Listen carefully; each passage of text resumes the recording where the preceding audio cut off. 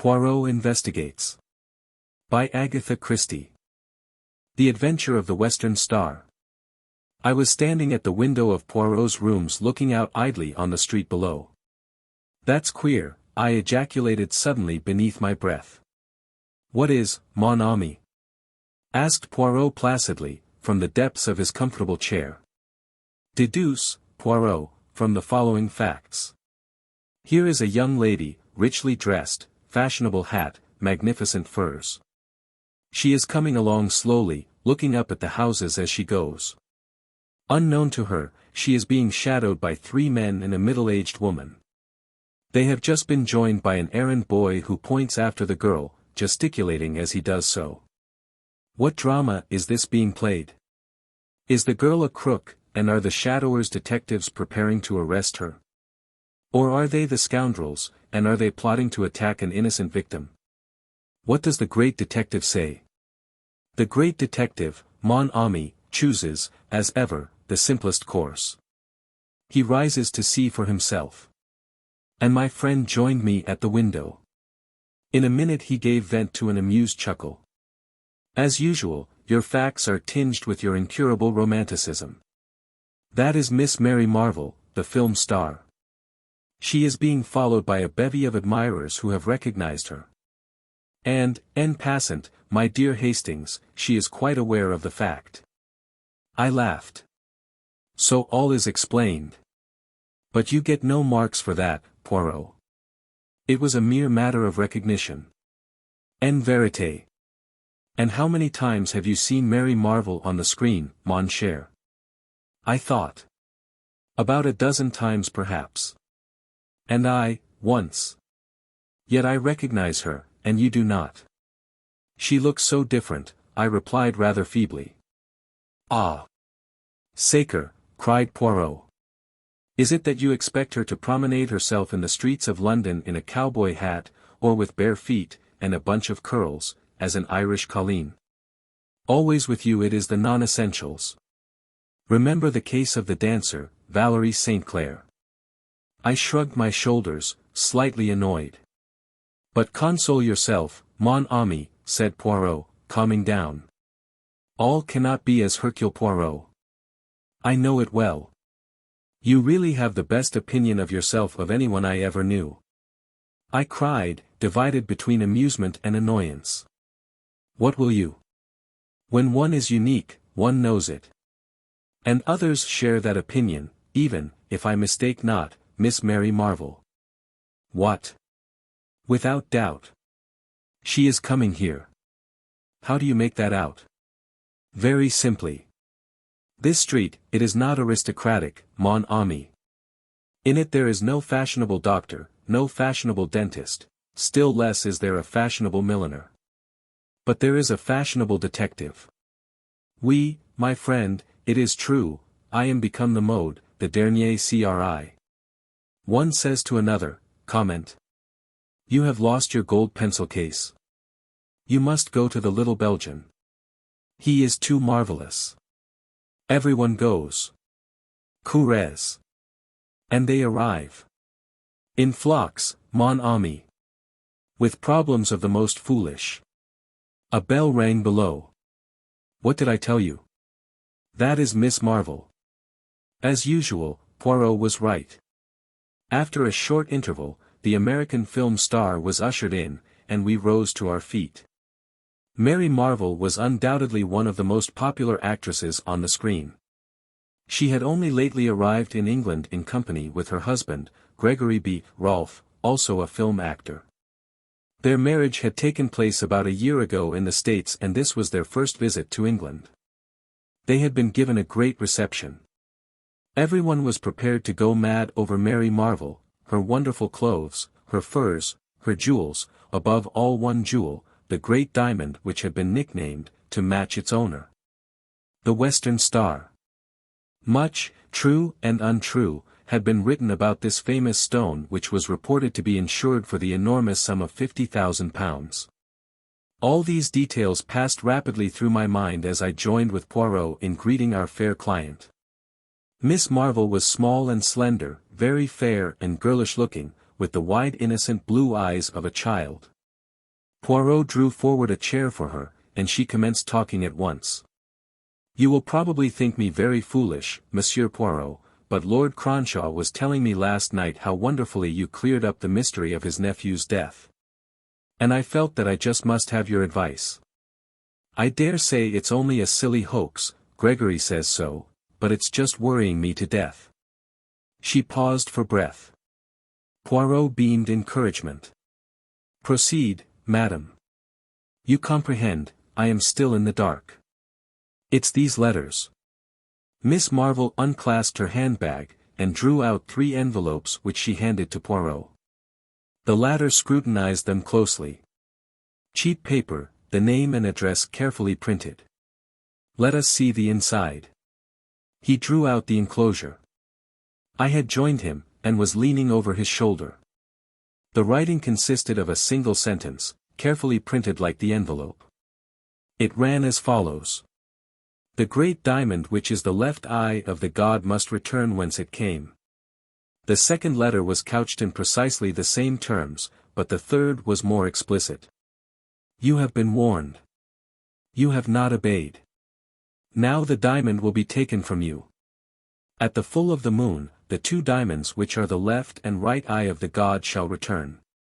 So it is written. The first letter I treated as a joke, explained Miss Marvell. When I got the second, I began to wonder. The third one came yesterday, and it seemed to me that, after all, the matter might be more serious than I had imagined. I see they did not come by post, these letters. No, they were left by hand, by a Chinaman. That is what frightens me. Why? Because it was from a chink in San Francisco that Gregory bought the stone 3 years ago. I see, madam, that you believe the diamond referred to be the Western Star, finished Miss Marvell. That's so.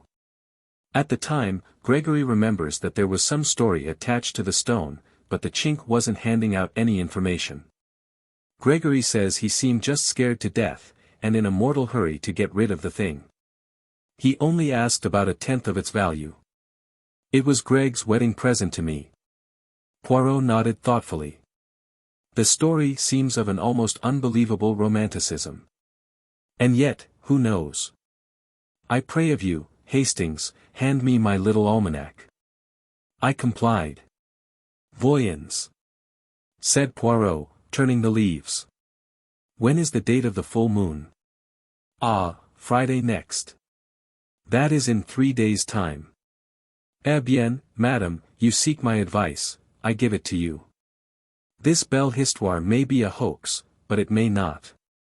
Therefore I counsel you to place the diamond in my keeping until after Friday next. Then we can take what steps we please. A slight cloud passed over the actress's face, and she replied constrainedly. I'm afraid that's impossible. You have it with you, Hein. Poirot was watching her narrowly. The girl hesitated a moment, then slipped her hand into the bosom of her gown, drawing out a long thin chain. She leaned forward, unclosing her hand. In the palm, a stone of white fire, exquisitely set in platinum, lay and winked at us solemnly. Poirot drew in his breath with a long hiss. Epitant, he murmured. You permit, madam. He took the jewel in his own hand and scrutinized it keenly, then restored it to her with a little bow. A magnificent stone, without a flaw. Ah, Saint Tonnerres. And you carry it about with you, comme ca. No, no, I'm very careful really, Monsieur Poirot. As a rule it's locked up in my jewel case, and left in the hotel safe deposit. We're staying at the Magnificent, you know. I just brought it along today for you to see. And you will leave it with me, n'est-ce pas? You will be advised by Papa Poirot. Well, you see, it's this way, Monsieur Poirot. On Friday we're going down to Yardley Chase to spend a few days with Lord and Lady Yardley. Her words awoke a vague echo of remembrance in my mind. Some gossip, what was it now? A few years ago Lord and Lady Yardley had paid a visit to the States. Rumor had it that his lordship had rather gone the pace out there with the assistance of some lady friends, but surely there was something more. Some gossip which coupled Lady Yardley's name with that of a movie star in California. Why? It came to me in a flash. Of course it was none other than Gregory beat Rolfe. I'll let you into a little secret, Monsieur Poirot, Miss Marvell was continuing. We've got a deal on with Lord Yardley. There's some chance of our arranging to film a play down there in his ancestral pile. At Yardley Chase? I cried, interested. Why, it's one of the show places of England. Miss Marvell nodded. I guess it's the real old feudal stuff all right. But he wants a pretty stiff price, and of course I don't know yet whether the deal will go through, but Greg and I always like to combine business with pleasure. But, I demand pardon if I am dense, madam, surely it is possible to visit Yardley Chase without taking the diamond with you? A shrewd, hard look came into Miss Marvell's eyes which belied their childlike appearance. She looked suddenly a good deal older. I want to wear it down there. Surely, I said suddenly, there are some very famous jewels in the Yardley collection, a large diamond amongst them. That's so, said Miss Marvell briefly. I heard Poirot murmur beneath his breath, ah, c'est comme si. Then he said aloud, with his usual uncanny luck in hitting the bull's-eye, he dignifies it by the name of psychology, then you are without doubt already acquainted with Lady Yardley. Or perhaps your husband is. Gregory knew her when she was out west 3 years ago, said Miss Marvell. She hesitated a moment, and then added abruptly, do either of you ever see society gossip? We both pleaded guilty rather shamefacedly. I ask because in this week's number there is an article on famous jewels, and it's really very curious, she broke off. I rose, went to the table at the other side of the room and returned with the paper in question in my hand. She took it from me, found the article, and began to read aloud. Amongst other famous stones may be included the Star of the East, a diamond in the possession of the Yardley family. An ancestor of the present Lord Yardley brought it back with him from China, and a romantic story is said to attach to it. According to this, the stone was once the right eye of a temple god. Another diamond, exactly similar in form and size, formed the left eye, and the story goes that this jewel, too, would in course of time be stolen. One eye shall go west, the other east, till they shall meet once more. Then, in triumph shall they return to the god. It is a curious coincidence that there is at the present time a stone corresponding closely in description with this one, and known as the Star of the West, or the Western Star. It is the property of the celebrated film actress, Miss Mary Marvell. A comparison of the two stones would be interesting. She stopped. Epitant, murmured Poirot. Without doubt a romance of the first water. He turned to Mary Marvell. And you are not afraid, madam? You have no superstitious terrors? You do not fear to introduce these two Siamese twins to each other lest a Chinaman should appear and, hey presto, whisk them both back to China? His tone was mocking, but I fancied that an undercurrent of seriousness lay beneath it.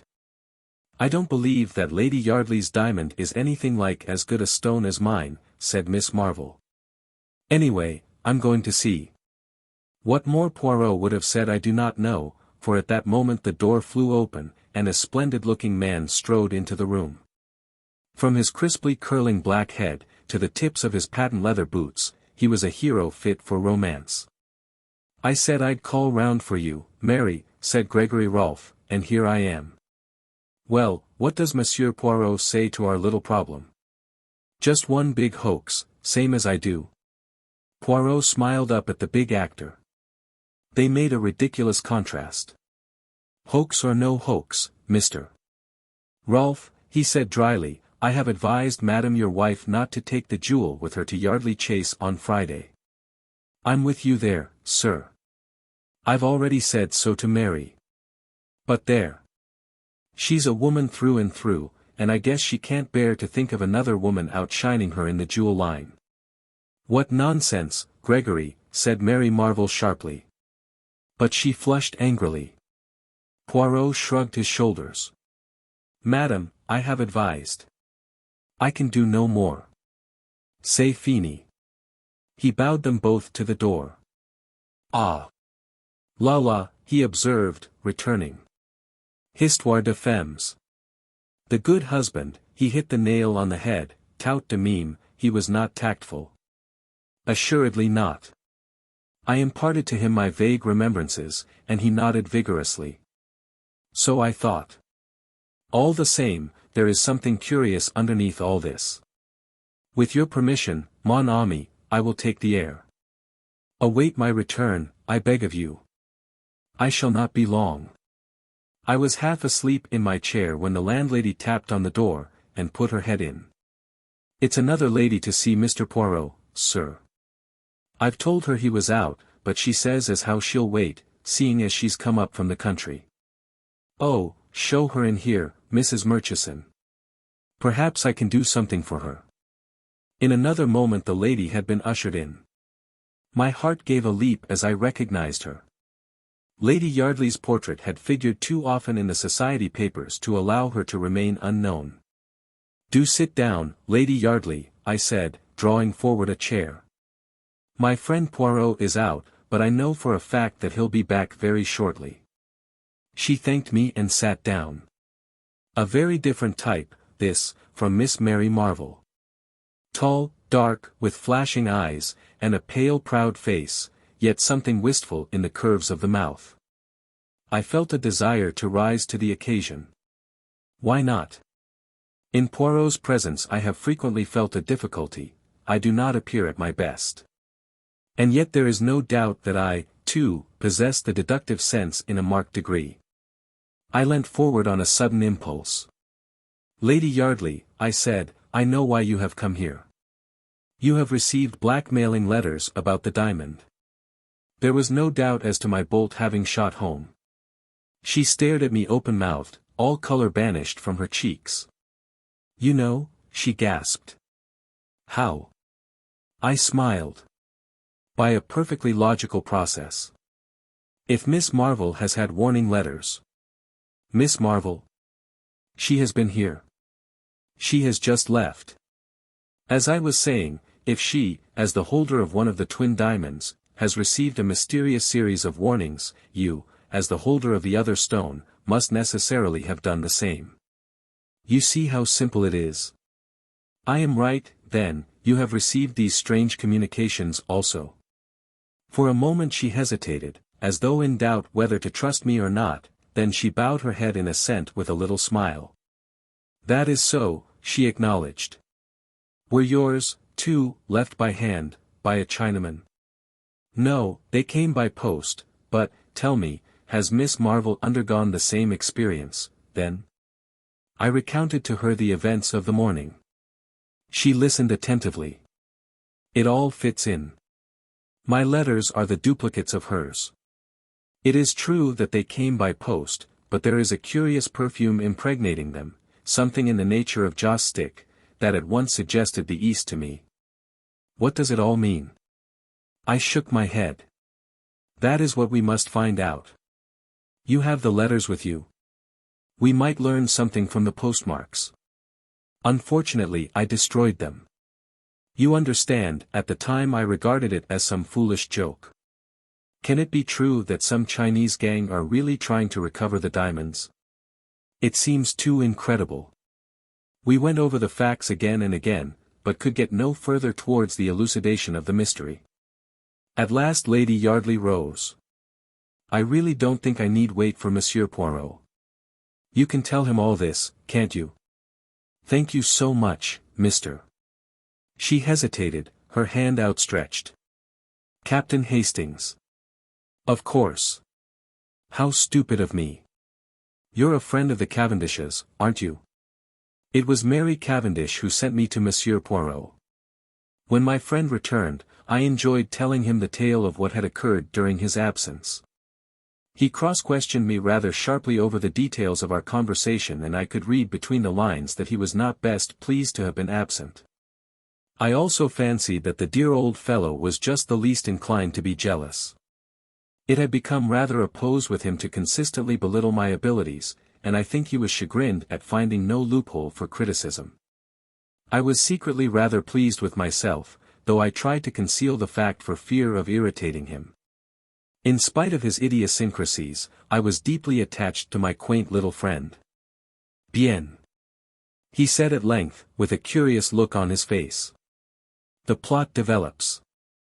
Pass me, I pray you, that peerage on the top shelf there. He turned the leaves. Ah, here we are. Yardley. 10th Viscount, served South African War, tout ce n'est pas d'importance. Mar. 1907 Honorable Maud Stopperton, 4th daughter of 3rd Baron Cotterell, has ISS. 2 daughters, born 1908, 1910. Clubs, residences. Voila, that does not tell us much. But tomorrow morning we see this milord. What? Yes. I telegraphed to him. I thought you had washed your hands of the case. I am not acting for Miss Marvell since she refuses to be guided by my advice. What I do now is for my own satisfaction, the satisfaction of Hercule Poirot. Decidedly, I must have a finger in this pie. And you calmly wire Lord Yardley to dash up to town just to suit your convenience. He won't be pleased. Au contraire, if I preserve for him his family diamond, he ought to be very grateful. Then you really think there is a chance of it being stolen? I asked eagerly. Almost a certainty, replied Poirot placidly. Everything points that way. But how? Poirot stopped my eager questions with an airy gesture of the hand. Not now, I pray you. Let us not confuse the mind. And observe that peerage, how you have replaced him. See you not that the tallest books go in the top shelf, the next tallest in the row beneath, and so on. Thus we have order, method, which, as I have often told you, Hastings. Exactly, I said hastily, and put the offending volume in its proper place. Lord Yardley turned out to be a cheery, loud-voiced sportsman with a rather red face. But with a good-humored bonhomie about him that was distinctly attractive and made up for any lack of mentality. Extraordinary business this, Monsieur Poirot. Can't make head or tail of it. Seems my wife's been getting odd kind of letters, and that this Miss Marvell's had them too. What does it all mean? Poirot handed him the copy of Society Gossip. First, milord, I would ask you if these facts are substantially correct? The peer took it. His face darkened with anger as he read. Damned nonsense, he spluttered. There's never been any romantic story attaching to the diamond. It came from India originally, I believe. I never heard of all this Chinese god stuff. Still, the stone is known as the Star of the East. Well, what if it is? He demanded wrathfully. Poirot smiled a little, but made no direct reply. What I would ask you to do, milord, is to place yourself in my hands. If you do so unreservedly, I have great hopes of averting the catastrophe. Then you think there's actually something in these wildcat tales? Will you do as I ask you? Of course I will, but... Bien. Then permit that I ask you a few questions. This affair of Yardley Chase, is it, as you say, all fixed up between you and Mr. Rolfe? Oh, he told you about it, did he? No, there's nothing settled. He hesitated, the brick-red color of his face deepening. Might as well get the thing straight. I've made rather an ass of myself in many ways, Monsieur Poirot, and I'm head over ears in debt, but I want to pull up. I'm fond of the kids, and I want to straighten things up, and be able to live on at the old place. Gregory Rolfe is offering me big money, enough to set me on my feet again. I don't want to do it, I hate the thought of all that crowd play acting round the chase, but I may have to, unless, he broke off. Poirot eyed him keenly. You have, then, another string to your bow. Permit that I make a guess. It is to sell the Star of the East. Lord Yardley nodded. That's it. It's been in the family for some generations, but it's not entailed.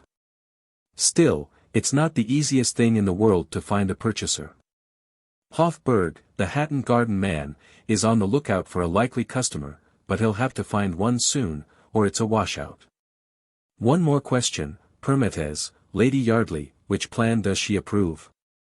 Oh, she's bitterly opposed to my selling the jewel. You know what women are. She's all for this film stunt. I comprehend, said Poirot. He remained a moment or so in thought, then rose briskly to his feet. You return to Yardley Chase at once?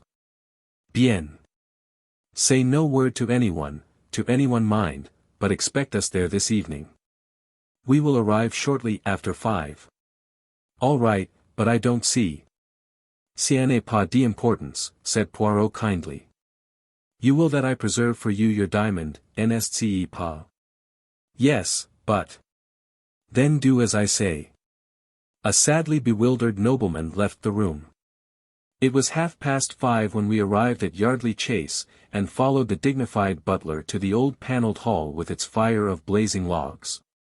A pretty picture met our eyes, Lady Yardley and her 2 children, the mother's proud dark head bent down over the 2 fair ones. Lord Yardley stood near, smiling down on them. Monsieur Poirot and Captain Hastings, announced the butler. Lady Yardley looked up with a start, her husband came forward uncertainly, his eyes seeking instruction from Poirot. The little man was equal to the occasion. All my excuses. It is that I investigate still this affair of Miss Marvell's. She comes to you on Friday, does she not? I make a little tour first to make sure that all is secure. Also I wanted to ask of Lady Yardley if she recollected at all the postmarks on the letters she received. Lady Yardley shook her head regretfully. I'm afraid I don't. It is stupid of me. But, you see, I never dreamt of taking them seriously. You'll stay the night, said Lord Yardley. Oh, my lord, I fear to incommode you. We have left our bags at the inn. That's all right. Lord Yardley had his cue. We'll send down for them. No trouble, I assure you. Poirot permitted himself to be persuaded, and sitting down by Lady Yardley, began to make friends with the children. In a short time they were all romping together, and had dragged me into the game. Vous êtes bonne mère, said Poirot, with a gallant little bow, as the children were removed reluctantly by a stern nurse. Lady Yardley smoothed her ruffled hair. I adore them, she said with a little catch in her voice. And they you, with reason. Poirot bowed again. A dressing gong sounded, and we rose to go up to our rooms. At that moment the butler entered with a telegram on a salver which he handed to Lord Yardley. The latter tore it open with a brief word of apology. As he read it he stiffened visibly. With an ejaculation, he handed it to his wife. Then he glanced at my friend. Just a minute, Monsieur Poirot. I feel you ought to know about this. It's from Hofburg. He thinks he's found a customer for the diamond, an American, sailing for the States tomorrow. They're sending down a chap tonight to vet the stone. By Jove, though, if this goes through, words failed him. Lady Yardley had turned away. She still held the telegram in her hand. I wish you wouldn't sell it, George, she said, in a low voice. It's been in the family so long. She waited, as though for a reply, but when none came her face hardened. She shrugged her shoulders. I must go and dress. I suppose I had better display the goods. She turned to Poirot with a slight grimace. It's one of the most hideous necklaces that was ever designed. George has always promised to have the stones reset for me, but it's never been done. She left the room. Half an hour later, we 3 were assembled in the great drawing-room awaiting the lady. It was already a few minutes past the dinner hour. Suddenly there was a low rustle, and Lady Yardley appeared framed in the doorway, a radiant figure in a long white shimmering dress. Round the column of her neck was a rivulet of fire. She stood there with one hand just touching the necklace. Behold the sacrifice, she said gaily. Her ill humor seemed to have vanished. Wait while I turn the big light on and you shall feast your eyes on the ugliest necklace in England. The switches were just outside the door. As she stretched out her hand to them, the incredible thing happened. Suddenly, without any warning, every light was extinguished, the door banged, and from the other side of it came a long-drawn piercing woman's scream. "My God!" cried Lord Yardley. That was Maud's voice. "What has happened?" We rushed blindly for the door, cannonading into each other in the darkness. It was some minutes before we could find it. What a sight met our eyes! Lady Yardley lay senseless on the marble floor, a crimson mark on her white throat where the necklace had been wrenched from her neck. As we bent over her, uncertain for the moment whether she were dead or alive, her eyelids opened. "The Chinaman," she whispered painfully. "The Chinaman, the side door." Lord Yardley sprang up with an oath. I accompanied him, my heart beating wildly. The Chinaman again. The side door in question was a small one in the angle of the wall, not more than a dozen yards from the scene of the tragedy. As we reached it, I gave a cry. There, just short of the threshold, lay the glittering necklace, evidently dropped by the thief in the panic of his flight. I swooped joyously down on it. Then I uttered another cry which Lord Yardley echoed. For in the middle of the necklace was a great gap. The Star of the East was missing. "That settles it," I breathed. These were no ordinary thieves. This one stone was all they wanted. But how did the fellow get in? Through this door. But it's always locked. I shook my head. It's not locked now. See. I pulled it open as I spoke. As I did so, something fluttered to the ground. I picked it up. It was a piece of silk, and the embroidery was unmistakable. It had been torn from a Chinaman's robe. In his haste it caught in the door, I explained. "Come, hurry. He cannot have gone far as yet." But in vain we hunted and searched. In the pitch darkness of the night, the thief had found it easy to make his getaway. We returned reluctantly, and Lord Yardley sent off one of the footmen post-haste to fetch the police. Lady Yardley, aptly ministered to by Poirot, who is as good as a woman in these matters, was sufficiently recovered to be able to tell her story. "I was just going to turn on the other light," she said, "when a man sprang on me from behind. He tore my necklace from my neck with such force that I fell headlong to the floor. As I fell I saw him disappearing through the side door. Then I realized by the pigtail and the embroidered robe that he was a Chinaman." She stopped with a shudder. The butler reappeared. He spoke in a low voice to Lord Yardley. "A gentleman from Mr. Hofburg's, Lord. He says you expect him." "Good heavens," cried the distracted nobleman.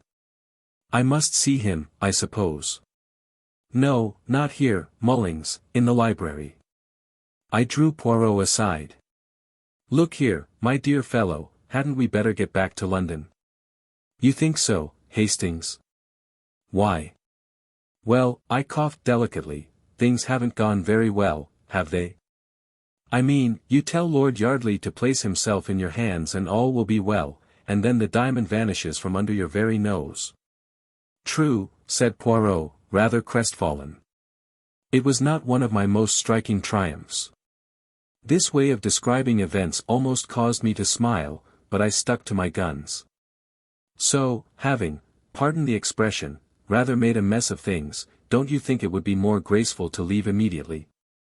And the dinner, the without doubt excellent dinner, that the chef of Lord Yardley has prepared?" "Oh, what's dinner?" I said impatiently. Poirot held up his hands in horror. "Mon Dieu! It is that in this country you treat the affairs gastronomic with a criminal indifference. There's another reason why we should get back to London as soon as possible," I continued. "What is that, my friend?" "The other diamond," I said, lowering my voice. "Miss Marvell's." "Eh bien, what of it? Don't you see?" His unusual obtuseness annoyed me. What had happened to his usually keen wits? "They've got one, now they'll go for the other."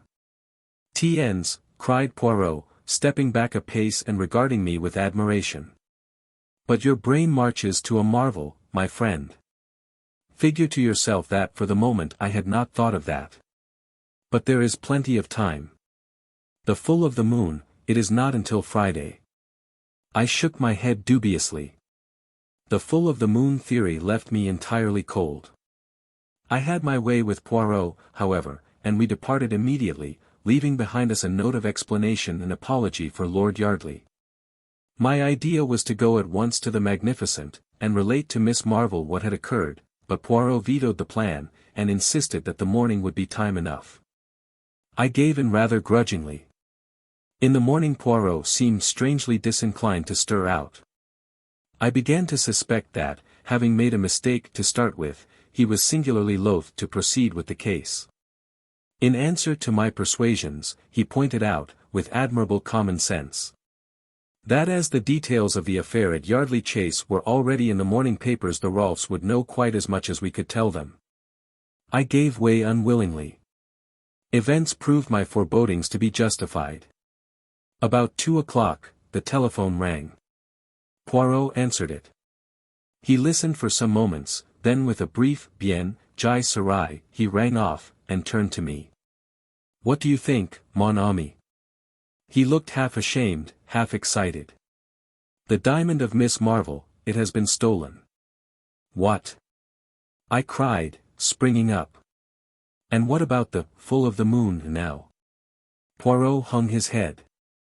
"When did this happen?" "This morning, I understand." I shook my head sadly. "If only you had listened to me." "You see I was right." "It appears so, mon ami," said Poirot cautiously. "Appearances are deceptive, they say, but it certainly appears so." As we hurried in a taxi to the Magnificent, I puzzled out the true inwardness of the scheme. That full of the moon idea was clever. The whole point of it was to get us to concentrate on the Friday, and so be off our guard beforehand. It is a pity you did not realize that. "Ma foi," said Poirot airily, his nonchalance quite restored after its brief eclipse. "One cannot think of everything." I felt sorry for him. He did so hate failure of any kind. "Cheer up," I said consolingly. "Better luck next time." At the Magnificent, we were ushered at once into the manager's office. Gregory Rolfe was there with 2 men from Scotland Yard. A pale-faced clerk sat opposite them. Rolfe nodded to us as we entered. "We're getting to the bottom of it," he said. "But it's almost unbelievable. How the guy had the nerve I can't think." A very few minutes sufficed to give us the facts. Mr. Rolfe had gone out of the hotel at 11:15. At 11:30, a gentleman, so like him in appearance as to pass muster, entered the hotel and demanded the jewel case from the safe deposit. He duly signed the receipt, remarking carelessly as he did so, "Looks a bit different from my ordinary one, but I hurt my hand getting out of the taxi." The clerk merely smiled and remarked that he saw very little difference. Rolfe laughed and said, "Well, don't run me in as a crook this time, anyway.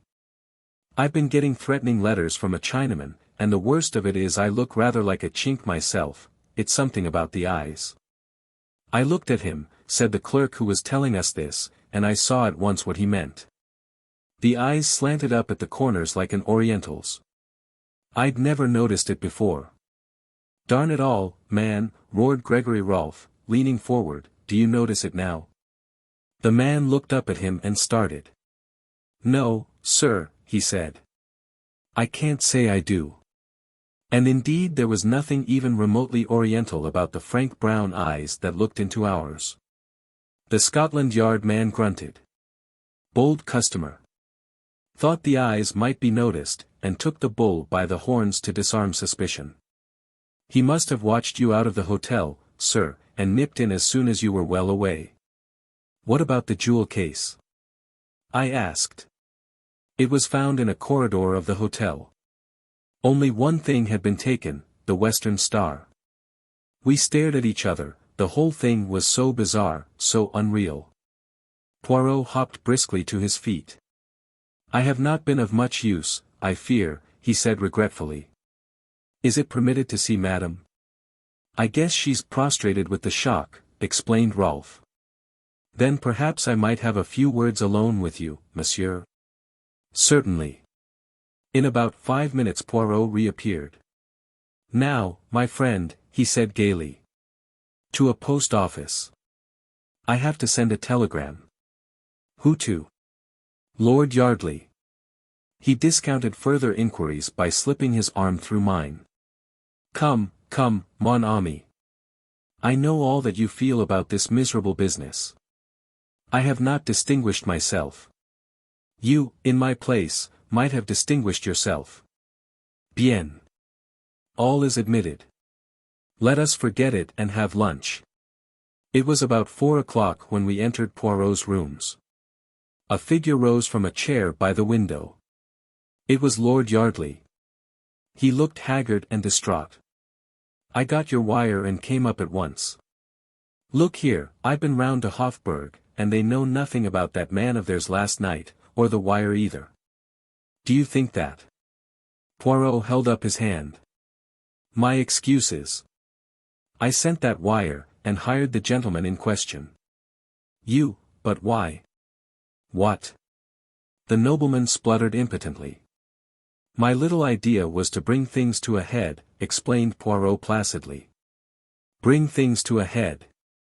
Oh, my God, cried Lord Yardley. And the ruse succeeded, said Poirot cheerfully. Therefore, milord, I have much pleasure in returning you, this. With a dramatic gesture he produced a glittering object. It was a great diamond. The Star of the East, gasped Lord Yardley. But I don't understand. No, said Poirot. It makes no matter. Believe me, it was necessary for the diamond to be stolen.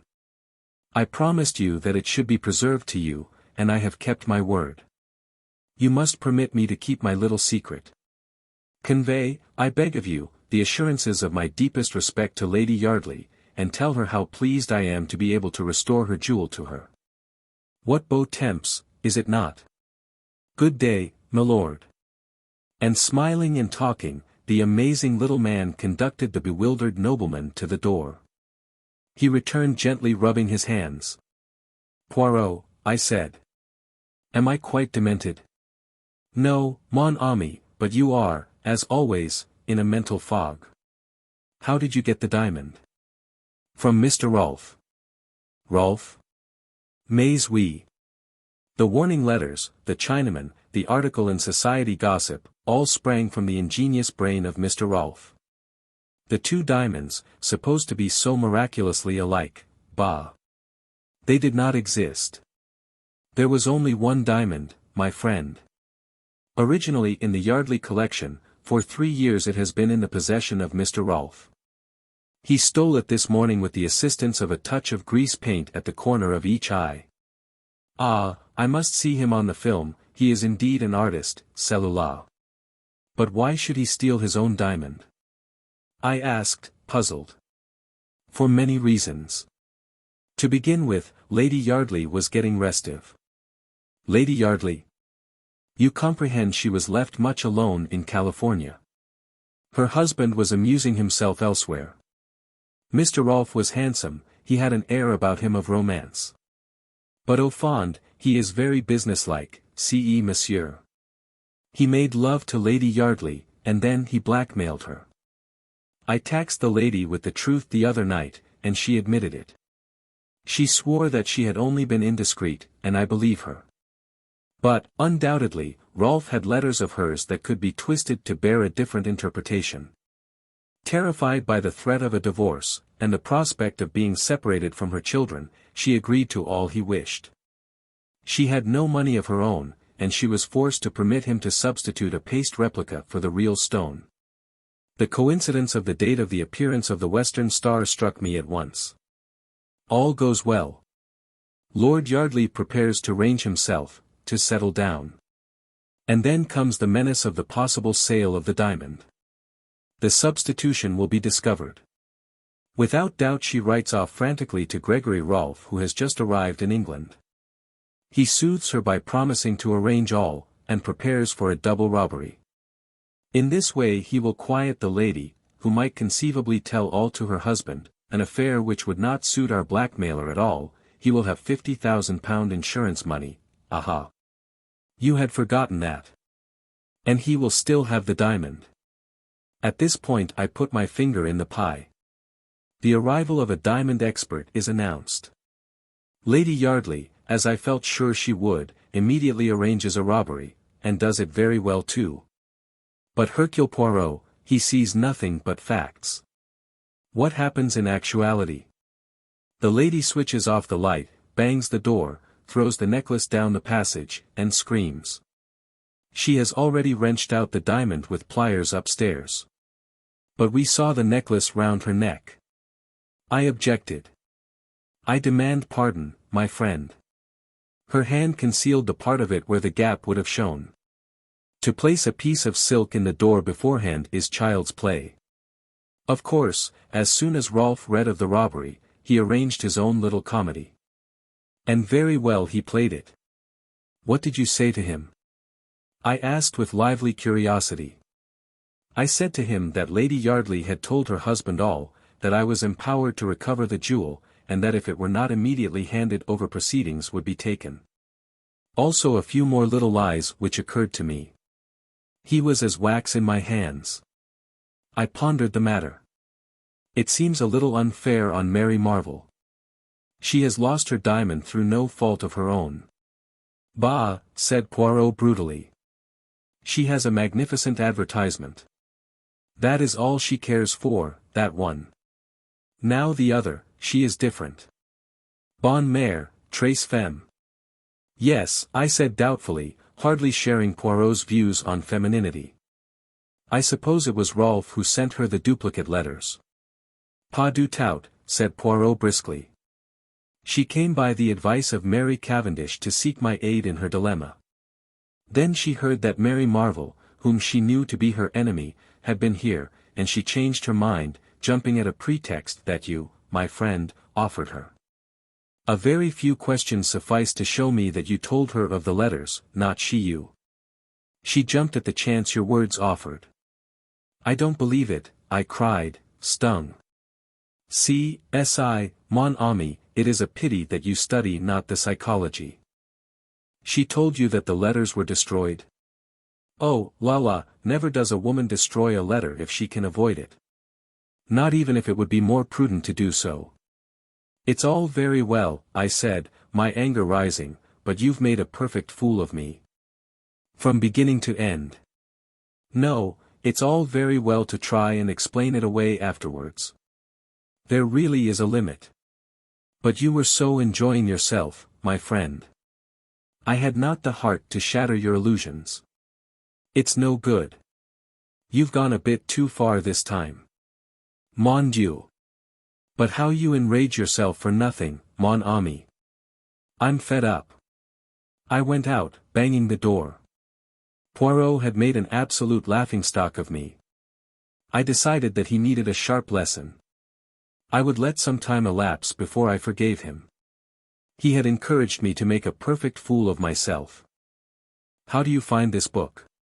Any thoughts about the book or the author? Any suggestion for improvement? Please take a moment to share your thoughts in a comment. If you like it, share it with your friends who might enjoy it as well. Subscribe to keep in touch.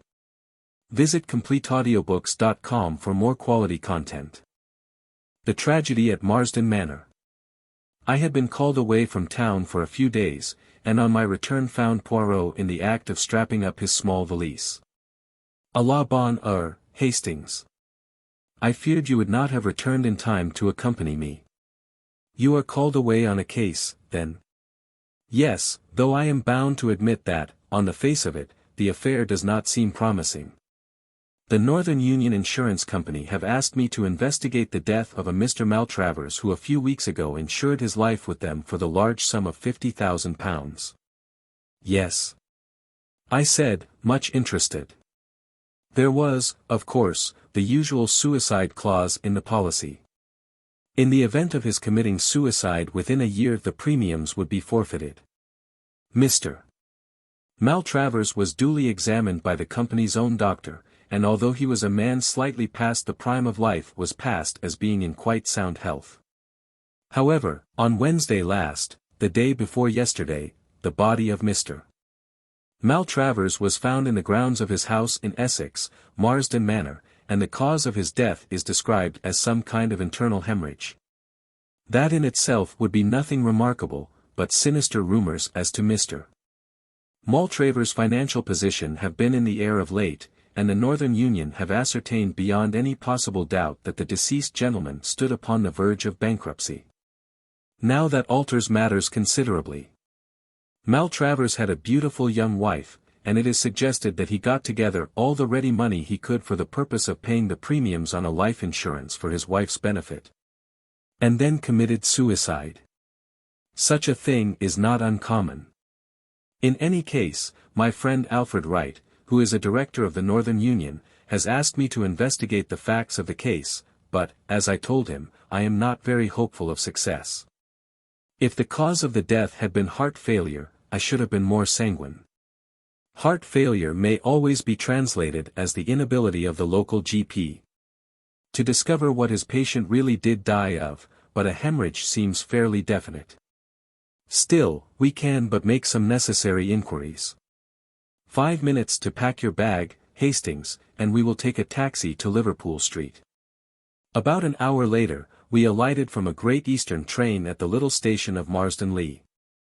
Inquiries at the station yielded the information that Marsdon Manor was about a mile distant. Poirot decided to walk, and we betook ourselves along the main street. "What is our plan of campaign?" I asked. "First I will call upon the doctor. I have ascertained that there is only one doctor in Marsdon Lee, Dr. Ralph Bernard. Ah, here we are at his house." The house in question was a kind of superior cottage, standing back a little from the road. A brass plate on the gate bore the doctor's name. We passed up the path and rang the bell. We proved to be fortunate in our call. It was the doctor's consulting hour, and for the moment there were no patients waiting for him. Dr. Bernard was an elderly man, high-shouldered and stooping, with a pleasant vagueness of manner. Poirot introduced himself and explained the purpose of our visit, adding that insurance companies were bound to investigate fully in a case of this kind. Of course, said Dr. Bernard vaguely. I suppose, as he was such a rich man, his life was insured for a big sum. You consider him a rich man, doctor? The doctor looked rather surprised. Was he not? He kept 2 cars, you know, and Marsdon Manor is a pretty big place to keep up, although I believe he bought it very cheap. I understand that he had had considerable losses of late, said Poirot, watching the doctor narrowly. The latter, however, merely shook his head sadly. Is that so? Indeed. It is fortunate for his wife, then, that there is this life insurance. A very beautiful and charming young creature, but terribly unstrung by this sad catastrophe. A mass of nerves, poor thing. I have tried to spare her all I can, but of course the shock was bound to be considerable. You had been attending Mr. Maltravers recently? My dear sir, I never attended him. What? I understand Mr. Maltravers was a Christian Scientist, or something of that kind. But you examined the body? Certainly. I was fetched by one of the under gardeners. And the cause of death was clear? Absolutely. There was blood on the lips, but most of the bleeding must have been internal. Was he still lying where he had been found? Yes, the body had not been touched. He was lying at the edge of a small plantation. He had evidently been out shooting rooks, a small rook rifle lay beside him. The hemorrhage must have occurred quite suddenly. Gastric ulcer, without a doubt. No question of his having been shot, eh? My dear sir.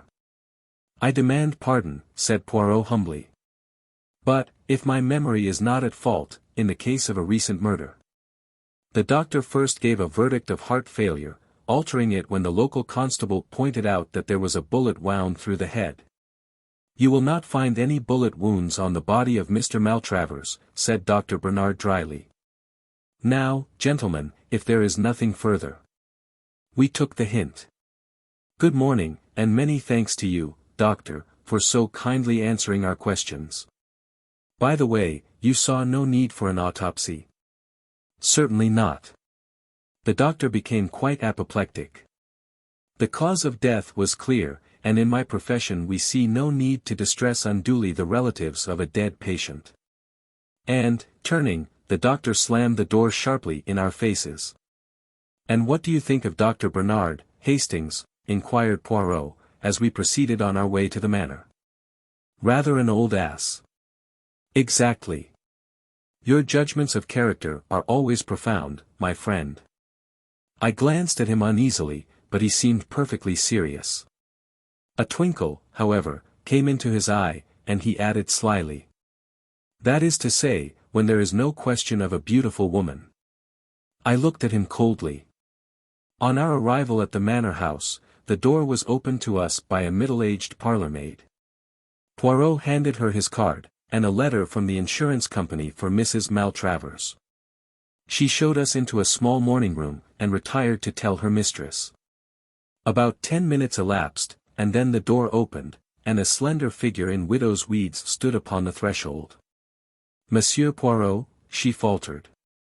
Madame. Poirot sprang gallantly to his feet and hastened towards her. I cannot tell you how I regret to derange you in this way. But what will you? Less affairs, they know no mercy. Mrs. Maltravers permitted him to lead her to a chair. Her eyes were red with weeping, but the temporary disfigurement could not conceal her extraordinary beauty. She was about 27 or 8, and very fair, with large blue eyes and a pretty pouting mouth. It is something about my husband's insurance, is it? But must I be bothered now, so soon? Courage, my dear madam. Courage. You see, your late husband insured his life for rather a large sum, and in such a case the company always has to satisfy itself as to a few details. They have empowered me to act for them. You can rest assured that I will do all in my power to render the matter not too unpleasant for you. Will you recount to me briefly the sad events of Wednesday? I was changing for tea when my maid came up. One of the gardeners had just run to the house. He had found. Her voice trailed away. Poirot pressed her hand sympathetically. I comprehend. Enough. You had seen your husband earlier in the afternoon? Not since lunch. I had walked down to the village for some stamps, and I believe he was out pottering round the grounds. Shooting rooks, eh? Yes, he usually took his little rook rifle with him, and I heard 1 or 2 shots in the distance. Where is this little rook rifle now? In the hall, I think. She led the way out of the room and found and handed the little weapon to Poirot, who examined it cursorily. 2 shots fired, I see, he observed, as he handed it back. And now, madam, if I might see. He paused delicately. The servant shall take you, she murmured, averting her head. The parlour-maid, summoned, led Poirot upstairs. I remained with the lovely and unfortunate woman. It was hard to know whether to speak or remain silent.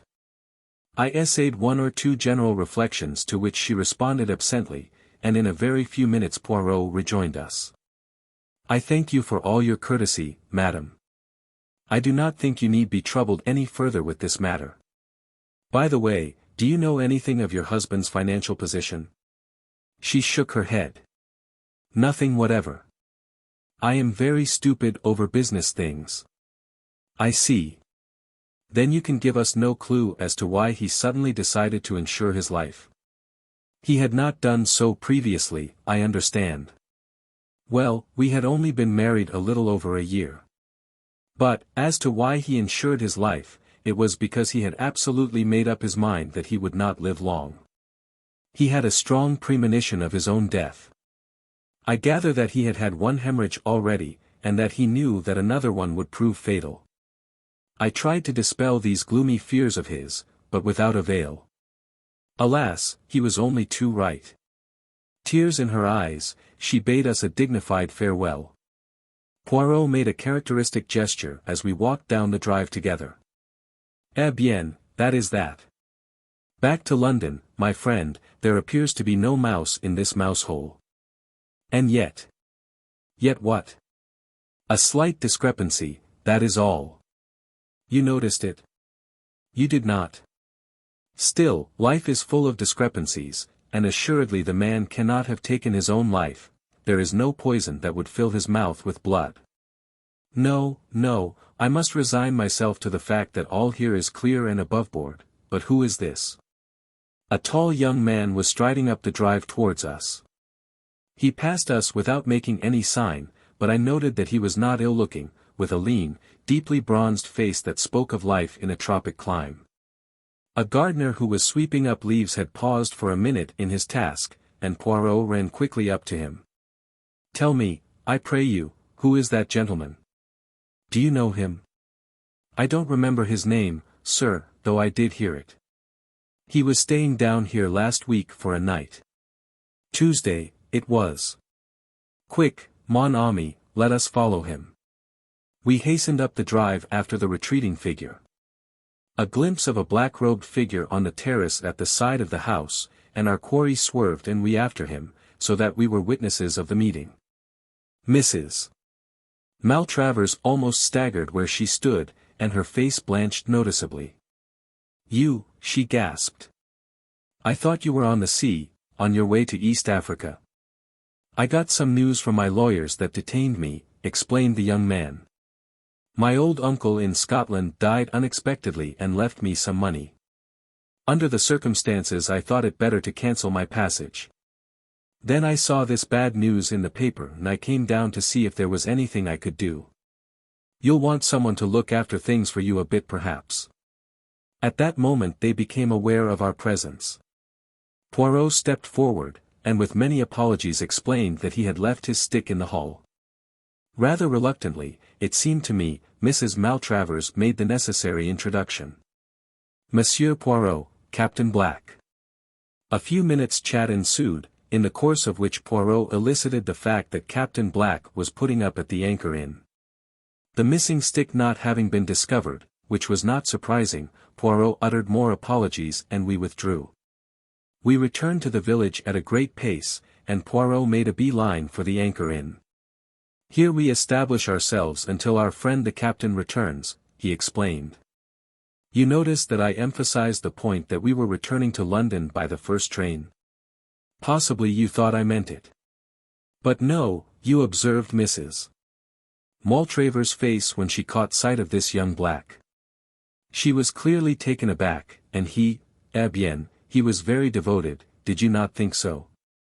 And he was here on Tuesday night, the day before Mr. Maltravers died. We must investigate the doings of Captain Black, Hastings. In about half an hour we espied our quarry approaching the inn. Poirot went out and accosted him and presently brought him up to the room we had engaged. I have been telling Captain Black of the mission which brings us here, he explained. You can understand, Monsieur le Capitaine, that I am anxious to arrive at Mr. Maltravers' state of mind immediately before his death, and that at the same time I do not wish to distress Mrs. Maltravers unduly by asking her painful questions. Now, you were here just before the occurrence, and can give us equally valuable information. I'll do anything I can to help you, I'm sure, replied the young soldier, but I'm afraid I didn't notice anything out of the ordinary. You see, although Maltravers was an old friend of my people's, I didn't know him very well myself. You came down, when? Tuesday afternoon. I went up to town early Wednesday morning, as my boat sailed from Tilbury about 12 o'clock. But some news I got made me alter my plans, as I dare say you heard me explain to Mrs. Maltravers. You were returning to East Africa, I understand. Yes. I've been out there ever since the war, a great country. Exactly. Now what was the talk about at dinner on Tuesday night? Oh, I don't know. The usual odd topics. Maltravers asked after my people, and then we discussed the question of German reparations, and then Mrs. Maltravers asked a lot of questions about East Africa, and I told them one or two yarns, that's about all, I think. Thank you. Poirot was silent for a moment, then he said gently, with your permission, I should like to try a little experiment. You have told us all that your conscious self knows, I want now to question your subconscious self. Psychoanalysis, what? Said Black, with visible alarm. Oh, no, said Poirot reassuringly. You see, it is like this, I give you a word, you answer with another, and so on. Any word, the first one you think of. Shall we begin? All right, said Black slowly, but he looked uneasy. Note down the words, please, Hastings, said Poirot. Then he took from his pocket his big turnip-faced watch and laid it on the table beside him. We will commence. Day. There was a moment's pause, and then Black replied. Night. As Poirot proceeded, his answers came quicker. Name, said Poirot. Place. Bernard. Shaw. Tuesday. Dinner. Journey. Ship. Country. Uganda. Story. Lions. Rook rifle. Farm. Shot. Suicide. Elephant. Tusks. Money. Lawyers. Thank you, Captain Black. Perhaps you could spare me a few minutes in about half an hour's time. Certainly. The young soldier looked at him curiously and wiped his brow as he got up. And now, Hastings, said Poirot, smiling at me as the door closed behind him. You see it all, do you not? I don't know what you mean. Does that list of words tell you nothing? I scrutinized it, but was forced to shake my head. I will assist you. To begin with, Black answered well within the normal time limit, with no pauses, so we can take it that he himself has no guilty knowledge to conceal. Day to night and place to name are normal associations. I began work with Bernard, which might have suggested the local doctor had he come across him at all. Evidently he had not. After our recent conversation, he gave dinner to my Tuesday, but journey and country were answered by ship and Uganda. Showing clearly that it was his journey abroad that was important to him and not the one which brought him down here. Story recalls to him one of the lion stories he told at dinner. I proceed to rook rifle and he answered with the totally unexpected word farm. When I say shot, he answers at once suicide. The association seems clear. A man he knows committed suicide with a rook rifle on a farm somewhere. Remember, too, that his mind is still on the stories he told at dinner. And I think you will agree that I shall not be far from the truth if I recall Captain Black and ask him to repeat the particular suicide story which he told at the dinner table on Tuesday evening. Black was straightforward enough over the matter. Yes, I did tell them that story now that I come to think of it. Chap shot himself on a farm out there. Did it with a rook rifle through the roof of the mouth, bullet lodged in the brain. Doctors were no end puzzled over it, there was nothing to show except a little blood on the lips. But what? What has it got to do with Mr. Maltravers? You did not know, I see, that he was found with a rook rifle by his side. You mean my story suggested to him, oh, but that is awful. Do not distress yourself, it would have been one way or another. Well, I must get on the telephone to London. Poirot had a lengthy conversation over the wire, and came back thoughtful. He went off by himself in the afternoon, and it was not till 7 o'clock that he announced that he could put it off no longer, but must break the news to the young widow. My sympathy had already gone out to her unreservedly. To be left penniless, and with the knowledge that her husband had killed himself to assure her future was a hard burden for any woman to bear. I cherished a secret hope, however, that young Black might prove capable of consoling her after her first grief had passed. He evidently admired her enormously. Our interview with the lady was painful. She refused vehemently to believe the facts that Poirot advanced, and when she was at last convinced broke down into bitter weeping. An examination of the body turned our suspicions into certainty. Poirot was very sorry for the poor lady, but, after all, he was employed by the insurance company, and what could he do? As he was preparing to leave he said gently to Mrs. Maltravers. "Madam, you of all people should know that there are no dead." "What do you mean?" she faltered, her eyes growing wide. "Have you never taken part in any spiritualistic séances? You are mediumistic, you know." "I have been told so." "But you do not believe in spiritualism, surely?" "Madam, I have seen some strange things. You know that they say in the village that this house is haunted?"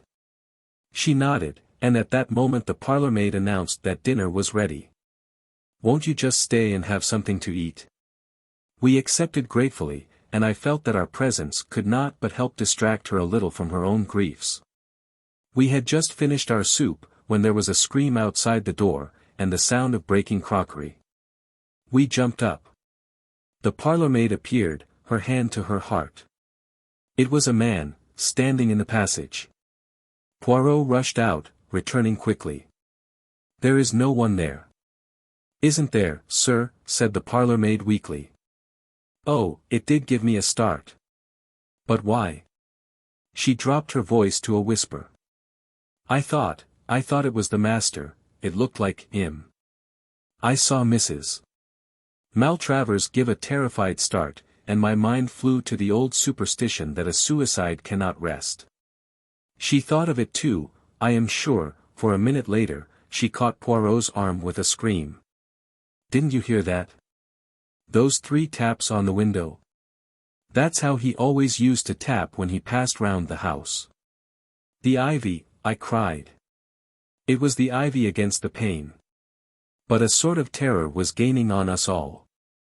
The parlour-maid was obviously unstrung, and when the meal was over Mrs. Maltravers besought Poirot not to go at once. She was clearly terrified to be left alone. We sat in the little morning-room. The wind was getting up, and moaning round the house in an eerie fashion. Twice the door of the room came unlatched and the door slowly opened, and each time she clung to me with a terrified gasp. "Ah, but this door, it is bewitched," cried Poirot angrily at last. He got up and shut it once more, then turned the key in the lock. "I shall lock it, so." "Don't do that," she gasped, "if it should come open now." And even as she spoke the impossible happened. The locked door slowly swung open. I could not see into the passage from where I sat, but she and Poirot were facing it.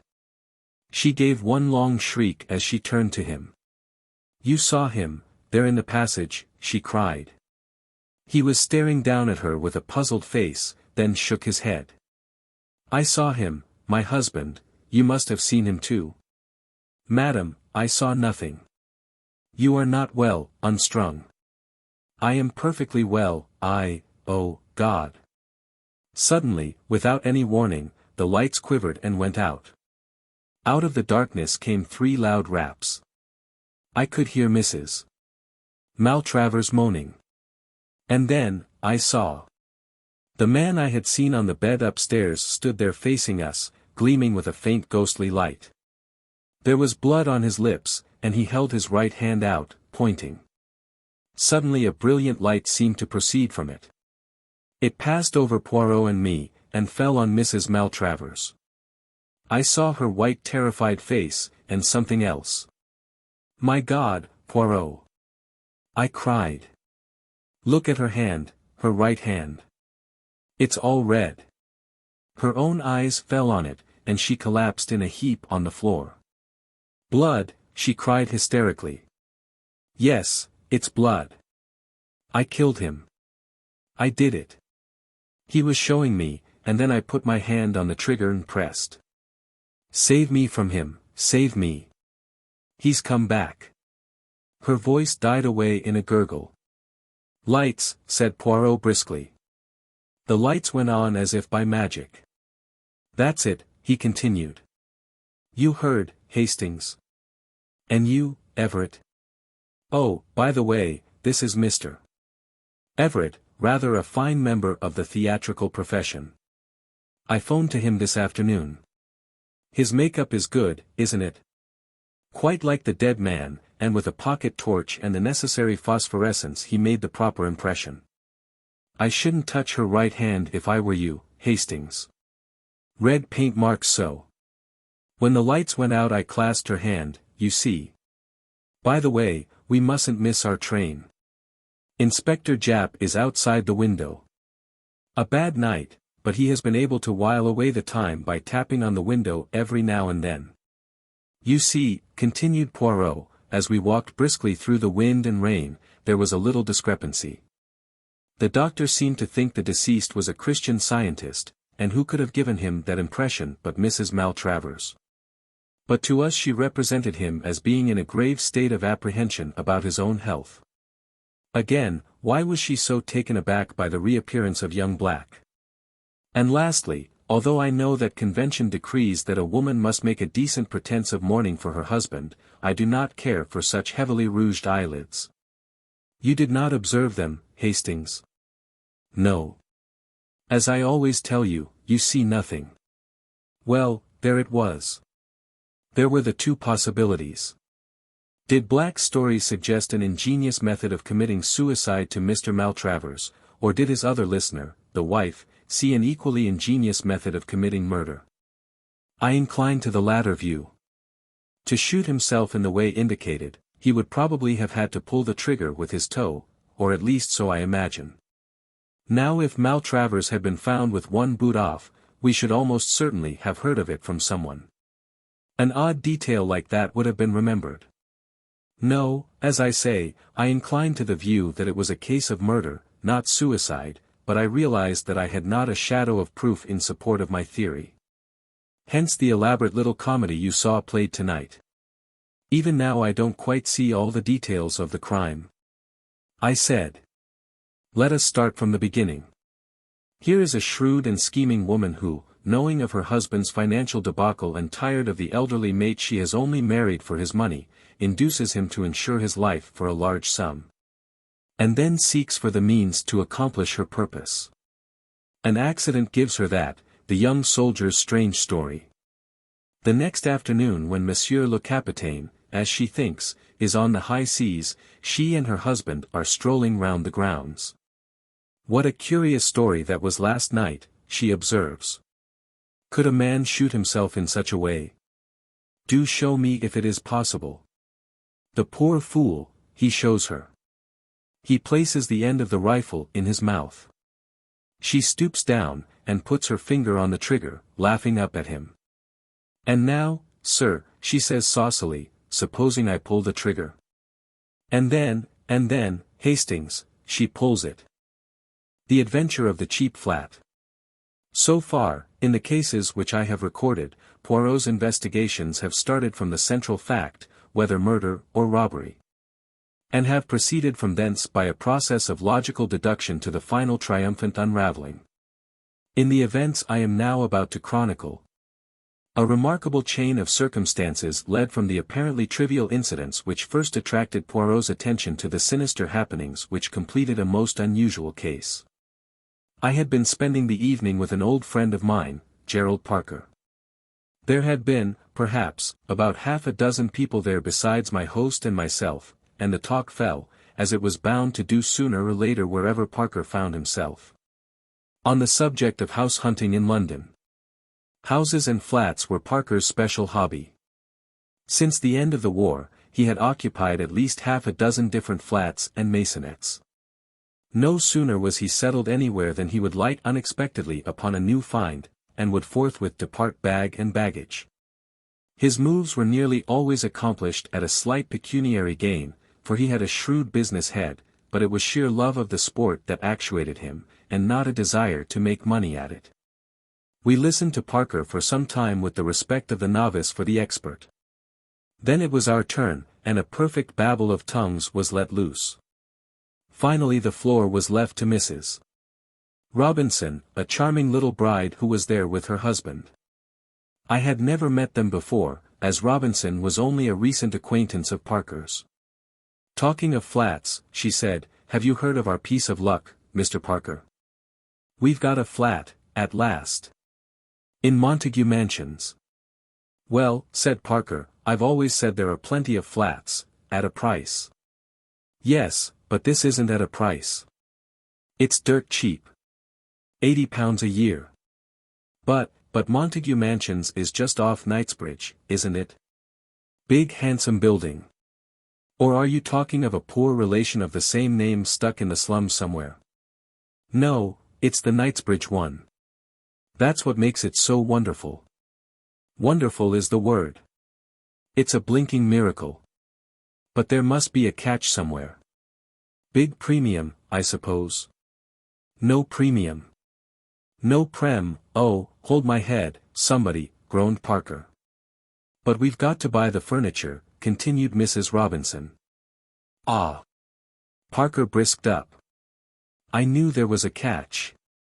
For £50. And it's beautifully furnished. I give it up, said Parker. The present occupants must be lunatics with a taste for philanthropy. Mrs. Robinson was looking a little troubled.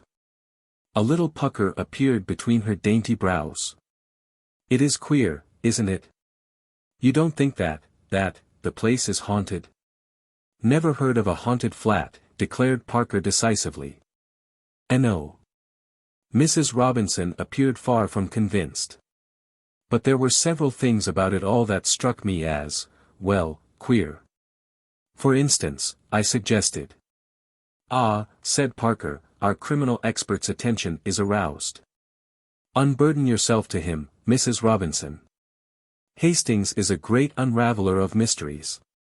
I laughed, embarrassed but not wholly displeased with the role thrust upon me. Oh, not really queer, Captain Hastings, but when we went to the agents, Stosser and Paul, we hadn't tried them before because they only have the expensive Mayfair flats.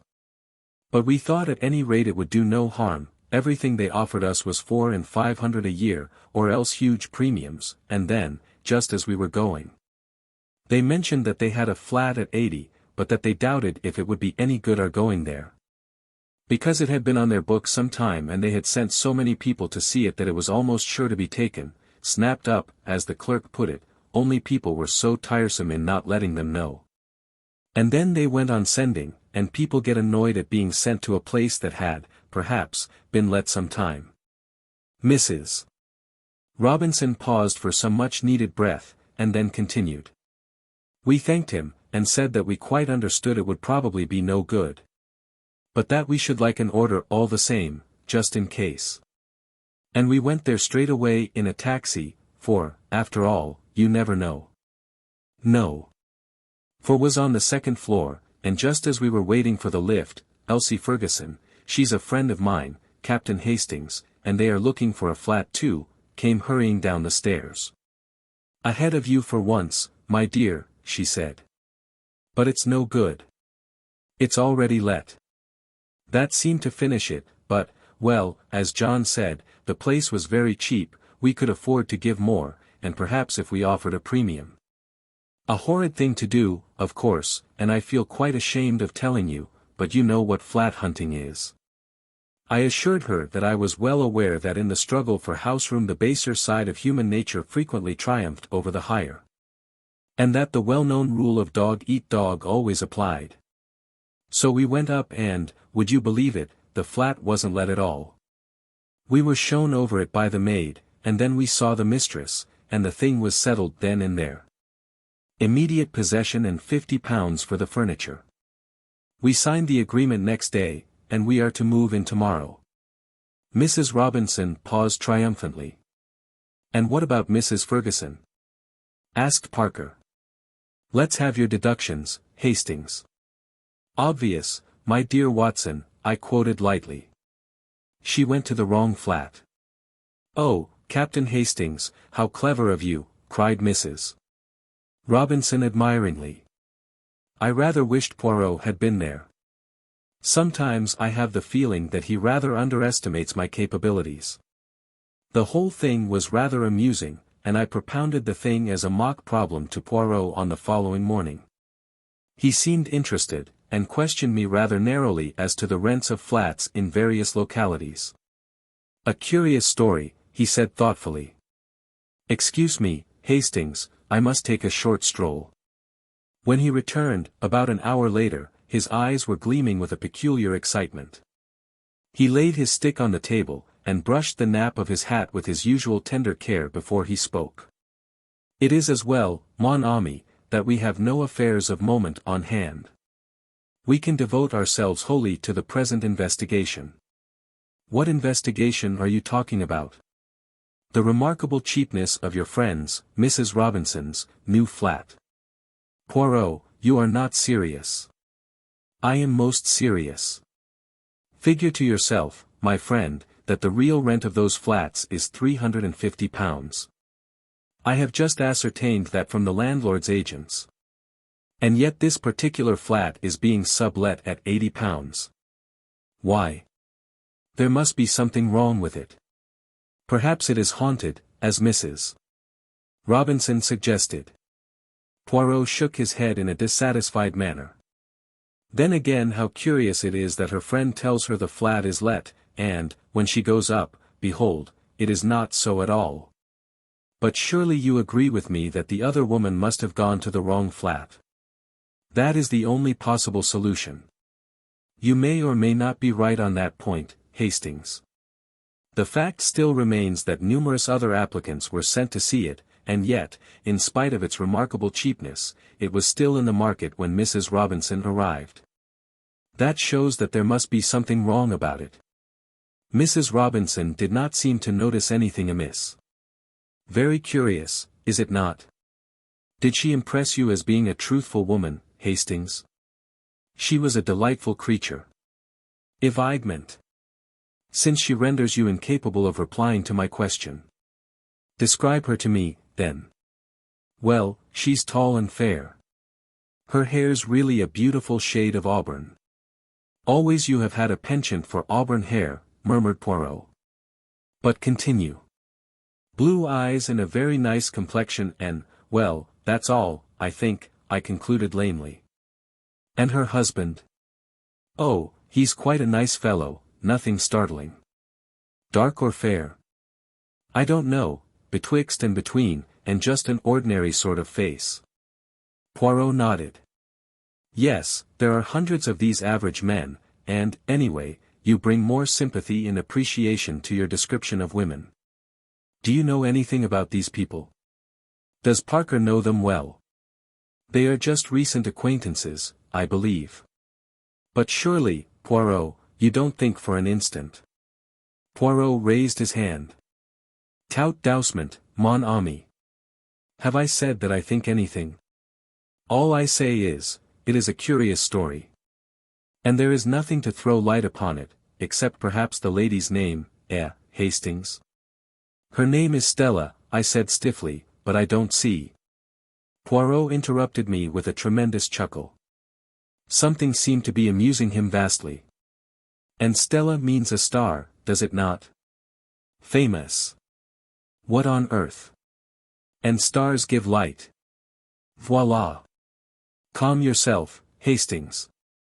Do not put on that air of injured dignity. Come, we will go to Montague Mansions and make a few inquiries. I accompanied him, nothing loath. The mansions were a handsome block of buildings in excellent repair.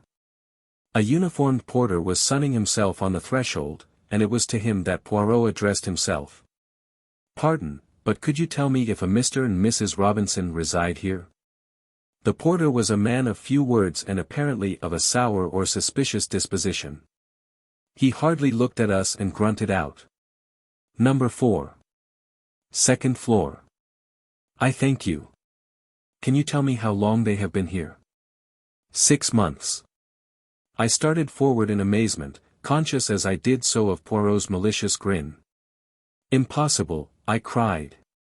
You must be making a mistake. 6 months. Are you sure? The lady I mean is tall and fair with reddish gold hair and... That's, said the porter. Come in the Michaelmas quarter, they did. Just 6 months ago. He appeared to lose interest in us and retreated slowly up the hall. I followed Poirot outside. Eh bien, Hastings? My friend demanded slyly. Are you so sure now that delightful women always speak the truth? I did not reply. Poirot had steered his way into Brompton Road before I asked him what he was going to do and where we were going. To the house agent's, Hastings. I have a great desire to have a flat in Montague Mansions. If I am not mistaken, several interesting things will take place there before long. We were fortunate in our quest. No. 8, on the 4th floor, was to be let furnished at 10 guineas a week. Poirot promptly took it for a month. Outside in the street again, he silenced my protests. But I make money nowadays. Why should I not indulge a whim? By the way, Hastings, have you a revolver? Yes, somewhere, I answered, slightly thrilled. Do you think that you will need it? It is quite possible. The idea pleases you, I see. Always the spectacular and romantic appeals to you. The following day saw us installed in our temporary home. The flat was pleasantly furnished.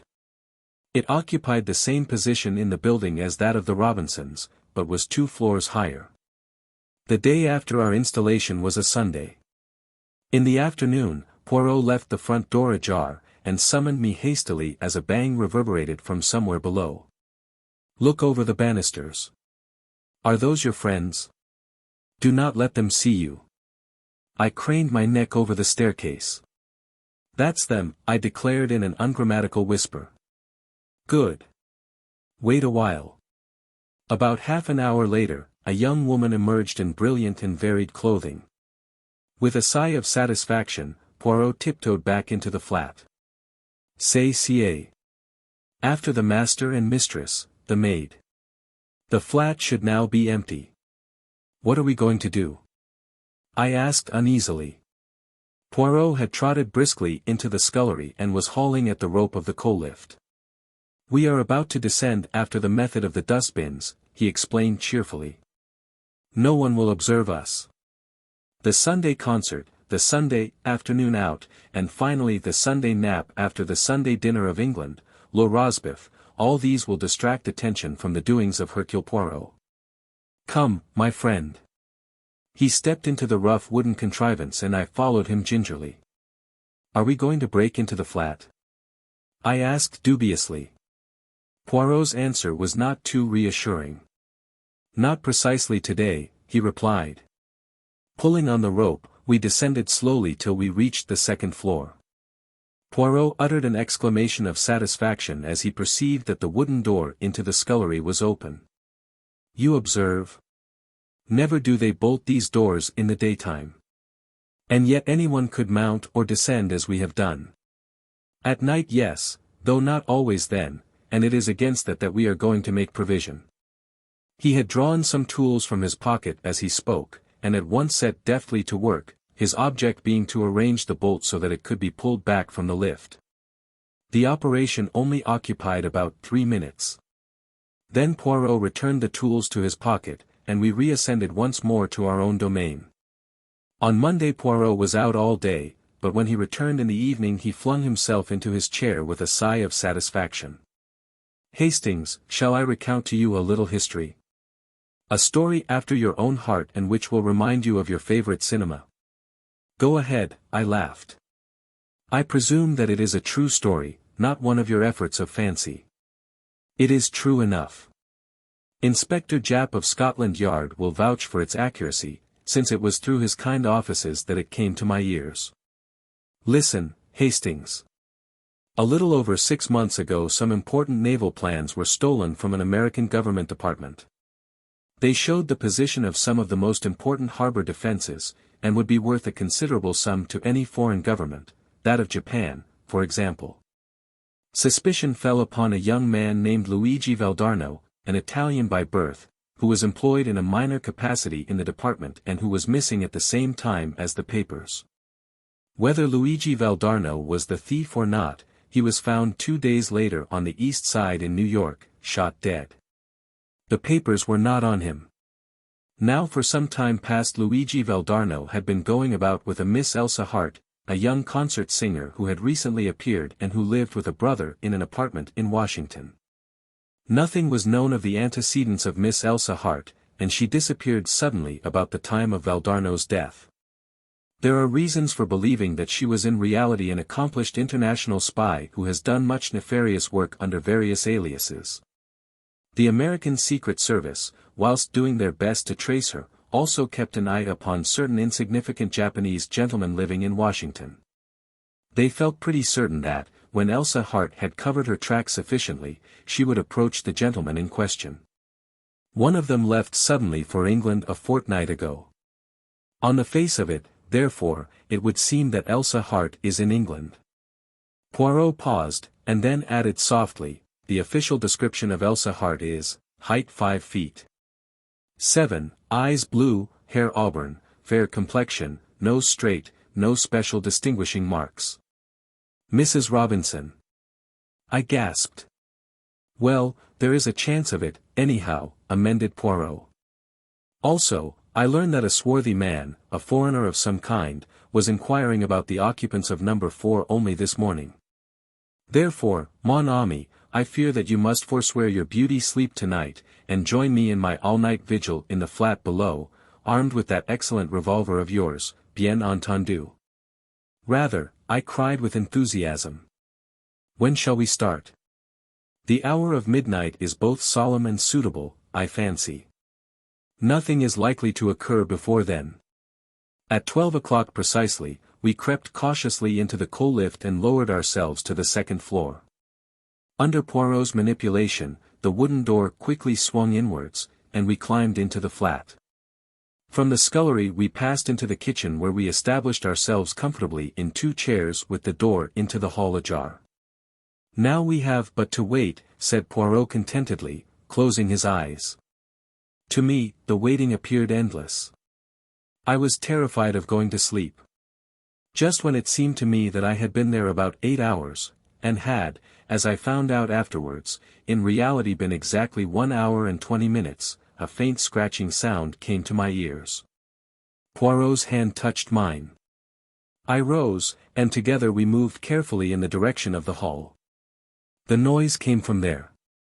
Poirot placed his lips to my ear. Outside the front door. They are cutting out the lock. When I give the word, not before, fall upon him from behind and hold him fast. Be careful, he will have a knife. Presently there was a rending sound, and a little circle of light appeared through the door. It was extinguished immediately and then the door was slowly opened. Poirot and I flattened ourselves against the wall. I heard a man's breathing as he passed us. Then he flashed on his torch, and as he did so, Poirot hissed in my ear. Allez. We sprang together. Poirot with a quick movement enveloped the intruder's head with a light woolen scarf whilst I pinioned his arms. The whole affair was quick and noiseless. I twisted a dagger from his hand, and as Poirot brought down the scarf from his eyes, whilst keeping it wound tightly round his mouth, I jerked up my revolver where he could see it and understand that resistance was useless. As he ceased to struggle, Poirot put his mouth close to his ear and began to whisper rapidly. After a minute the man nodded. Then enjoining silence with a movement of the hand, Poirot led the way out of the flat and down the stairs. Our captive followed, and I brought up the rear with the revolver. When we were out in the street, Poirot turned to me. There is a taxi waiting just round the corner. Give me the revolver. We shall not need it now. But if this fellow tries to escape? Poirot smiled. He will not. I returned in a minute with the waiting taxi. The scarf had been unwound from the stranger's face, and I gave a start of surprise. He's not a Jap, I ejaculated in a whisper to Poirot. Observation was always your strong point, Hastings. Nothing escapes you. No, the man is not a Jap. He is an Italian. We got into the taxi, and Poirot gave the driver an address in Street John's Wood. I was by now completely fogged. I did not like to ask Poirot where we were going in front of our captive, and strove in vain to obtain some light upon the proceedings. We alighted at the door of a small house standing back from the road. A returning wayfarer, slightly drunk, was lurching along the pavement and almost collided with Poirot, who said something sharply to him which I did not catch. All three of us went up the steps of the house. Poirot rang the bell and motioned us to stand a little aside. There was no answer, and he rang again and then seized the knocker, which he plied for some minutes vigorously. A light appeared suddenly above the fanlight, and the door was opened cautiously a little way. "What the devil do you want?" a man's voice demanded harshly. "I want the doctor. My wife is taken ill. There's no doctor here." The man prepared to shut the door, but Poirot thrust his foot in adroitly. He became suddenly a perfect caricature of an infuriated Frenchman. "What you say, there is no doctor. I will have the law of you. You must come. I will stay here and ring and knock all night." "My dear sir," the door was opened again, the man, clad in a dressing gown and slippers, stepped forward to pacify Poirot with an uneasy glance round. "I will call the police." Poirot prepared to descend the steps. "No, don't do that for heaven's sake." The man dashed after him.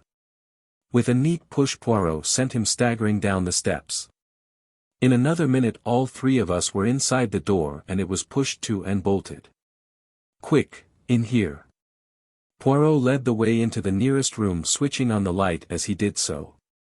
"And you, behind the curtain."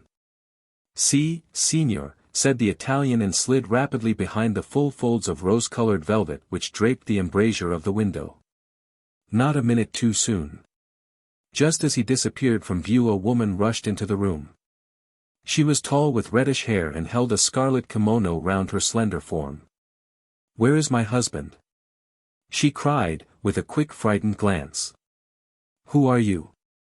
Poirot stepped forward with a bow. "It is to be hoped your husband will not suffer from a chill. I observed that he had slippers on his feet, and that his dressing gown was a warm one. Who are you? What are you doing in my house? It is true that none of us have the pleasure of your acquaintance, madam. It is especially to be regretted as one of our number has come specially from New York in order to meet you." The curtains parted and the Italian stepped out. To my horror I observed that he was brandishing my revolver, which Poirot must doubtless have put down through inadvertence in the cab. The woman gave a piercing scream and turned to fly, but Poirot was standing in front of the closed door. "Let me by," she shrieked. "He will murder me." "Who was it dat croaked Luigi Valdarno?" asked the Italian hoarsely, brandishing the weapon, and sweeping each one of us with it. We dared not move. "My God, Poirot, this is awful. What shall we do?" I cried. "You will oblige me by refraining from talking so much, Hastings. I can assure you that our friend will not shoot until I give the word." "You sure o' dat, said the Italian, leering unpleasantly. It was more than I was, but the woman turned to Poirot like a flash. "What is it you want?" Poirot bowed. "I do not think it is necessary to insult Miss Elsa Hart's intelligence by telling her." With a swift movement, the woman snatched up a big black velvet cat which served as a cover for the telephone. "They are stitched in the lining of that." "Clever," murmured Poirot appreciatively. He stood aside from the door. "Good evening, madam. I will detain your friend from New York whilst you make your getaway." "What a fool!" roared the big Italian, and raising the revolver he fired point-blank at the woman's retreating figure just as I flung myself upon him. But the weapon merely clicked harmlessly and Poirot's voice rose in mild reproof. "Never will you trust your old friend, Hastings. I do not care for my friends to carry loaded pistols about with them, and never would I permit a mere acquaintance to do so. No, no, mon ami." This to the Italian, who swearing hoarsely. Poirot continued to address him in a tone of mild reproof. "See now, what I have done for you. I have saved you from being hanged. And do not think that our beautiful lady will escape. No, no, the house is watched, back and front. Straight into the arms of the police they will go. Is not that a beautiful and consoling thought? Yes, you may leave the room now.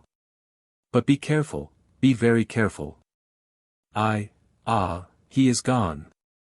And my friend Hastings looks at me with eyes of reproach. But it was all so simple.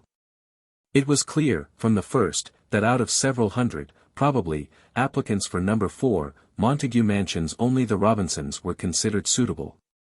Why? What was there that singled them out from the rest, at practically a glance? Their appearance?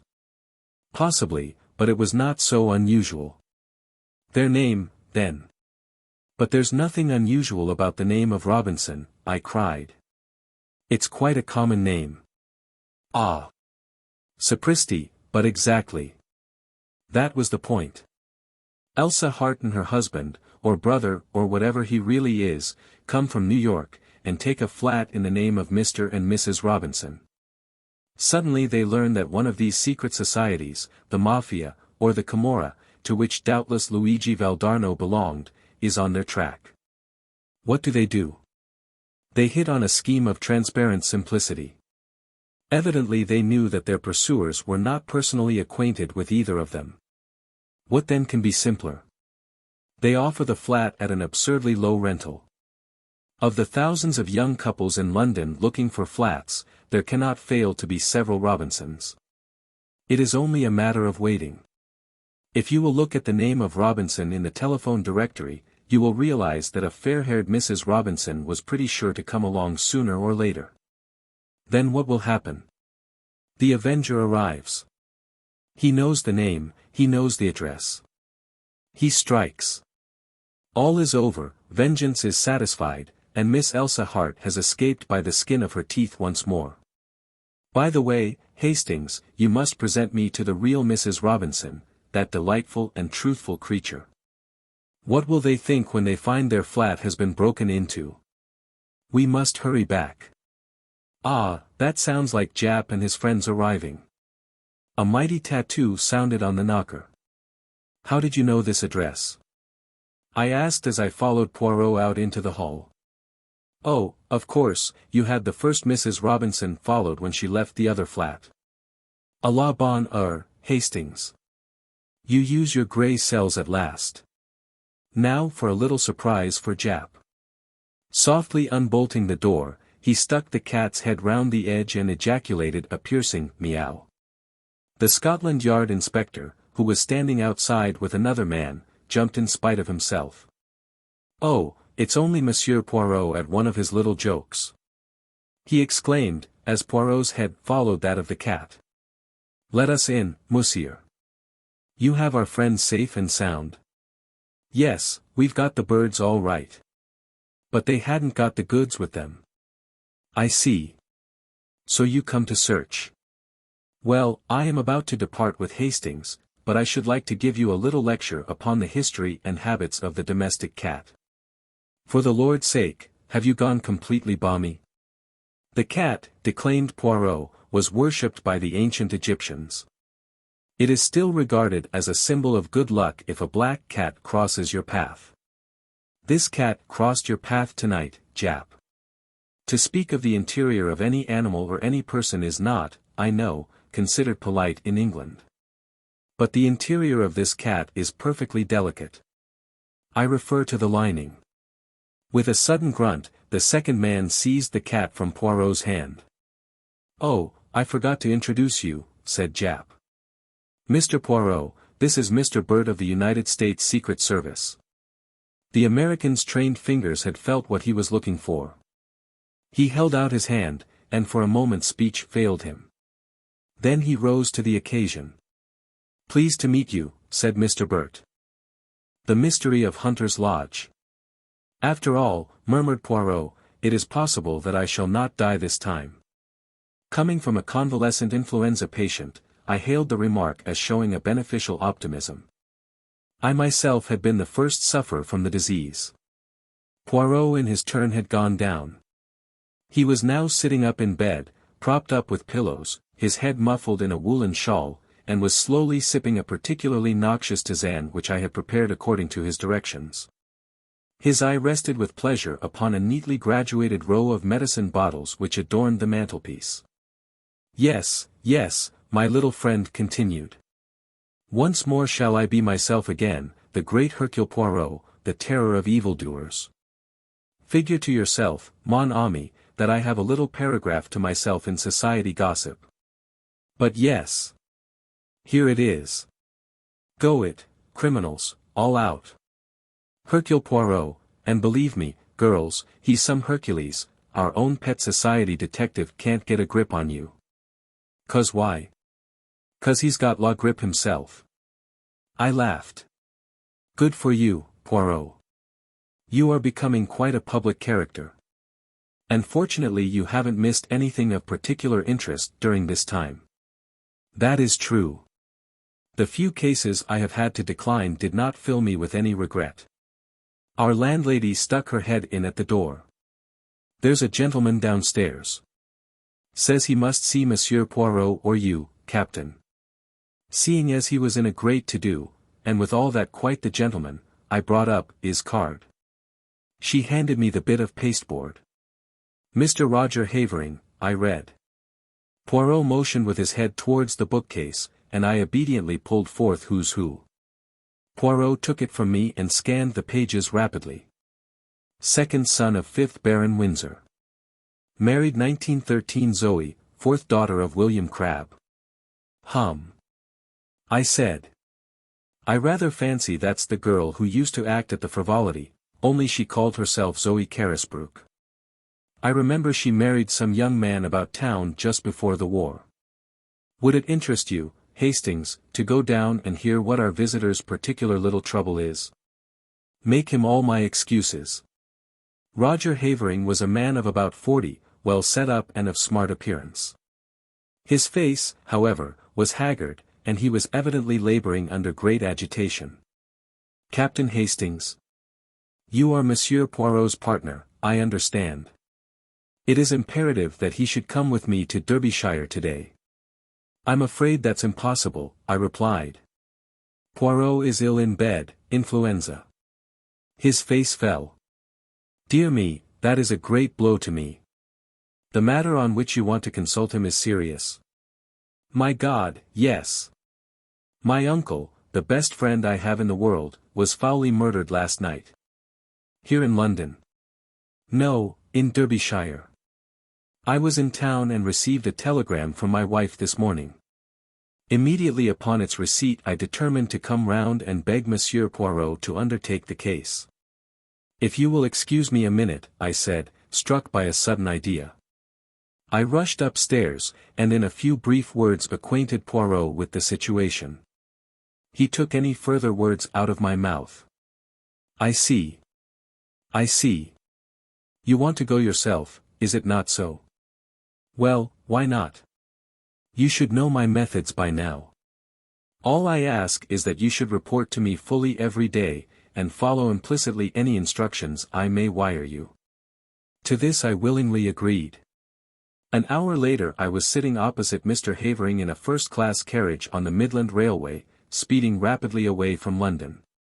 To begin with, Captain Hastings, you must understand that Hunter's Lodge, where we are going, and where the tragedy took place, is only a small shooting box in the heart of the Derbyshire moors. Our real home is near Newmarket, and we usually rent a flat in town for the season.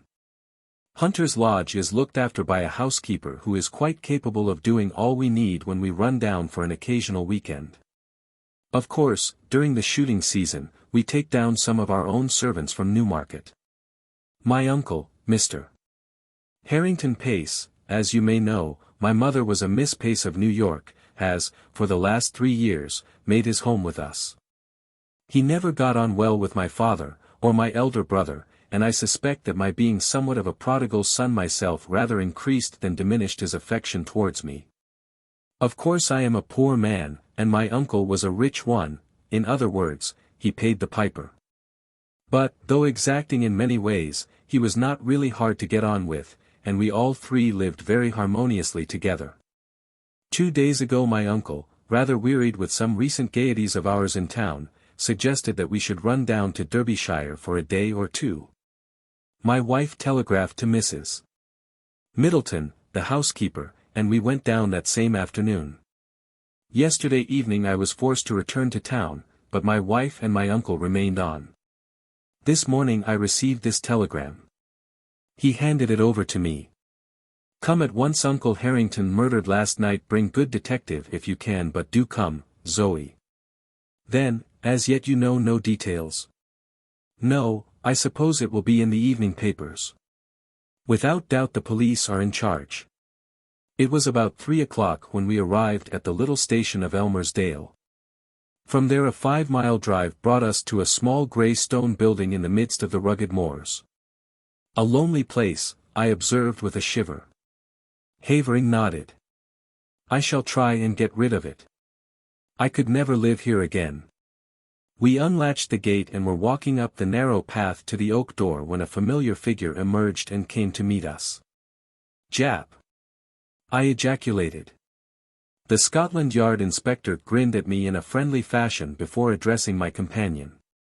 "Mr. Havering, I think. I've been sent down from London to take charge of this case, and I'd like a word with you, if I may, sir." "My wife. I've seen your good lady, sir, and the housekeeper. I won't keep you a moment, but I'm anxious to get back to the village now that I've seen all there is to see here." "I know nothing as yet as to what." "Exactly," said Jap soothingly. "But there are just 1 or 2 little points I'd like your opinion about all the same. Captain Hastings here, he knows me, and he'll go on up to the house and tell them you're coming." "What have you done with the little man, by the way, Captain Hastings?" "He's ill in bed with influenza." "Is he now?" "I'm sorry to hear that. Rather the case of the cart without the horse, your being here without him, isn't it?" And on his rather ill-timed jest I went on to the house. I rang the bell, as Jap had closed the door behind him. After some moments it was opened to me by a middle-aged woman in black. "Mr. Havering will be here in a moment," I explained. "He has been detained by the inspector. I have come down with him from London to look into the case. Perhaps you can tell me briefly what occurred last night." "Come inside, sir." She closed the door behind me, and we stood in the dimly lighted hall. "It was after dinner last night, sir, that the man came. He asked to see Mr. Pace, sir, and, seeing that he spoke the same way, I thought it was an American gentleman friend of Mr. Pace's, and I showed him into the gun-room, and then went to tell Mr. Pace. He wouldn't give any name, which, of course, was a bit odd, now I come to think of it. I told Mr. Pace, and he seemed puzzled like, but he said to the mistress, 'Excuse me, Zoe, while I just see what this fellow wants.' He went off to the gun-room, and I went back to the kitchen, but after a while I heard loud voices, as if they were quarreling, and I came out into the hall. At the same time, the mistress she comes out too, and just then there was a shot and then a dreadful silence. We both ran to the gun-room door, but it was locked and we had to go round to the window. It was open, and there inside was Mr. Pace, all shot and bleeding. What became of the man? He must have got away through the window, sir, before we got to it. And then? Mrs. Havering sent me to fetch the police. 5 miles to walk it was. They came back with me, and the constable he stayed all night, and this morning the police gentleman from London arrived. What was this man like who called to see Mr. Pace? The housekeeper reflected. He had a black beard, sir, and was about middle-aged, and had on a light overcoat. Beyond the fact that he spoke like an American, I didn't notice much about him. I see. Now I wonder if I can see Mrs. Havering. She's upstairs, sir. Shall I tell her? If you please. Tell her that Mr. Havering is outside with Inspector Japp, and that the gentleman he has brought back with him from London is anxious to speak to her as soon as possible. Very good, sir. I was in a fever of impatience to get at all the facts. Japp had 2 or 3 hours start of me, and his anxiety to be gone made me keen to be close at his heels. Mrs. Havering did not keep me waiting long. In a few minutes I heard a light step descending the stairs, and looked up to see a very handsome young woman coming towards me. She wore a flame-colored jumper, that set off the slender boyishness of her figure. On her dark head was a little hat of flame-colored leather. Even the present tragedy could not dim the vitality of her personality.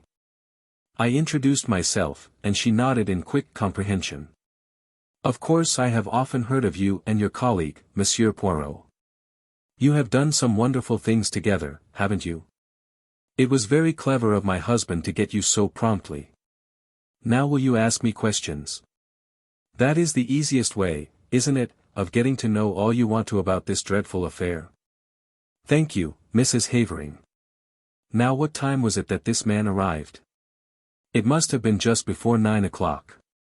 We had finished dinner, and were sitting over our coffee and cigarettes. Your husband had already left for London? Yes, he went up by the 6:15. Did he go by car to the station, or did he walk? Our own car isn't down here. One came out from the garage in Elmersdale to fetch him in time for the train. Was Mr. Pace quite his usual self? Absolutely. Most normal in every way. Now, can you describe this visitor at all? I'm afraid not. I didn't see him. Mrs. Middleton showed him straight into the gun room and then came to tell my uncle. What did your uncle say? He seemed rather annoyed, but went off at once. It was about 5 minutes later that I heard the sound of raised voices. I ran out into the hall and almost collided with Mrs. Middleton. Then we heard the shot. The gun-room door was locked on the inside, and we had to go right round the house to the window. Of course that took some time, and the murderer had been able to get well away. My poor uncle, her voice faltered, had been shot through the head. I saw at once that he was dead. I sent Mrs. Middleton for the police. I was careful to touch nothing in the room but to leave it exactly as I found it. I nodded approval. Now, as to the weapon. Well, I can make a guess at it, Captain Hastings. A pair of revolvers of my husband's were mounted upon the wall. One of them is missing. I pointed this out to the police, and they took the other one away with them. When they have extracted the bullet, I suppose they will know for certain. May I go to the gun room? Certainly. The police have finished with it. But the body has been removed. She accompanied me to the scene of the crime. At that moment Havering entered the hall, and with a quick apology his wife ran to him. I was left to undertake my investigations alone. I may as well confess at once that they were rather disappointing. In detective novels clues abound, but here I could find nothing that struck me as out of the ordinary except a large bloodstain on the carpet where I judged the dead man had fallen. I examined everything with painstaking care and took a couple of pictures of the room with my little camera which I had brought with me. I also examined the ground outside the window, but it appeared to have been so heavily trampled underfoot that I judged it was useless to waste time over it. No, I had seen all that Hunter's Lodge had to show me. I must go back to Elmersdale and get into touch with Jap. Accordingly I took leave of the Haverings, and was driven off in the car that had brought us up from the station. I found Jap at the Matlock Arms and he took me forthwith to see the body. Harrington Pace was a small, spare clean-shaven man, typically American in appearance. He had been shot through the back of the head, and the revolver had been discharged at close quarters. Turned away for a moment, remarked Jap, and the other fellow snatched up a revolver and shot him. The one Mrs. Havering handed over to us was fully loaded and I suppose the other one was also. Curious what darn fool things people do. Fancy keeping 2 loaded revolvers hanging up on your wall. What do you think of the case? I asked, as we left the gruesome chamber behind us. Well, I'd got my eye on Havering to begin with. Oh, yes, noting my exclamation of astonishment. Havering has 1 or 2 shady incidents in his past. When he was a boy at Oxford there was some funny business about the signature on one of his father's checks. All hushed up of course. Then, he's pretty heavily in debt now, and they're the kind of debts he wouldn't like to go to his uncle about, whereas you may be sure the uncle's will would be in his favor. Yes, I'd got my eye on him, and that's why I wanted to speak to him before he saw his wife, but their statements dovetail all right. And I've been to the station and there's no doubt whatever that he left by the 6:15. That gets up to London about 10:30. He went straight to his club, he says, and if that's confirmed all right, why, he couldn't have been shooting his uncle here at 9 o'clock in a black beard. Ah, yes, I was going to ask you what you thought about that beard. Japp winked. I think it grew pretty fast, grew in the 5 miles from Elmersdale to Hunter's Lodge. Americans that I've met are mostly clean-shaven. Yes, it's amongst Mr. Pace's American associates that we'll have to look for the murderer. I questioned the housekeeper first, and then her mistress, and their stories agree all right, but I'm sorry Mrs. Havering didn't get a look at the fellow. She's a smart woman, and she might have noticed something that would set us on the track. I sat down and wrote a minute and lengthy account to Poirot. I was able to add various further items of information before I posted the letter. The bullet had been extracted and was proved to have been fired from a revolver identical with the one held by the police. Furthermore, Mr. Havering's movements on the night in question had been checked and verified, and it was proved beyond doubt that he had actually arrived in London by the train in question. And, thirdly, a sensational development had occurred. A city gentleman, living at Ealing, on crossing Haven Green to get to the district railway station that morning, had observed a brown paper parcel stuck between the railings. Opening it, he found that it contained a revolver. He handed the parcel over to the local police station, and before night it was proved to be the one we were in search of, the fellow to that given us by Mrs. Havering. 1 bullet had been fired from it. All this I added to my report. A wire from Poirot arrived whilst I was at breakfast the following morning.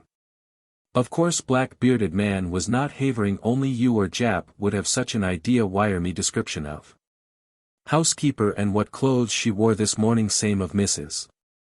Havering. Do not waste time taking photographs of interiors, they are underexposed and not in the least artistic. It seemed to me that Poirot's style was unnecessarily facetious. I also fancied he was a shade jealous of my position on the spot with full facilities for handling the case. His request for a description of the clothes worn by the 2 women appeared to me to be simply ridiculous, but I complied as well as I, a mere man, was able to. At 11 a reply wire came from Poirot. Advise Japp arrest housekeeper before it is too late. Dumbfounded, I took the wire to Japp.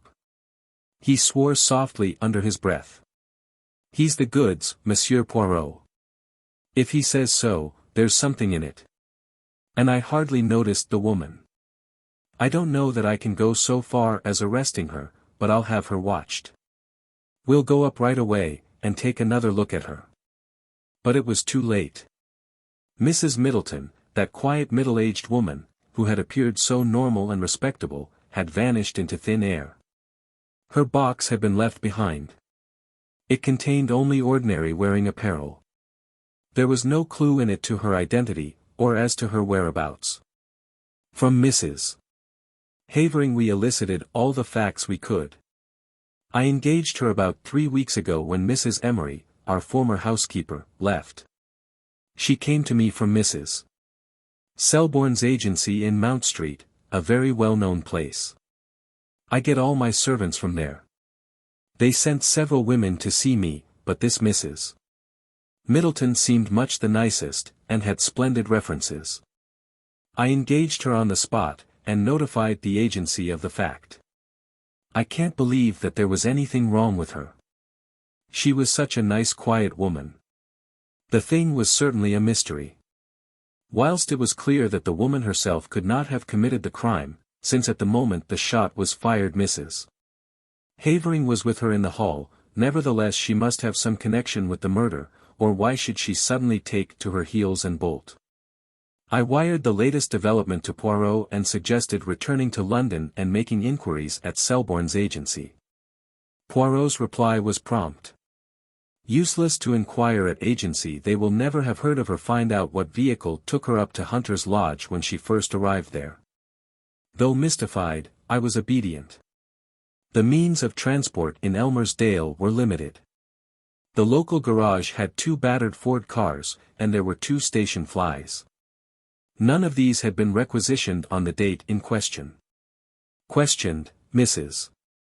Havering explained that she had given the woman the money for her fare down to Derbyshire and sufficient to hire a car or fly to take her up to Hunter's Lodge.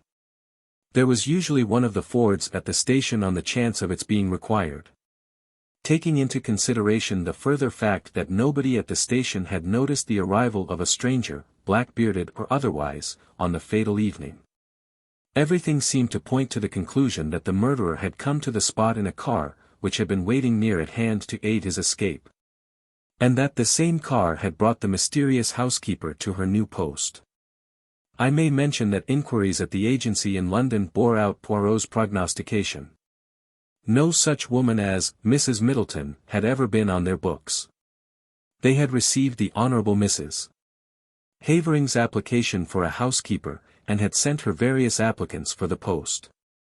When she sent them the engagement fee, she omitted to mention which woman she had selected.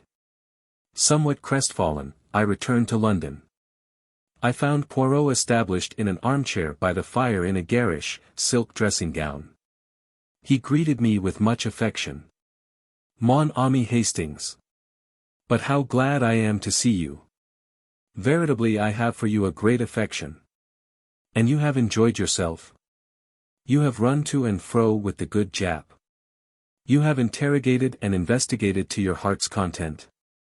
"Poirot," I cried, "the thing's a dark mystery. It will never be solved. It is true that we are not likely to cover ourselves with glory over it.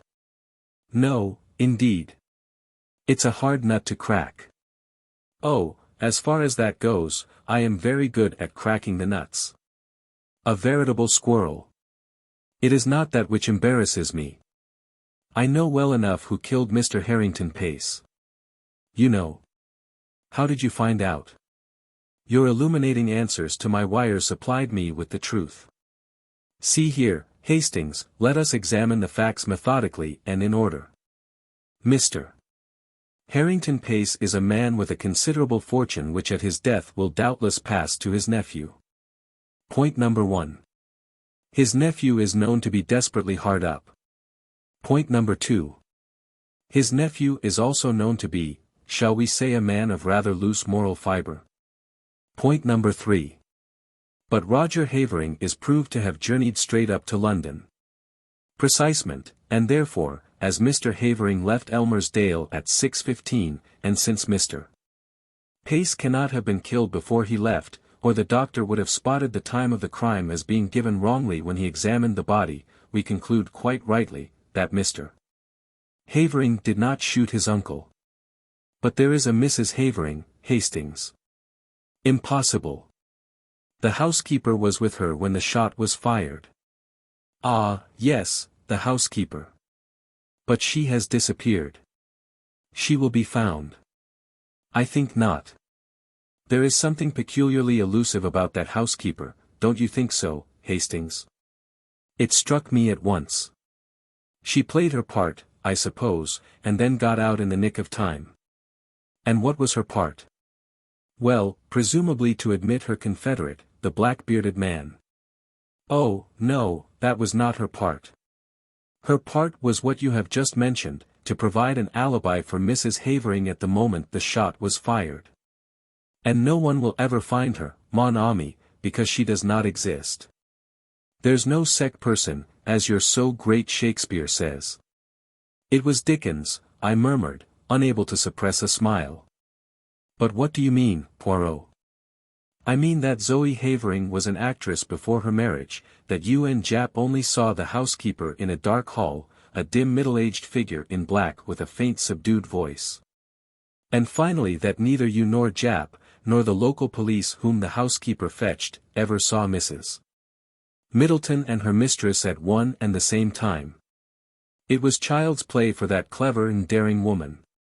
On the pretext of summoning her mistress, she runs upstairs, slips on a bright jumper and a hat with black curls attached which she jams down over the grey transformation.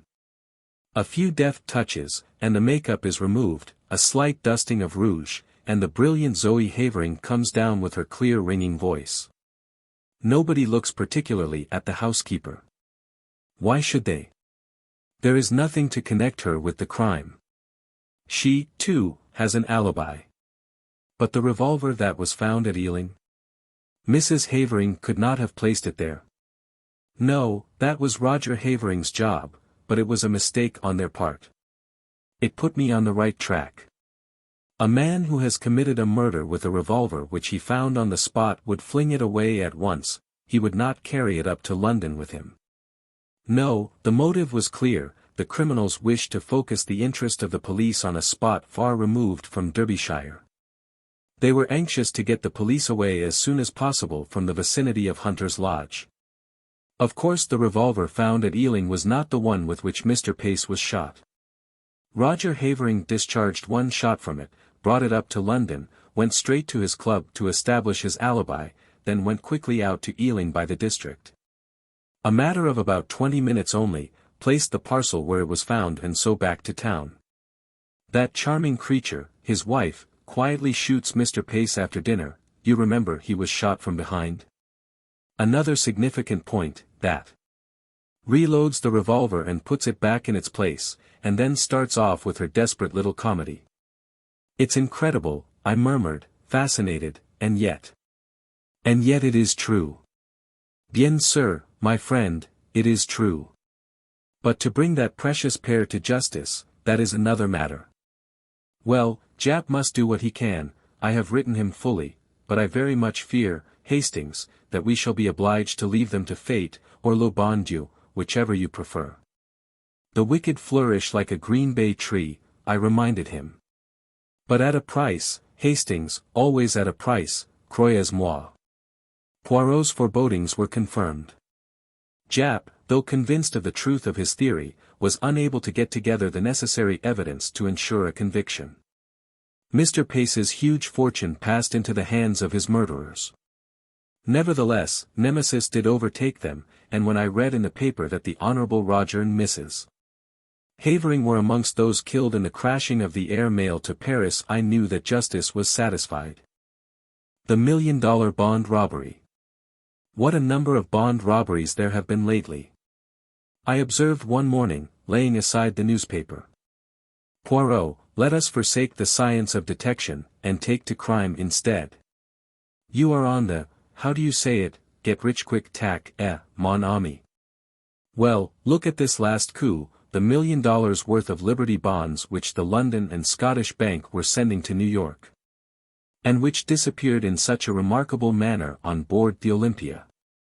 If it were not for the mal de mer, and the difficulty of practicing the so excellent method of lavagire for a longer time than the few hours of crossing the Channel, I should delight to voyage myself on one of these big liners, murmured Poirot dreamily. Yes, indeed, I said enthusiastically. Some of them must be perfect palaces. The swimming baths, the lounges, the restaurant, the palm courts, really, it must be hard to believe that one is on the sea. Me, I always know when I am on the sea, said Poirot sadly. And all those bagatelles that you enumerate, they say nothing to me, but, my friend, consider for a moment the geniuses that travel as it were incognito.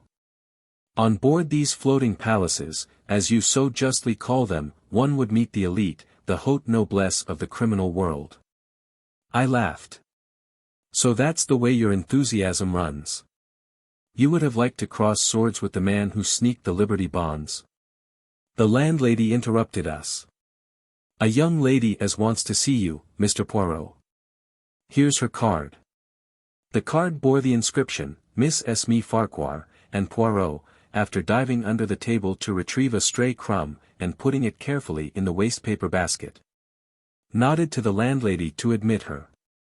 In another minute one of the most charming girls I have ever seen was ushered into the room. She was perhaps about 25, with big brown eyes and a perfect figure. She was well dressed and perfectly composed in manner. Sit down, I beg of you, mademoiselle. This is my friend, Captain Hastings, who aids me in my little problems. I am afraid it is a big problem I have brought you today, Monsieur Poirot, said the girl, giving me a pleasant bow as she seated herself. I dare say you have read about it in the papers. I am referring to the theft of Liberty bonds on the Olympia. Some astonishment must have shown itself in Poirot's face, for she continued quickly, you are doubtless asking yourself what I have to do with a grave institution like the London and Scottish Bank. In one sense nothing, in another sense everything. You see, Monsieur Poirot, I am engaged to Mr. Philip Ridgway. Aha! And Mr. Philip Ridgway was in charge of the bonds when they were stolen. Of course no actual blame can attach to him, it was not his fault in any way. Nevertheless, he is half distraught over the matter, and his uncle, I know, insists that he must carelessly have mentioned having them in his possession. It is a terrible setback in his career. Who is his uncle? Mr. Vavasour, joint general manager of the London and Scottish Bank. Suppose, Miss Farquhar, that you recount to me the whole story. Very well. As you know, the bank wished to extend their credits in America, and for this purpose decided to send over $1 million in Liberty bonds. Mr. Vavasour selected his nephew, who had occupied a position of trust in the bank for many years and who was conversant with all the details of the bank's dealings in New York, to make the trip. The Olympia sailed from Liverpool on the 23rd, and the bonds were handed over to Philip on the morning of that day by Mr. Vavasour and Mr. Shaw, the two joint general managers of the London and Scottish Bank. They were counted, enclosed in a package, and sealed in his presence, and he then locked the package at once in his portmanteau. A portmanteau with an ordinary lock? No, Mr. Shaw insisted on a special lock being fitted to it by Hubbs's. Philip, as I say, placed the package at the bottom of the trunk. It was stolen just a few hours before reaching New York. A rigorous search of the whole ship was made, but without result. The bonds seemed literally to have vanished into thin air. Poirot made a grimace. But they did not vanish absolutely, since I gather that they were sold in small parcels within half an hour of the docking of the Olympia.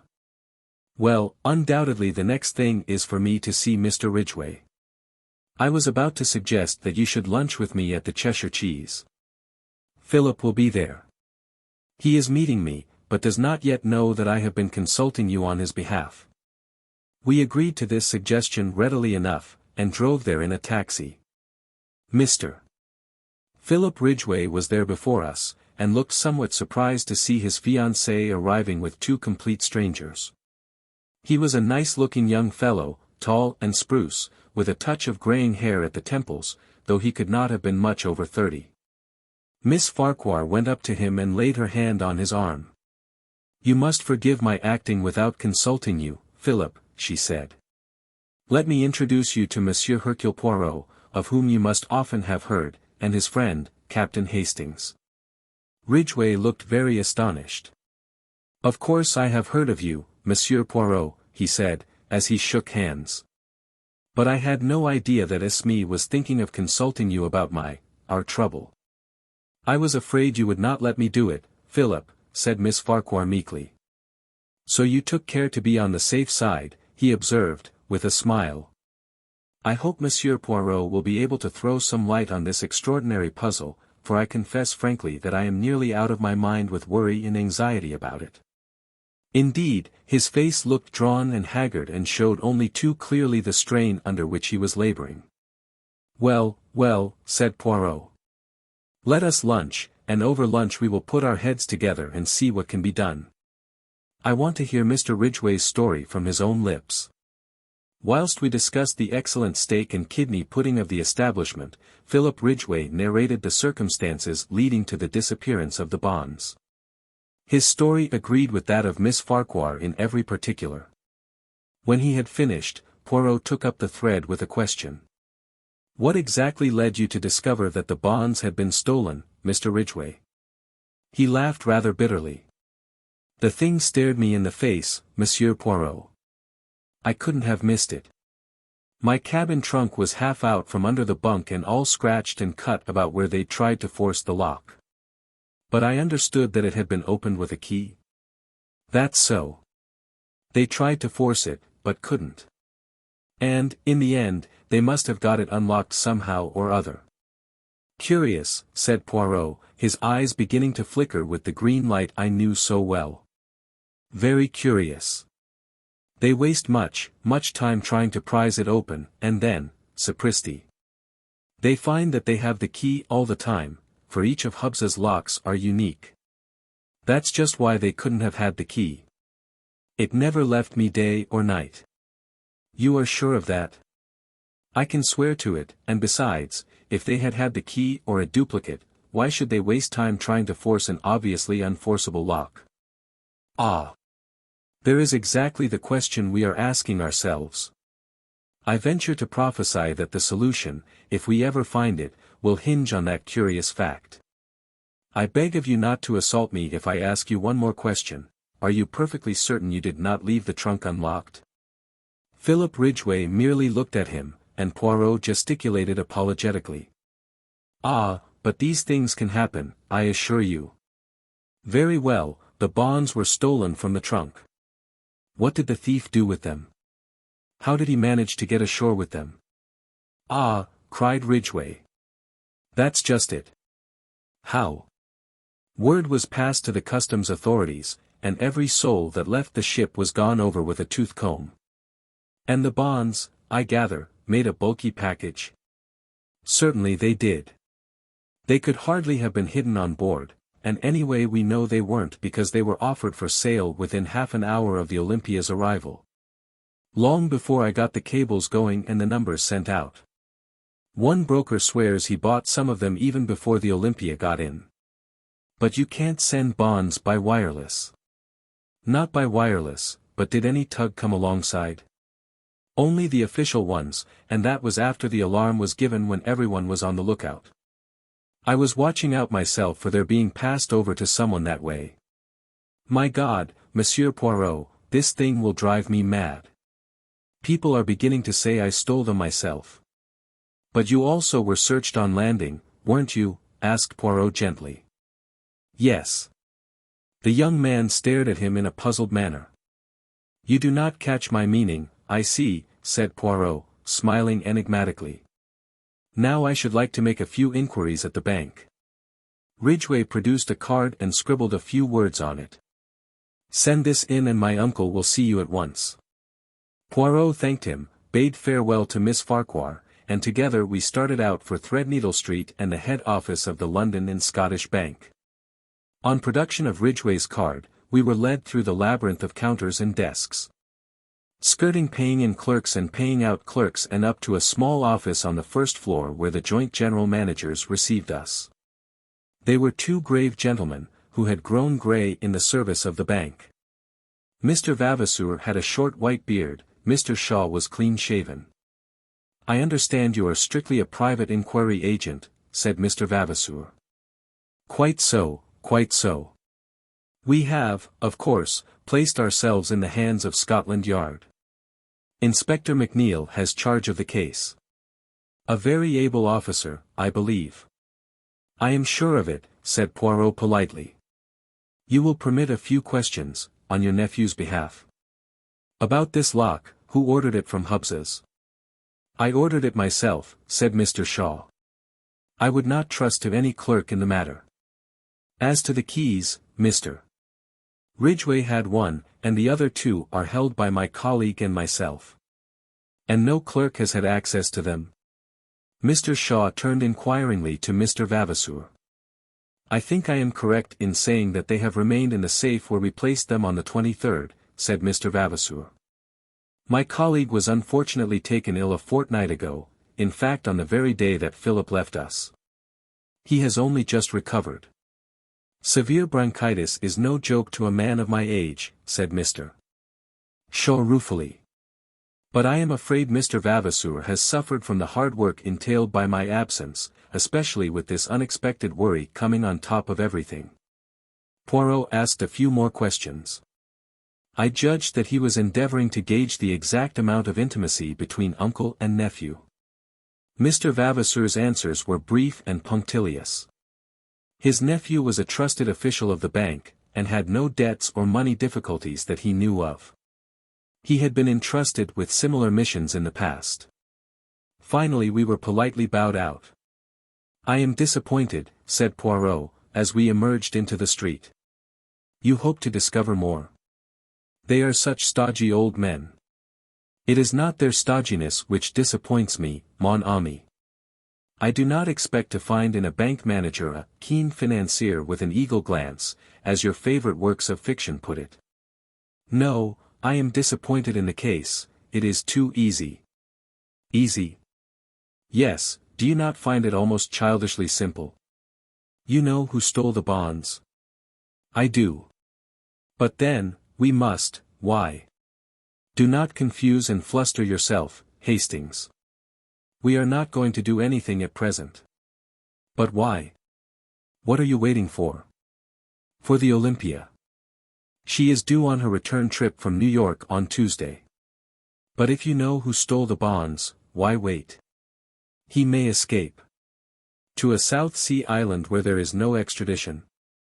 No, mon ami, he would find life very uncongenial there. As to why I wait, eh bien, to the intelligence of Hercule Poirot the case is perfectly clear, but for the benefit of others, not so greatly gifted by the good God, the Inspector McNeill. For instance, it would be as well to make a few inquiries to establish the facts. One must have consideration for those less gifted than oneself. Good Lord, Poirot. Do you know, I'd give a considerable sum of money to see you make a thorough ass of yourself, just for once. You're so confoundedly conceited. Do not enrage yourself, Hastings. In verity, I observe that there are times when you almost detest me. Alas, I suffer the penalties of greatness. The little man puffed out his chest, and sighed so comically that I was forced to laugh. Tuesday saw us speeding to Liverpool in a first-class carriage of the L&N-WR. Poirot had obstinately refused to enlighten me as to his suspicions, or certainties. He contented himself with expressing surprise that I, too, was not equally au fait with the situation. I disdained to argue, and entrenched my curiosity behind a rampart of pretended indifference. Once arrived at the quay alongside which lay the big transatlantic liner, Poirot became brisk and alert. Our proceedings consisted in interviewing 4 successive stewards and inquiring after a friend of Poirot's who had crossed to New York on the 23rd. An elderly gentleman, wearing glasses. A great invalid, hardly moved out of his cabin. The description appeared to tally with one Mr. Ventnor who had occupied the cabin C-24 which was next to that of Philip Ridgway. Although unable to see how Poirot had deduced Mr. Ventnor's existence and personal appearance, I was keenly excited. Tell me, I cried, was this gentleman one of the first to land when you got to New York? The steward shook his head. No, indeed, sir, he was one of the last off the boat. I retired crestfallen, and observed Poirot grinning at me. He thanked the steward, a note changed hands, and we took our departure. It's all very well, I remarked heatedly, but that last answer must have damped your precious theory, grin as you please. As usual, you see nothing, Hastings. That last answer is, on the contrary, the coping stone of my theory. I flung up my hands in despair. I give it up. When we were in the train, speeding towards London, Poirot wrote busily for a few minutes, sealing up the result in an envelope. This is for the good Inspector McNeill. We will leave it at Scotland Yard in passing, and then to the Rendezvous restaurant, where I have asked Miss Mary Farquhar to do us the honor of dining with us. What about Ridgway? What about him? Asked Poirot with a twinkle. Why, you surely don't think, you can't. The habit of incoherence is growing upon you, Hastings. As a matter of fact I did think. If Ridgway had been the thief, which was perfectly possible, the case would have been charming, a piece of neat methodical work. But not so charming for Miss Farquhar. Possibly you are right. Therefore all is for the best. Now, Hastings, let us review the case. I can see that you are dying to do so.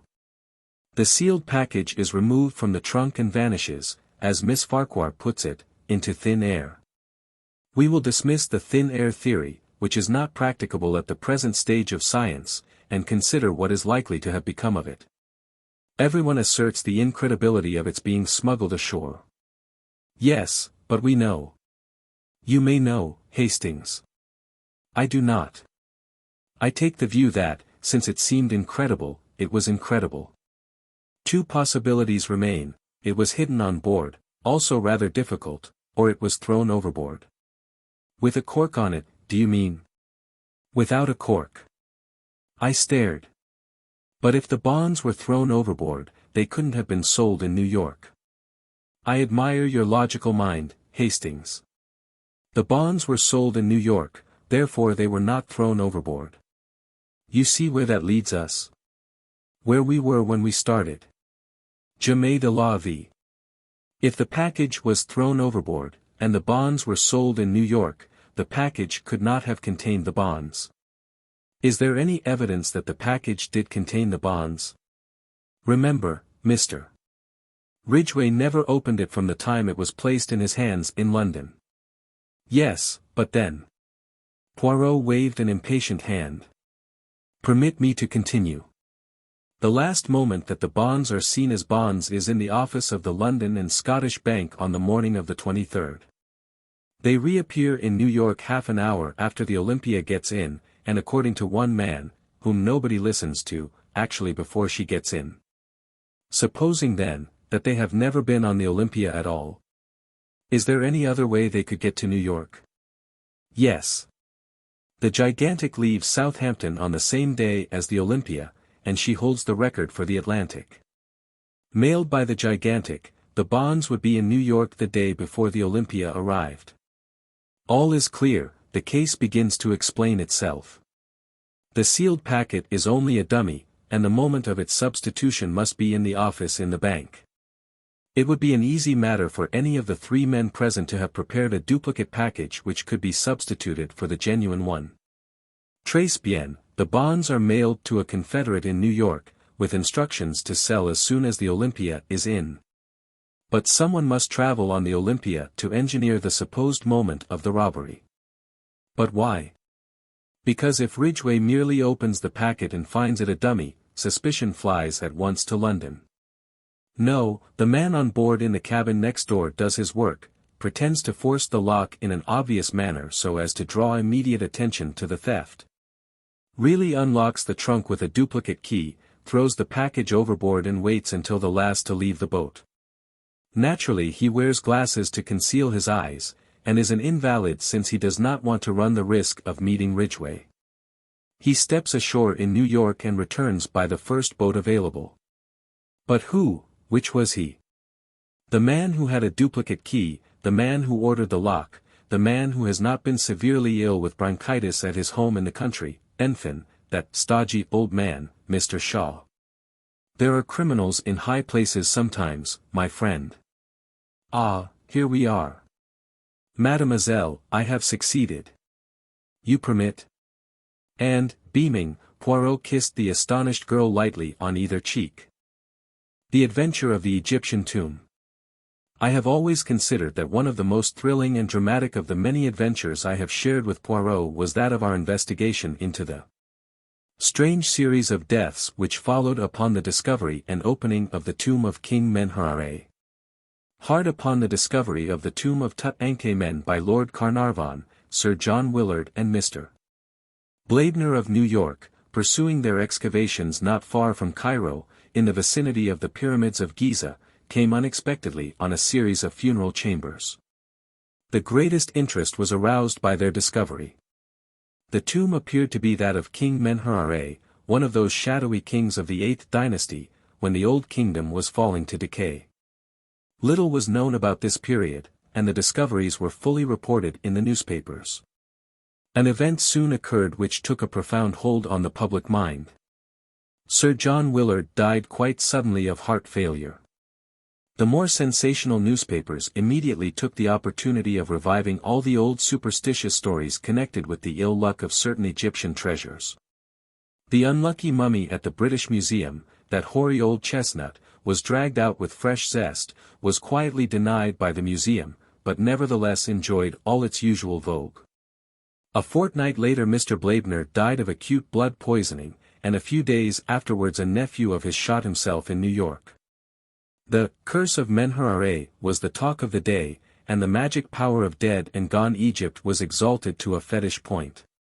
It was then that Poirot received a brief note from Lady Willard, widow of the dead archaeologist, asking him to go and see her at her house in Kensington Square. I accompanied him. Lady Willard was a tall, thin woman, dressed in deep mourning. Her haggard face bore eloquent testimony to her recent grief. "It is kind of you to have come so promptly, Monsieur Poirot." "I am at your service, Lady Willard." "You wish to consult me?" "You are, I am aware, a detective, but it is not only as a detective that I wish to consult you. You are a man of original views, I know, you have imagination, experience of the world. Tell me, Monsieur Poirot, what are your views on the supernatural?" Poirot hesitated for a moment before he replied. He seemed to be considering. Finally he said, "Let us not misunderstand each other, Lady Willard. It is not a general question that you are asking me there. It has a personal application, has it not? You are referring obliquely to the death of your late husband." "That is so," she admitted. "You want me to investigate the circumstances of his death. I want you to ascertain for me exactly how much is newspaper chatter, and how much may be said to be founded on fact. 3 deaths, Monsieur Poirot, each one explicable taken by itself, but taken together surely an almost unbelievable coincidence, and all within a month of the opening of the tomb. It may be mere superstition, it may be some potent curse from the past that operates in ways undreamed of by modern science. The fact remains, 3 deaths. And I am afraid, Monsieur Poirot, horribly afraid. It may not yet be the end." "For whom do you fear?" "For my son. When the news of my husband's death came I was ill. My son, who has just come down from Oxford, went out there. He brought the body home, but now he has gone out again, in spite of my prayers and entreaties. He is so fascinated by the work that he intends to take his father's place and carry on the system of excavations. You may think me a foolish, credulous woman, but, Monsieur Poirot, I am afraid. Supposing that the spirit of the dead king is not yet appeased. Perhaps to you I seem to be talking nonsense." "No, indeed, Lady Willard," said Poirot quickly. "I, too, believe in the force of superstition, one of the greatest forces the world has ever known." I looked at him in surprise. I should never have credited Poirot with being superstitious. But the little man was obviously in earnest. "What you really demand is that I shall protect your son. I will do my utmost to keep him from harm." "Yes, in the ordinary way, but against an occult influence. In volumes of the Middle Ages, Lady Willard, you will find many ways of counteracting black magic. Perhaps they knew more than we moderns with all our boasted science. Now let us come to facts, that I may have guidance. Your husband had always been a devoted Egyptologist, hadn't he?"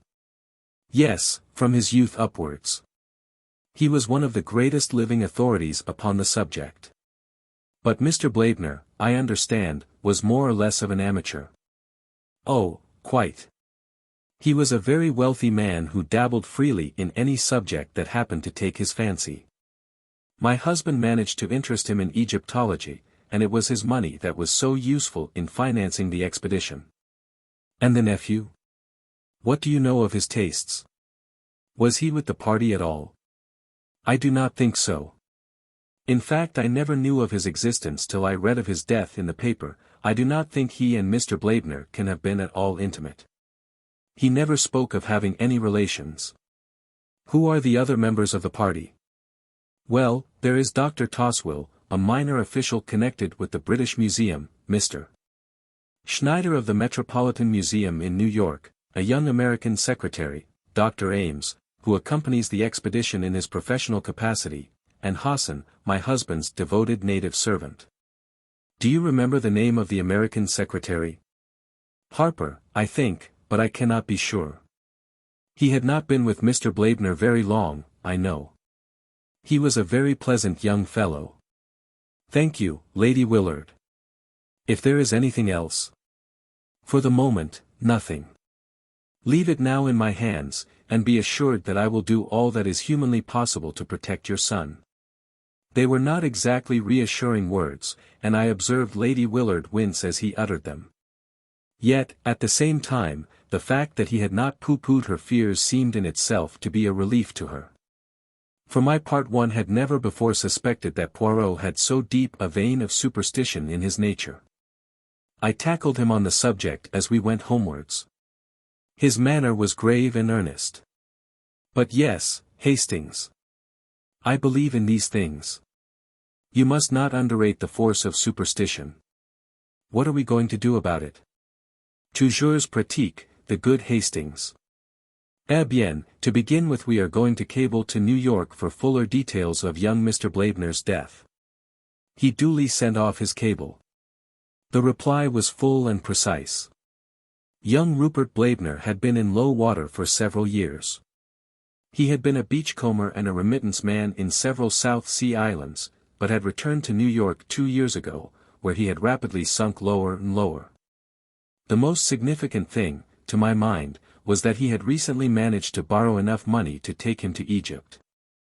"I've a good friend there I can borrow from," he had declared. Here, however, his plans had gone awry.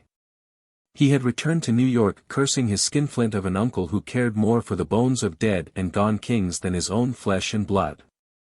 It was during his sojourn in Egypt that the death of Sir John Willard occurred. Rupert had plunged once more into his life of dissipation in New York, and then, without warning, he had committed suicide, leaving behind him a letter which contained some curious phrases. It seemed written in a sudden fit of remorse. He referred to himself as a leper and an outcast, and the letter ended by declaring that such as he were better dead. A shadowy theory leapt into my brain. I had never really believed in the vengeance of a long-dead Egyptian king. I saw here a more modern crime. Supposing this young man had decided to do away with his uncle, preferably by poison. By mistake, Sir John Willard receives the fatal dose. The young man returns to New York, haunted by his crime. The news of his uncle's death reaches him. He realizes how unnecessary his crime has been, and stricken with remorse takes his own life. I outlined my solution to Poirot. He was interested. "It is ingenious what you have thought of there, decidedly it is ingenious. It may even be true. But you leave out of count the fatal influence of the tomb." I shrugged my shoulders. "You still think that has something to do with it?" "So much so, mon ami, that we start for Egypt tomorrow." "What?" I cried, astonished. "I have said it." An expression of conscious heroism spread over Poirot's face. Then he groaned. "But, oh," he lamented, "the sea. The hateful sea." It was a week later. Beneath our feet was the golden sand of the desert. The hot sun poured down overhead. Poirot, the picture of misery, wilted by my side. The little man was not a good traveler. Our 4 days' voyage from Marseilles had been one long agony to him. He had landed at Alexandria the wraith of his former self, even his usual neatness had deserted him. We had arrived in Cairo and had driven out at once to the Mina House Hotel, right in the shadow of the pyramids. The charm of Egypt had laid hold of me. Not so Poirot. Dressed precisely the same as in London, he carried a small clothes brush in his pocket and waged an unceasing war on the dust which accumulated on his dark apparel. "And my boots," he wailed. "Regard them, Hastings. My boots, of the neat patent leather, usually so smart and shining. See, the sand is inside them, which is painful, and outside them, which outrages the eyesight. Also the heat, it causes my mustaches to become limp, but limp. Look at the Sphinx," I urged. "Even I can feel the mystery and the charm it exhales." Poirot looked at it discontentedly. "It has not the air happy," he declared. "How could it, half buried in sand in that untidy fashion? Ah, this cursed sand. Come, now, there's a lot of sand in Belgium," I reminded him, mindful of a holiday spent at Knox-sur-Mer in the midst of les dunes impeccables, as the guidebook had phrased it. "Not in Brussels," declared Poirot. He gazed at the pyramids thoughtfully. It is true that they, at least, are of a shape solid and geometrical, but their surface is of an unevenness most unpleasing. And the palm trees I like them not. Not even do they plant them in rows. I cut short his lamentations, by suggesting that we should start for the camp. We were to ride there on camels, and the beasts were patiently kneeling, waiting for us to mount, in charge of several picturesque boys headed by a voluble dragoman. I pass over the spectacle of Poirot on a camel. He started by groans and lamentations and ended by shrieks, gesticulations and invocations to the Virgin Mary and every saint in the calendar. In the end, he descended ignominiously and finished the journey on a diminutive donkey. I must admit that a trotting camel is no joke for the amateur. I was stiff for several days. At last we neared the scene of the excavations. A sunburnt man with a grey beard, in white clothes and wearing a helmet, came to meet us. Monsieur Poirot and Captain Hastings. We received your cable. I'm sorry that there was no one to meet you in Cairo. An unforeseen event occurred which completely disorganized our plans. Poirot paled. His hand, which had stolen to his clothes brush, stayed its course. Not another death, he breathed. Yes. Sir Guy Willard. I cried. No, Captain Hastings. My American colleague, Mr. Schneider. And the cause? Demanded Poirot. Tetanus. I blanched. All around me I seemed to feel an atmosphere of evil, subtle and menacing. A horrible thought flashed across me. Supposing I were the next. Mon Dieu, said Poirot, in a very low voice, I do not understand this. It is horrible. Tell me, monsieur, there is no doubt that it was tetanus? I believe not. But Dr. Ames will tell you more than I can do. Ah, of course, you are not the doctor. My name is Toswell. This, then, was the British expert described by Lady Willard as being a minor official at the British Museum. There was something at once grave and steadfast about him that took my fancy. If you will come with me, continued Dr. Toswell, I will take you to Sir Guy Willard. He was most anxious to be informed as soon as you should arrive. We were taken across the camp to a large tent. Dr. Toswell lifted up the flap and we entered. 3 men were sitting inside. Monsieur Poirot and Captain Hastings have arrived, Sir Guy, said Toswell. The youngest of the 3 men jumped up and came forward to greet us. There was a certain impulsiveness in his manner which reminded me of his mother. He was not nearly so sunburnt as the others, and that fact, coupled with a certain haggardness round the eyes, made him look older than his 22 years. He was clearly endeavoring to bear up under a severe mental strain. He introduced his 2 companions, Dr. Ames, a capable-looking man of 30-odd, with a touch of graying hair at the temples, and Mr. Harper, the secretary, a pleasant lean young man wearing the national insignia of horn-rimmed spectacles. After a few minutes' desultory conversation the latter went out, and Dr. Toswell followed him. We were left alone with Sir Guy and Dr. Ames. Please ask any questions you want to ask, Monsieur Poirot, said Willard. We are utterly dumbfounded at this strange series of disasters, but it can't be, anything but coincidence. There was a nervousness about his manner which rather belied the words. I saw that Poirot was studying him keenly. Your heart is really in this work, Sir Guy. Rather. No matter what happens, or what comes of it, the work is going on. Make up your mind to that. Poirot wheeled round on the other. What have you to say to that, Monsieur le Docteur? Well, drawled the doctor, I'm not for quitting myself. Poirot made one of those expressive grimaces of his. Then, evidement, we must find out just how we stand. When did Mr. Schneider's death take place? 3 days ago. You are sure it was tetanus? Dead sure. It couldn't have been a case of strychnine poisoning, for instance. No, Monsieur Poirot. I see what you're getting at. But it was a clear case of tetanus. Did you not inject antiserum? Certainly we did, said the doctor dryly. Every conceivable thing that could be done was tried. Had you the antiserum with you? No. We procured it from Cairo. Have there been any other cases of tetanus in the camp? No, not one. Are you certain that the death of Mr. Blaebner was not due to tetanus? Absolutely plumb certain. He had a scratch upon his thumb which became poisoned, and septicemia set in. It sounds pretty much the same to a layman, I dare say, but the two things are entirely different. Then we have 4 deaths, all totally dissimilar, 1 heart failure, 1 blood poisoning, 1 suicide and 1 tetanus. Exactly, Monsieur Poirot. Are you certain that there is nothing which might link the 4 together? I don't quite understand you. I will put it plainly. Was any act committed by those 4 men which might seem to denote disrespect to the spirit of hemorrhage?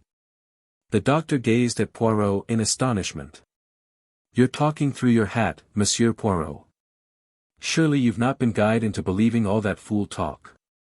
Absolute nonsense, muttered Willard angrily. Poirot remained placidly immovable, blinking a little out of his green cat's eyes. So you do not believe it, Monsieur le Docteur? No, sir, I do not, declared the doctor emphatically. I am a scientific man, and I believe only what science teaches. Was there no science then in ancient Egypt? Asked Poirot softly. He did not wait for a reply, and indeed Dr.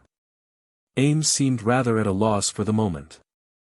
No, no, do not answer me, but tell me this. What do the native workmen think? I guess, said Dr. Ames, that, where white folk lose their heads, natives aren't going to be far behind. I'll admit that they're getting what you might call scared, but they've no cause to be. I wonder, said Poirot noncommittally. Sir Guy leant forward. Surely, he cried incredulously, you cannot believe in, oh, but the thing's absurd. You can know nothing of ancient Egypt if you think that. For answer Poirot produced a little book from his pocket, an ancient tattered volume. As he held it out I saw its title, The Magic of the Egyptians and Chaldeans. Then, wheeling round, he strode out of the tent. The doctor stared at me.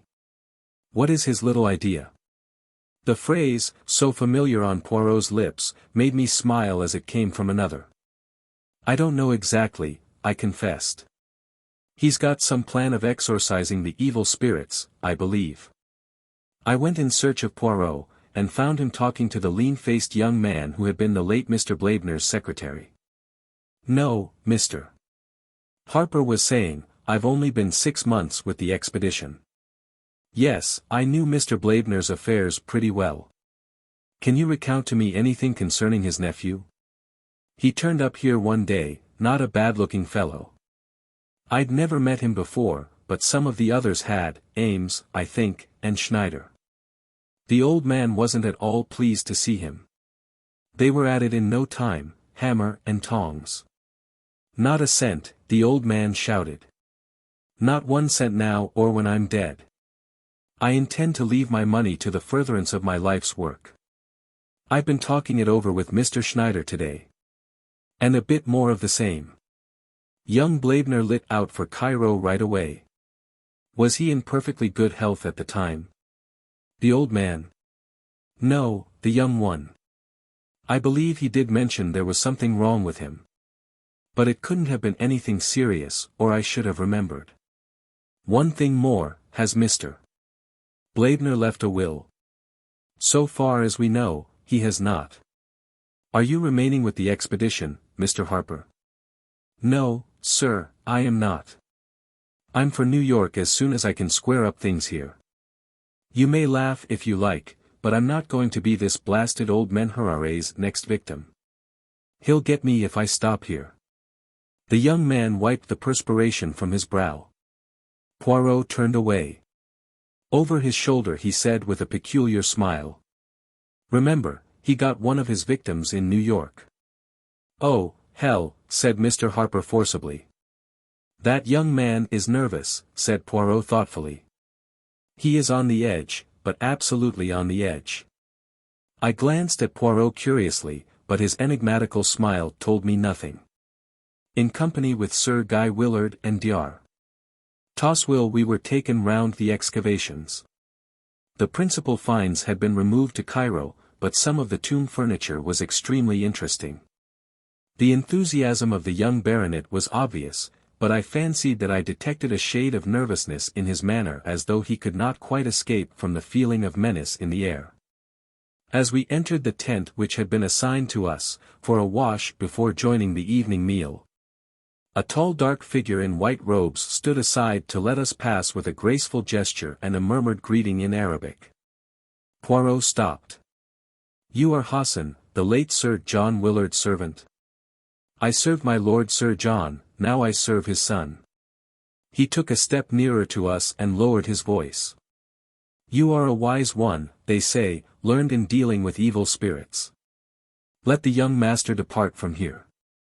There is evil in the air around us."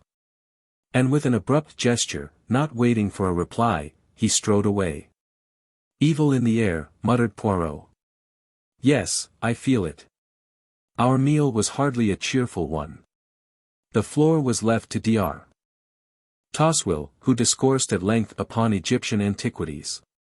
Just as we were preparing to retire to rest, Sir Guy caught Poirot by the arm and pointed. A shadowy figure was moving amidst the tents. It was no human one. I recognized distinctly the dog-headed figure I had seen carved on the walls of the tomb. My blood literally froze at the sight. "Mon Dieu!" murmured Poirot, crossing himself vigorously. "Anubis, the jackal-headed, the god of departing souls. Someone is hoaxing us," cried Dr. Toswell, rising indignantly to his feet. "It went into your tent, Harper," muttered Sir Guy, his face dreadfully pale. "No," said Poirot, shaking his head, into that of the Dr. Ames. The doctor stared at him incredulously. Then, repeating Dr. Toswell's words, he cried. "Someone is hoaxing us. Come, we'll soon catch the fellow." He dashed energetically in pursuit of the shadowy apparition. I followed him, but, search as we would, we could find no trace of any living soul having passed that way. We returned, somewhat disturbed in mind, to find Poirot taking energetic measures, in his own way, to ensure his personal safety. He was busily surrounding our tent with various diagrams and inscriptions which he was drawing in the sand. I recognized the five-pointed star or pentagon many times repeated. As was his wont, Poirot was at the same time delivering an impromptu lecture on witchcraft and magic in general, white magic as opposed to black, with various references to the Ka and the Book of the Dead thrown in. It appeared to excite the liveliest contempt in Dr. Toswell, who drew me aside, literally snorting with rage. "Balderdash, sir," he exclaimed angrily. "Pure balderdash. The man's an impostor. He doesn't know the difference between the superstitions of the Middle Ages and the beliefs of ancient Egypt. Never have I heard such a hodgepodge of ignorance and credulity." I calmed the excited expert, and joined Poirot in the tent. My little friend was beaming cheerfully. "We can now sleep in peace," he declared happily. "And I can do with some sleep. My head, it aches abominably. Ah, for a good tisane." As though in answer to prayer, the flap of the tent was lifted and Hassan appeared, bearing a steaming cup which he offered to Poirot. It proved to be chamomile tea, a beverage of which he is inordinately fond. Having thanked Hassan and refused his offer of another cup for myself, we were left alone once more. I stood at the door of the tent some time after undressing, looking out over the desert. "A wonderful place," I said aloud, "and a wonderful work. I can feel the fascination. This desert life, this probing into the heart of a vanished civilization. Surely, Poirot, you, too, must feel the charm." I got no answer, and I turned, a little annoyed. My annoyance was quickly changed to concern. Poirot was lying back across the rude couch, his face horribly convulsed. Beside him was the empty cup. I rushed to his side, then dashed out and across the camp to Dr. Ames's tent. "Dr. Ames!" I cried. "Come at once." "What's the matter?" said the doctor, appearing in pajamas. "My friend. He's ill. Dying. The chamomile tea. Don't let Hassan leave the camp." Like a flash the doctor ran to our tent. Poirot was lying as I left him. "Extraordinary," cried Ames. "Looks like a seizure, or, what did you say about something he drank?" He picked up the empty cup. "Only I did not drink it," said a placid voice. We turned in amazement. Poirot was sitting up on the bed. He was smiling. "No," he said gently. "I did not drink it. While my good friend Hastings was apostrophizing the night, I took the opportunity of pouring it, not down my throat, but into a little bottle. That little bottle will go to the analytical chemist. No," as the doctor made a sudden movement, "as a sensible man, you will understand that violence will be of no avail. During Hastings' brief absence to fetch you, I have had time to put the bottle in safe keeping. Ah, quick, Hastings, hold him." I misunderstood Poirot's anxiety. Eager to save my friend, I flung myself in front of him. But the doctor's swift movement had another meaning. His hand went to his mouth, a smell of bitter almonds filled the air, and he swayed forward and fell. "Another victim," said Poirot gravely, "but the last. Perhaps it is the best way. He has 3 deaths on his head." "Dr. Ames?" I cried, stupefied. "But I thought you believed in some occult influence." "You misunderstood me, Hastings. What I meant was that I believe in the terrific force of superstition. Once get it firmly established that a series of deaths are supernatural, and you might almost stab a man in broad daylight, and it would still be put down to the curse. So strongly is the instinct of the supernatural implanted in the human race. I suspected from the first that a man was taking advantage of that instinct. The idea came to him, I imagine, with the death of Sir John Willard. A fury of superstition arose at once. As far as I could see, nobody could derive any particular profit from Sir John's death. Mr. Blaibner was a different case. He was a man of great wealth. The information I received from New York contains several suggestive points. To begin with, young Blaibner was reported to have said he had a good friend in Egypt from whom he could borrow. It was tacitly understood that he meant his uncle, but it seemed to me that in that case he would have said so outright. The words suggest some boon companion of his own. Another thing, he scraped up enough money to take him to Egypt, his uncle refused outright to advance him a penny, yet he was able to pay the return passage to New York. Someone must have lent him the money. All that was very thin, I objected. But there was more. Hastings, there occur often enough words spoken metaphorically which are taken literally. The opposite can happen too. In this case, words which were meant literally were taken metaphorically. Young Blaibner wrote plainly enough, "I am a leper," but nobody realized that he shot himself because he believed that he had contracted the dread disease of leprosy.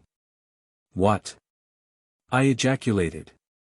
It was the clever invention of a diabolical mind. Young Blaibner was suffering from some minor skin trouble, he had lived in the South Sea Islands, where the disease is common enough. Ames was a former friend of his, and a well-known medical man, he would never dream of doubting his word. When I arrived here, my suspicions were divided between Harper and Dr. Ames, but I soon realized that only the doctor could have perpetrated and concealed the crimes, and I learnt from Harper that he was previously acquainted with young Blaibner. Doubtless the latter at some time or another had made a will or had insured his life in favor of the doctor. The latter saw his chance of acquiring wealth. It was easy for him to inoculate Mr. Blaibner with the deadly germs. Then the nephew, overcome with despair at the dread news his friend had conveyed to him, shot himself. Mr. Blaibner, whatever his intentions, had made no will. His fortune would pass to his nephew and from him to the doctor. And Mr. Schneider? We cannot be sure. He knew young Blaibner too, remember, and may have suspected something, or, again. The doctor may have thought that a further death motiveless and purposeless would strengthen the coils of superstition. Furthermore, I will tell you an interesting psychological fact, Hastings.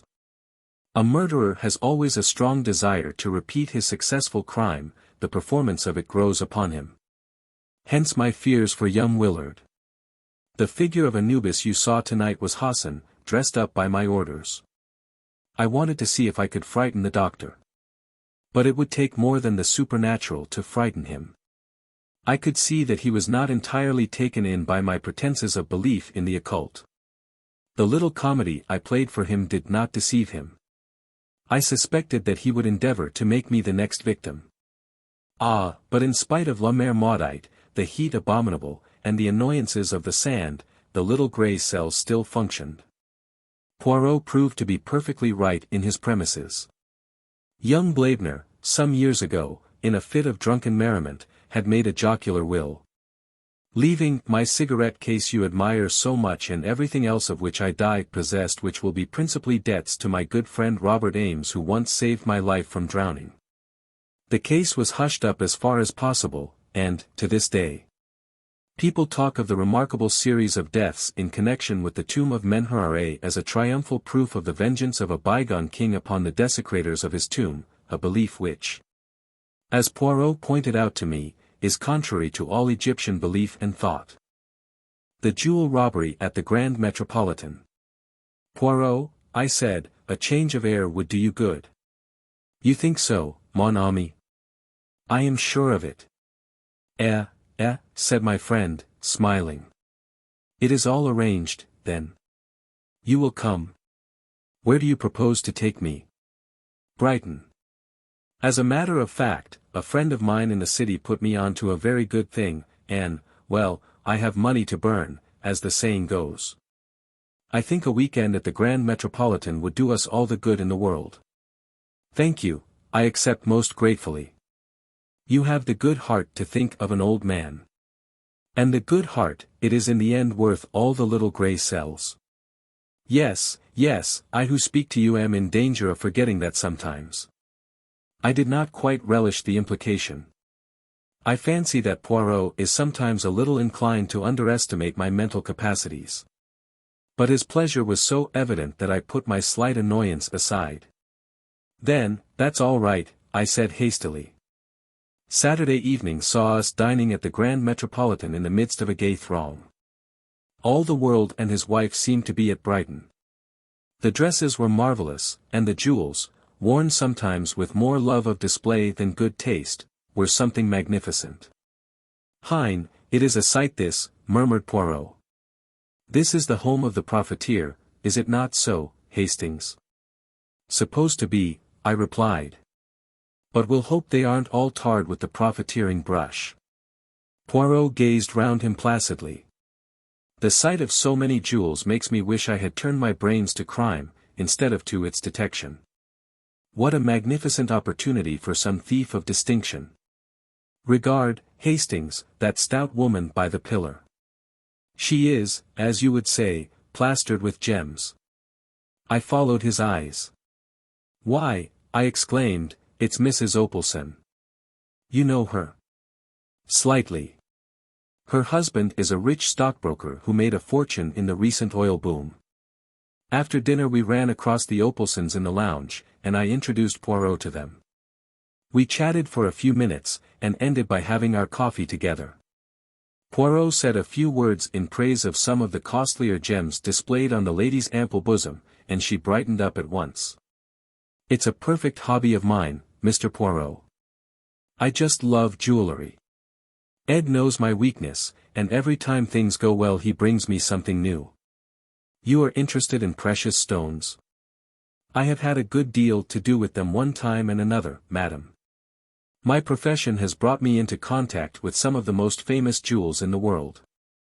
He went on to narrate, with discreet pseudonyms, the story of the historic jewels of a reigning house, and Mrs. Opelson listened with bated breath. There now, she exclaimed, as he ended. If it isn't just like a play.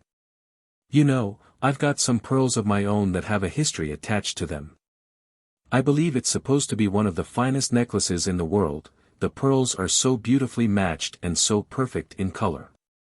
I declare I really must run up and get it." "Oh, madam," protested Poirot, "you are too amiable. Pray do not derange yourself." "Oh, but I'd like to show it to you." The buxom dame waddled across to the lift briskly enough. Her husband, who had been talking to me, looked at Poirot inquiringly. "Madam, your wife is so amiable as to insist on showing me her pearl necklace," explained the latter. "Oh, the pearls." Opalson smiled in a satisfied fashion. "Well, they are worth seeing. Cost a pretty penny too. Still, the money's there all right. I could get what I paid for them any day, perhaps more. May have to, too, if things go on as they are now. Money's confoundedly tight in the city. All this infernal EPD." He rambled on, launching into technicalities where I could not follow him. He was interrupted by a small page boy who approached and murmured something in his ear. What? I'll come at once. Not taken ill, is she? Excuse me, gentlemen." He left us abruptly. Poirot leaned back and lit one of his tiny Russian cigarettes. Then, carefully and meticulously, he arranged the empty coffee cups in a neat row, and beamed happily on the result. The minutes passed. The Opalsons did not return. "Curious," I remarked, at length. "I wonder when they will come back." Poirot watched the ascending spirals of smoke, and then said thoughtfully, "They will not come back." "Why?" "Because, my friend, something has happened." "What sort of thing?" "How do you know?" I asked curiously. Poirot smiled. "A few moments ago the manager came hurriedly out of his office and ran upstairs. He was much agitated. The lift boy is deep in talk with one of the pages. The lift bell has rung 3 times, but he heeds it not. Thirdly, even the waiters are distrait, and to make a waiter distrait, Poirot shook his head with an air of finality. The affair must indeed be of the first magnitude.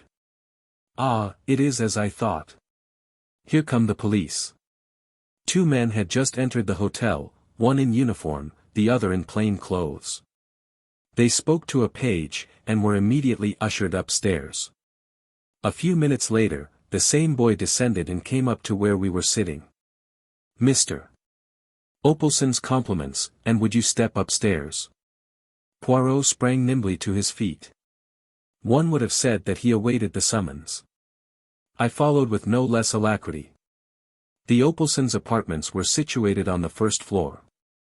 After knocking on the door, the page boy retired, and we answered the summons, "Come in." A strange scene met our eyes.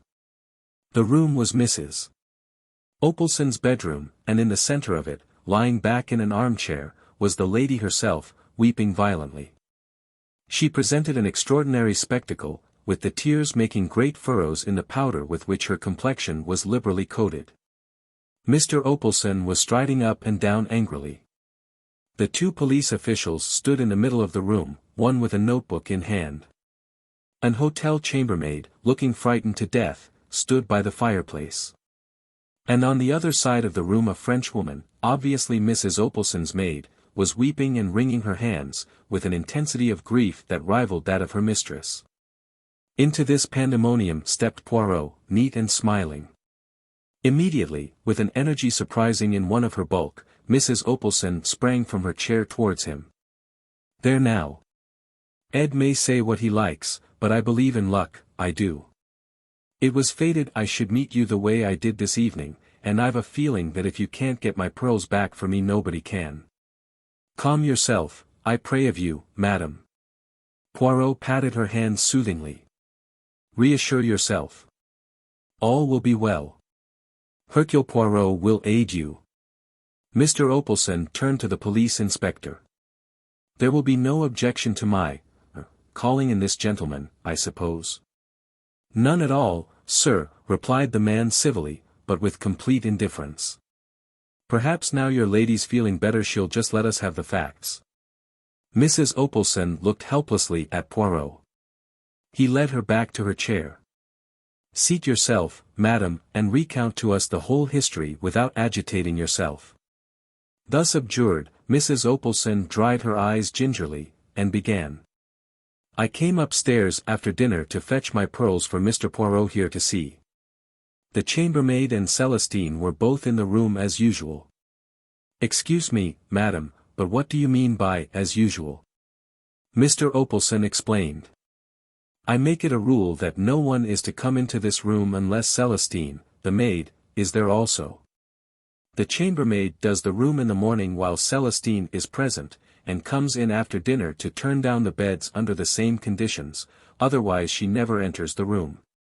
Well, as I was saying," continued Mrs. Opelson, "I came up. I went to the drawer here," she indicated the bottom right-hand drawer of the knee-hole dressing table, took out my jewel case and unlocked it. It seemed quite as usual, but the pearls were not there.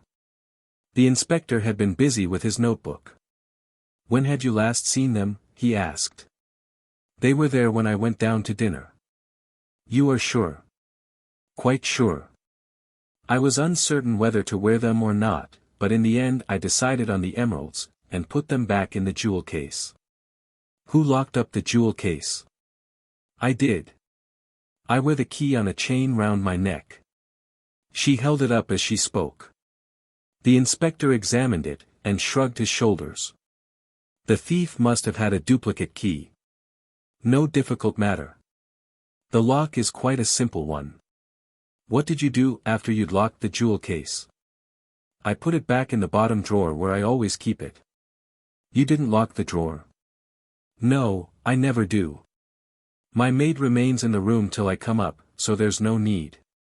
The inspector's face grew graver. "Am I to understand that the jewels were there when you went down to dinner, and that since then the maid has not left the room?"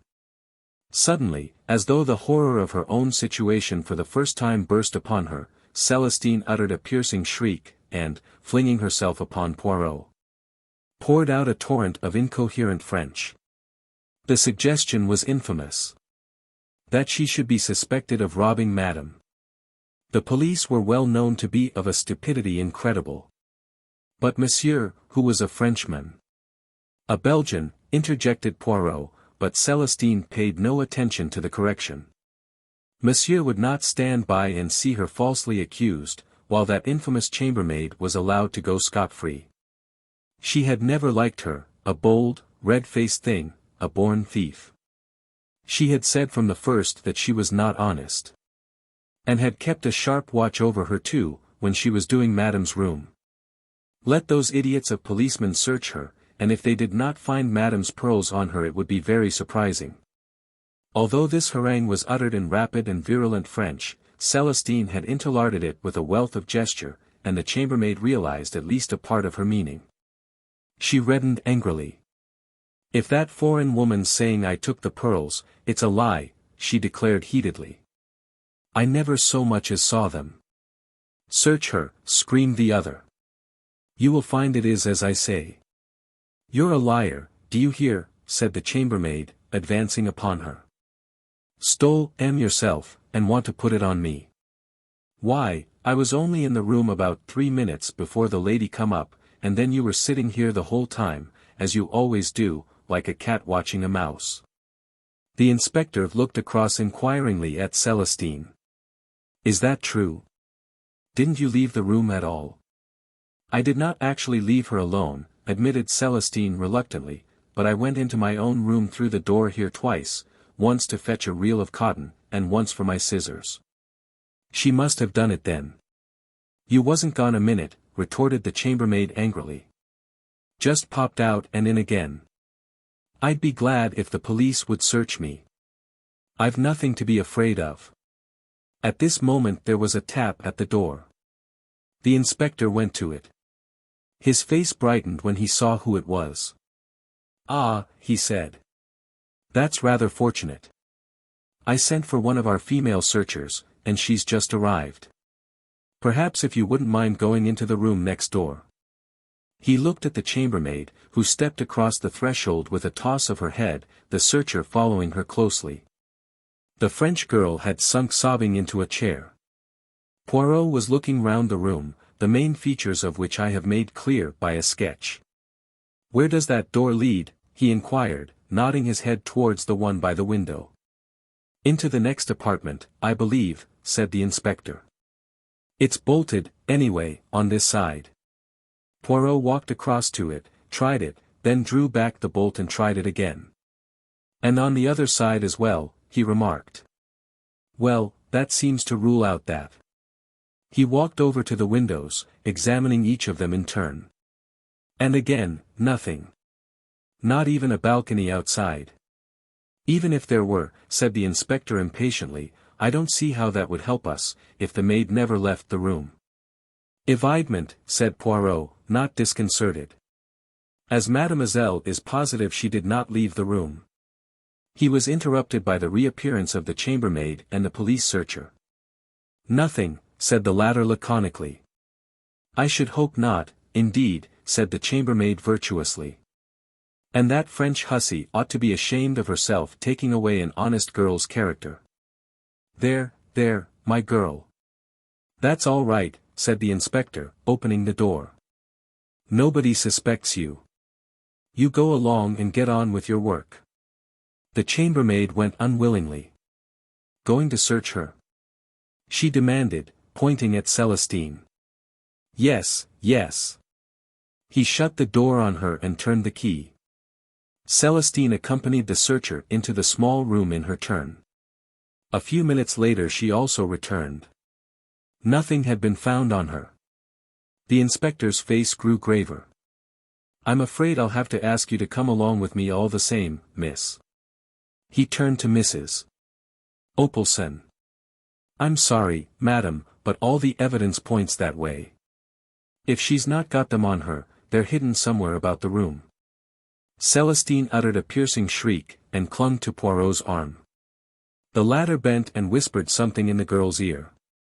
She looked up at him doubtfully. Mon enfant, I assure you it is better not to resist. Then he turned to the inspector. You permit, monsieur? A little experiment, purely for my own satisfaction.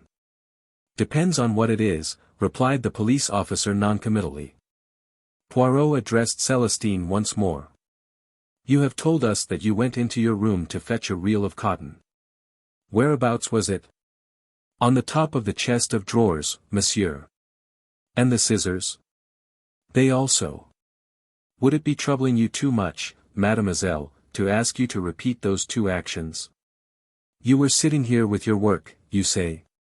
Celestine sat down, and then, at a sign from Poirot, rose, passed into the adjoining room, took up an object from the chest of drawers, and returned. Poirot divided his attention between her movements and a large turnip of a watch which he held in the palm of his hand. Again, if you please, mademoiselle. At the conclusion of the second performance, he made a note in his pocketbook, and returned the watch to his pocket. Thank you, mademoiselle. And you, monsieur, he bowed to the inspector, for your courtesy. The inspector seemed somewhat entertained by this excessive politeness.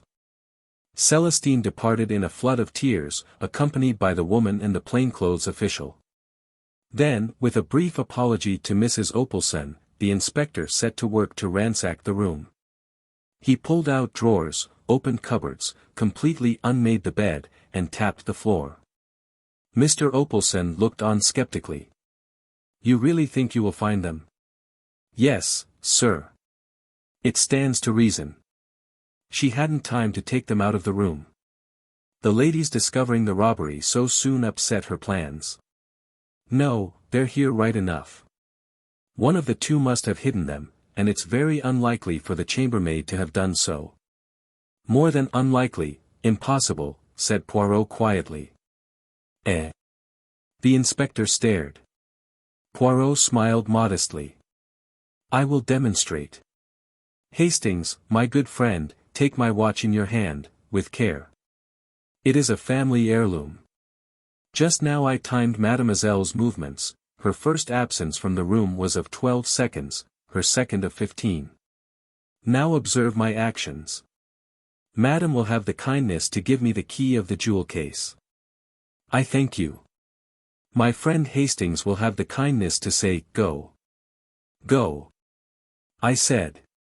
With almost incredible swiftness, Poirot wrenched open the drawer of the dressing table, extracted the jewel case, fitted the key in the lock, opened the case, selected a piece of jewelry, shut and locked the case, and returned it to the drawer, which he pushed to again. His movements were like lightning. Well, mon ami, he demanded of me breathlessly. 46 seconds, I replied. You see. He looked round. There would not have been time for the chambermaid even to take the necklace out, far less hide it. Then that settles it on the maid, said the inspector with satisfaction, and returned to his search. He passed into the maid's bedroom next door. Poirot was frowning thoughtfully. Suddenly he shot a question at Mr. Opelson. This necklace, it was, without doubt, insured? Mr. Opelson looked a trifle surprised at the question. Yes, he said hesitatingly, that is so. But what does that matter, broke in Mrs. Opelson tearfully. It's my necklace I want. It was unique. No money could be the same. I comprehend, madam, said Poirot soothingly. I comprehend perfectly. To la femme sentiment is everything, is it not so? But monsieur, who has not the so fine susceptibility, will doubtless find some slight consolation in the fact. Of course, said Mr. Opelson rather uncertainly. Still. He was interrupted by a shout of triumph from the inspector. He came in dangling something from his fingers. With a cry, Mrs. Opelson heaved herself up from her chair. She was a changed woman. Oh, my necklace. She clasped it to her breast with both hands. We crowded round. Where was it? Demanded Opelson. Maid's bed. In among the springs of the wire mattress. She must have stolen it and hidden it there before the chambermaid arrived on the scene. You permit, madam, said Poirot gently. He took the necklace from her and examined it closely, then handed it back with a bow. I'm afraid, madam, you'll have to hand it over to us for the time being, said the inspector. We shall want it for the charge. But it shall be returned to you as soon as possible. Mr. Opelson frowned. Is that necessary? I'm afraid so, sir. Just a formality. Oh, let him take it, Ed, cried his wife. I'd feel safer if he did. I shouldn't sleep a wink thinking someone else might try and get hold of it. That wretched girl. And I would never have believed it of her. There, my dear, don't take on so. I felt a gentle pressure on my arm. It was Poirot. Shall we slip away, my friend? I think our services are no longer needed. Once outside, however, he hesitated, and then, much to my surprise, he remarked. I should rather like to see the room next door. The door was not locked, and we entered.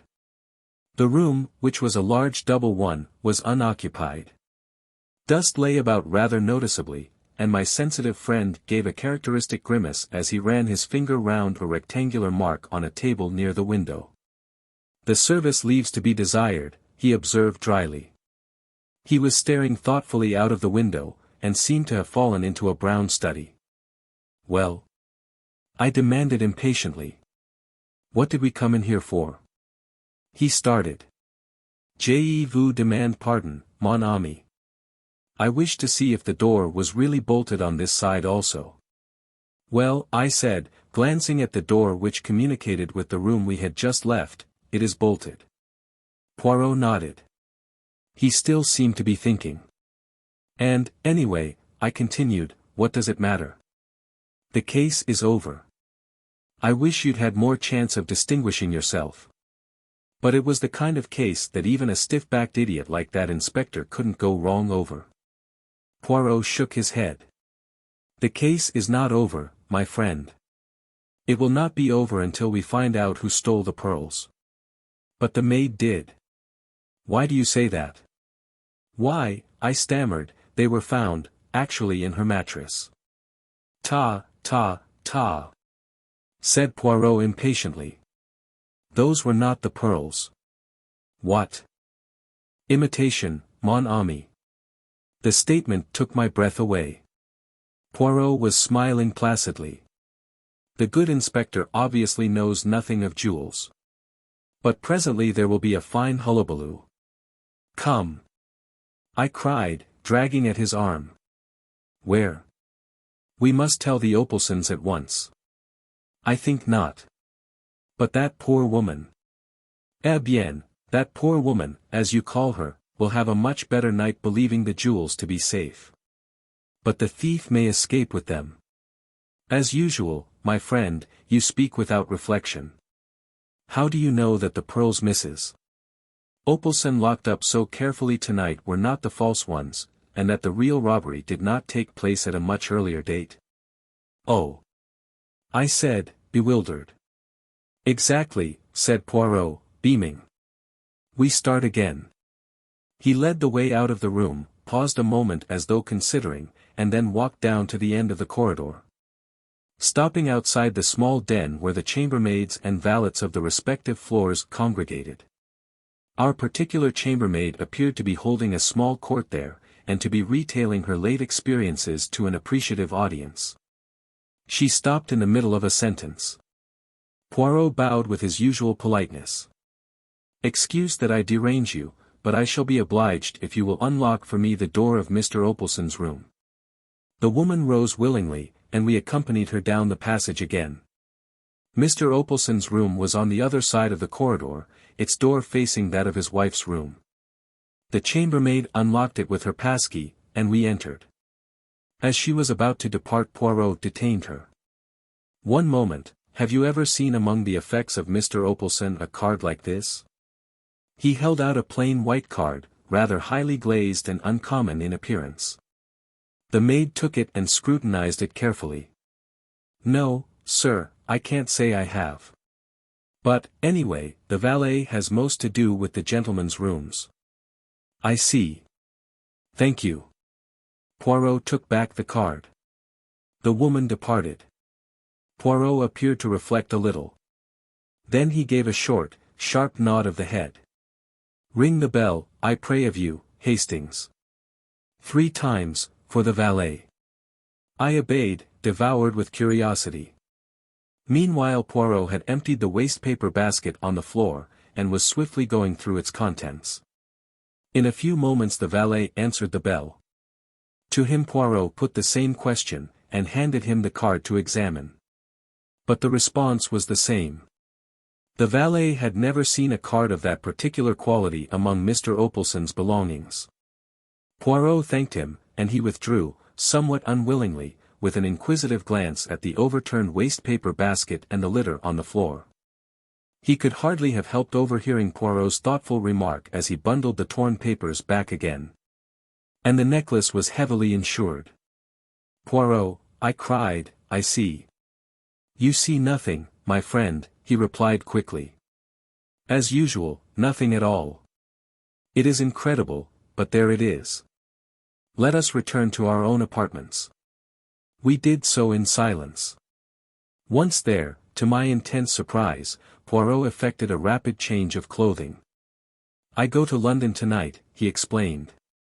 It is imperative. What? Absolutely. The real work, that of the brain, those brave little grey cells, it is done. I go to seek the confirmation. I shall find it. Impossible to deceive Hercule Poirot. You'll come a cropper one of these days, I observed, rather disgusted by his vanity.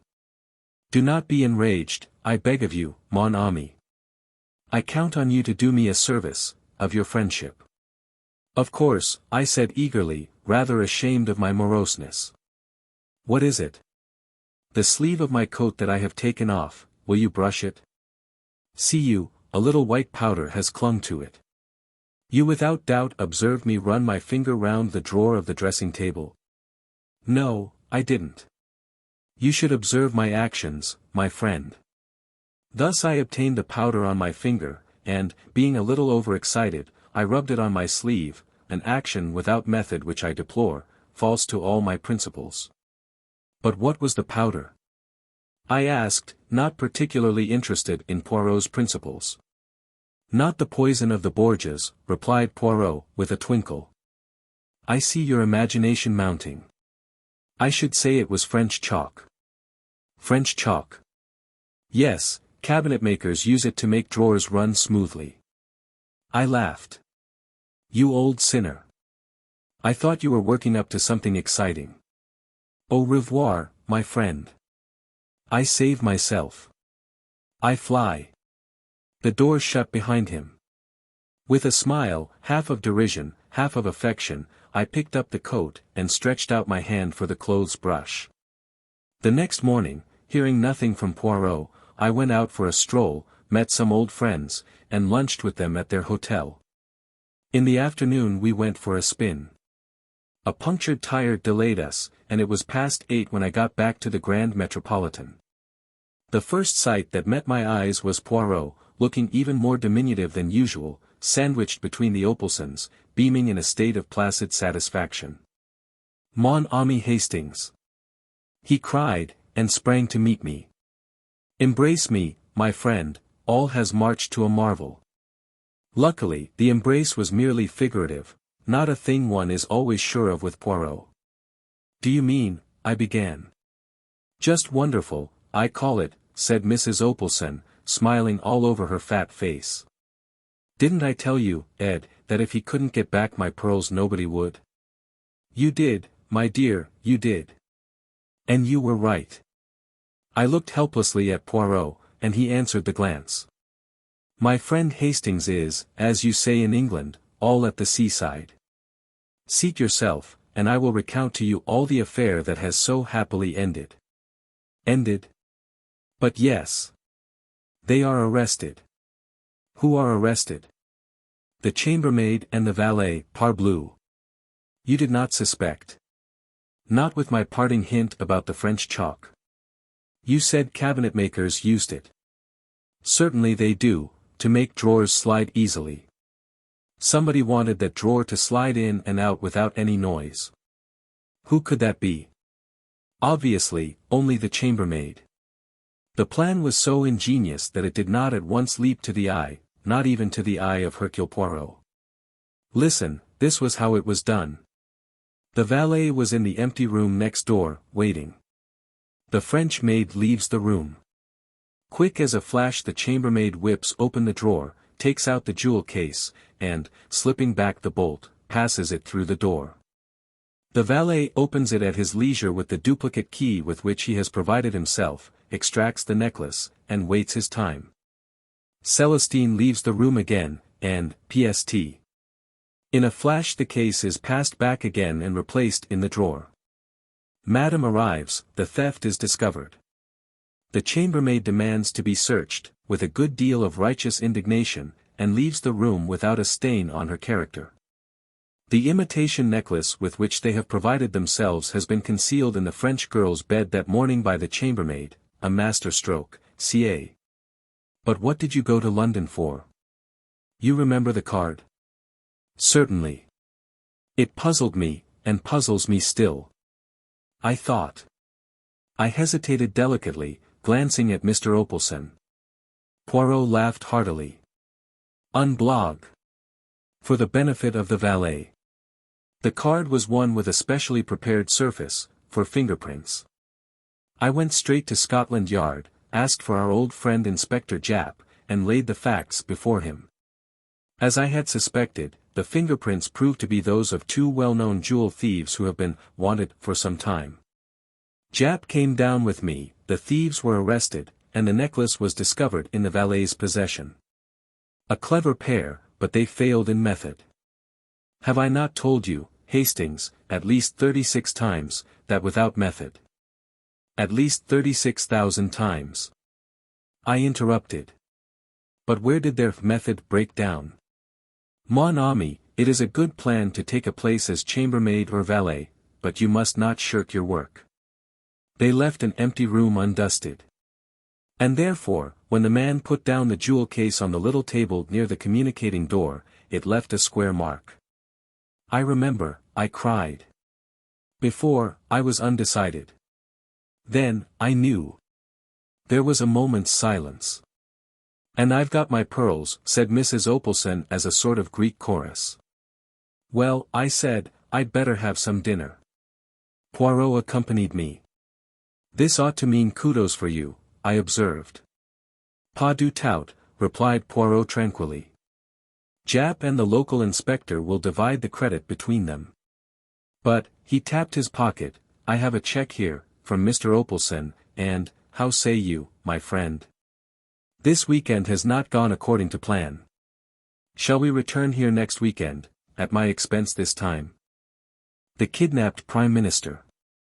Now that war and the problems of war are things of the past, I think I may safely venture to reveal to the world the part which my friend Poirot played in a moment of national crisis. The secret has been well guarded. Not a whisper of it reached the press. But, now that the need for secrecy has gone by, I feel it is only just that England should know the debt it owes to my quaint little friend, whose marvelous brain so ably averted a great catastrophe. One evening after dinner, I will not particularize the date. It suffices to say that it was at the time when peace by negotiation was the parrot cry of England's enemies. My friend and I were sitting in his rooms. After being invalided out of the army, I had been given a recruiting job. And it had become my custom to drop in on Poirot in the evenings after dinner and talk with him of any cases of interest that he might have on hand. I was attempting to discuss with him the sensational news of that day, no less than an attempted assassination of Mr. David McAdam, England's Prime Minister. The account in the papers had evidently been carefully censored. No details were given, save that the Prime Minister had had a marvelous escape, the bullet just grazing his cheek. I considered that our police must have been shamefully careless for such an outrage to be possible. I could well understand that the German agents in England would be willing to risk much for such an achievement. Fighting Mac, as his own party had nicknamed him, had strenuously and unequivocally combated the pacifist influence which was becoming so prevalent. He was more than England's Prime Minister, he was England, and to have removed him from his sphere of influence would have been a crushing and paralyzing blow to Britain. Poirot was busy mopping a grey suit with a minute sponge. Never was there a dandy such as Hercule Poirot. Neatness and order were his passion. Now, with the odor of benzine filling the air, he was quite unable to give me his full attention. "In a little minute I am with you, my friend. I have all but finished. The spot of grease, he is not good, I remove him, so." He waved his sponge. I smiled as I lit another cigarette. "Anything interesting on?" I inquired, after a minute or two. "I assist a, how do you call it, charlady to find her husband. A difficult affair, needing the tact. For I have a little idea that when he is found he will not be pleased." "What would you?" "For my part, I sympathize with him. He was a man of discrimination to lose himself." I laughed. "At last. The spot of grease, he is gone. I am at your disposal. I was asking you what you thought of this attempt to assassinate McAdam." "Enfantillage," replied Poirot promptly. "One can hardly take it seriously. To fire with the rifle, never does it succeed. It is a device of the past." "It was very near succeeding this time," I reminded him. Poirot shook his head impatiently. He was about to reply when the landlady thrust her head round the door and informed him that there were two gentlemen below who wanted to see him. "They won't give their names, sir, but they says as it's very important." "Let them mount," said Poirot, carefully folding his grey trousers. In a few minutes the two visitors were ushered in, and my heart gave a leap as in the foremost I recognized no less a personage than Lord Estair, leader of the House of Commons. Whilst his companion, Mr. Bernard Dodge, was also a member of the War Cabinet, and, as I knew, a close personal friend of the Prime Minister. "Monsieur Poirot," said Lord Estair interrogatively. My friend bowed. The great man looked at me and hesitated. "My business is private." "You may speak freely before Captain Hastings," said my friend, nodding to me to remain. "He has not all the gifts, no. But I answer for his discretion." Lord Esther still hesitated, but Mr. Dodge broke in abruptly. "Oh, come on, don't let's beat about the bush. As far as I can see, the whole of England will know the hole we're in soon enough. Time's everything." "Pray be seated, messrs," said Poirot politely. "Will you take the big chair, milord?" Lord Esther started slightly. "You know me?" Poirot smiled. "Certainly. I read the little papers with the pictures. How should I not know you? Monsieur Poirot, I have come to consult you upon a matter of the most vital urgency. I must ask for absolute secrecy. You have the word of Hercule Poirot, I can say no more," said my friend grandiloquently. "It concerns the Prime Minister. We are in grave trouble." "We're up a tree," interposed Mr. Dodge. "The injury is serious, then?" I asked. "What injury?" "The bullet wound." "Oh, that," cried Mr. Dodge contemptuously. "That's old history. As my colleague says," continued Lord Esther, "that affair is over and done with. Luckily, it failed. I wished I could say as much for the second attempt." "There has been a second attempt, then?" "Yes, though not of the same nature. Monsieur Poirot, the Prime Minister has disappeared." "What? He has been kidnapped." "Impossible!" I cried, stupefied. Poirot threw a withering glance at me, which I knew enjoined me to keep my mouth shut. "Unfortunately, impossible as it seems, it is only too true," continued his lordship. Poirot looked at Mr. Dodge. "You said just now, monsieur, that time was everything. What did you mean by that?" The two men exchanged glances, and then Lord Esther said, "You have heard, Monsieur Poirot, of the approaching Allied conference?" My friend nodded. "For obvious reasons, no details have been given of when and where it is to take place. But, although it has been kept out of the newspapers, the date is, of course, widely known in diplomatic circles. The conference is to be held tomorrow, Thursday, evening at Versailles. Now you perceive the terrible gravity of the situation. I will not conceal from you that the Prime Minister's presence at the conference is a vital necessity. The pacifist propaganda, started and maintained by the German agents in our midst, has been very active. It is the universal opinion that the turning point of the conference will be the strong personality of the Prime Minister. His absence may have the most serious results, possibly a premature and disastrous peace. And we have no one who can be sent in his place. He alone can represent England." Poirot's face had grown very grave. "Then you regard the kidnapping of the Prime Minister as a direct attempt to prevent his being present at the conference?" "Most certainly I do. He was actually on his way to France at the time. And the conference is to be held at 9 o'clock tomorrow night." Poirot drew an enormous watch from his pocket. "It is now 9:15. 24 hours, said Mr. Dodge thoughtfully. "And a quarter," amended Poirot. "Do not forget the quarter, monsieur, it may come in useful. Now for the details. The abduction, did it take place in England or in France?" "In France. Mr. McAdam crossed to France this morning. He was to stay tonight as the guest of the Commander-in-Chief, proceeding tomorrow to Paris.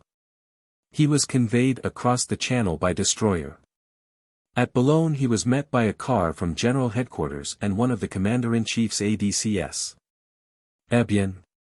Well, they started from Boulogne, but they never arrived." "What?" "Monsieur Poirot, it was a bogus car and a bogus ADC. The real car was found in a side road, with the chauffeur and the ADC neatly gagged and bound. And the bogus car is still at large." Poirot made a gesture of impatience. "Incredible. Surely it cannot escape attention for long." "So we thought.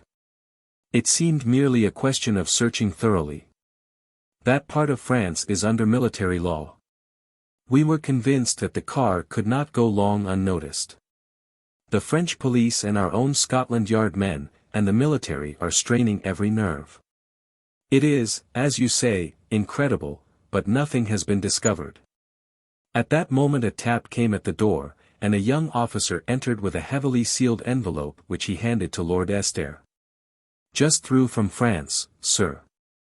I brought it on here, as you directed.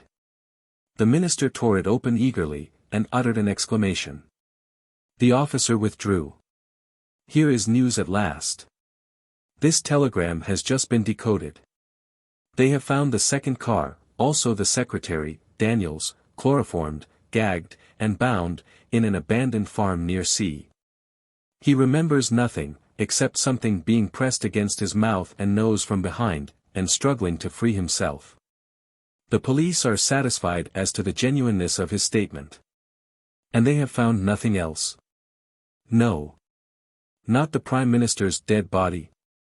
Then, there is hope. But it is strange. Why, after trying to shoot him this morning, are they now taking so much trouble to keep him alive? Dodge shook his head. One thing's quite certain. They're determined at all costs to prevent his attending the conference. If it is humanly possible, the Prime Minister shall be there. God grant it is not too late. Now, messrs, recount to me everything, from the beginning. I must know about this shooting affair as well.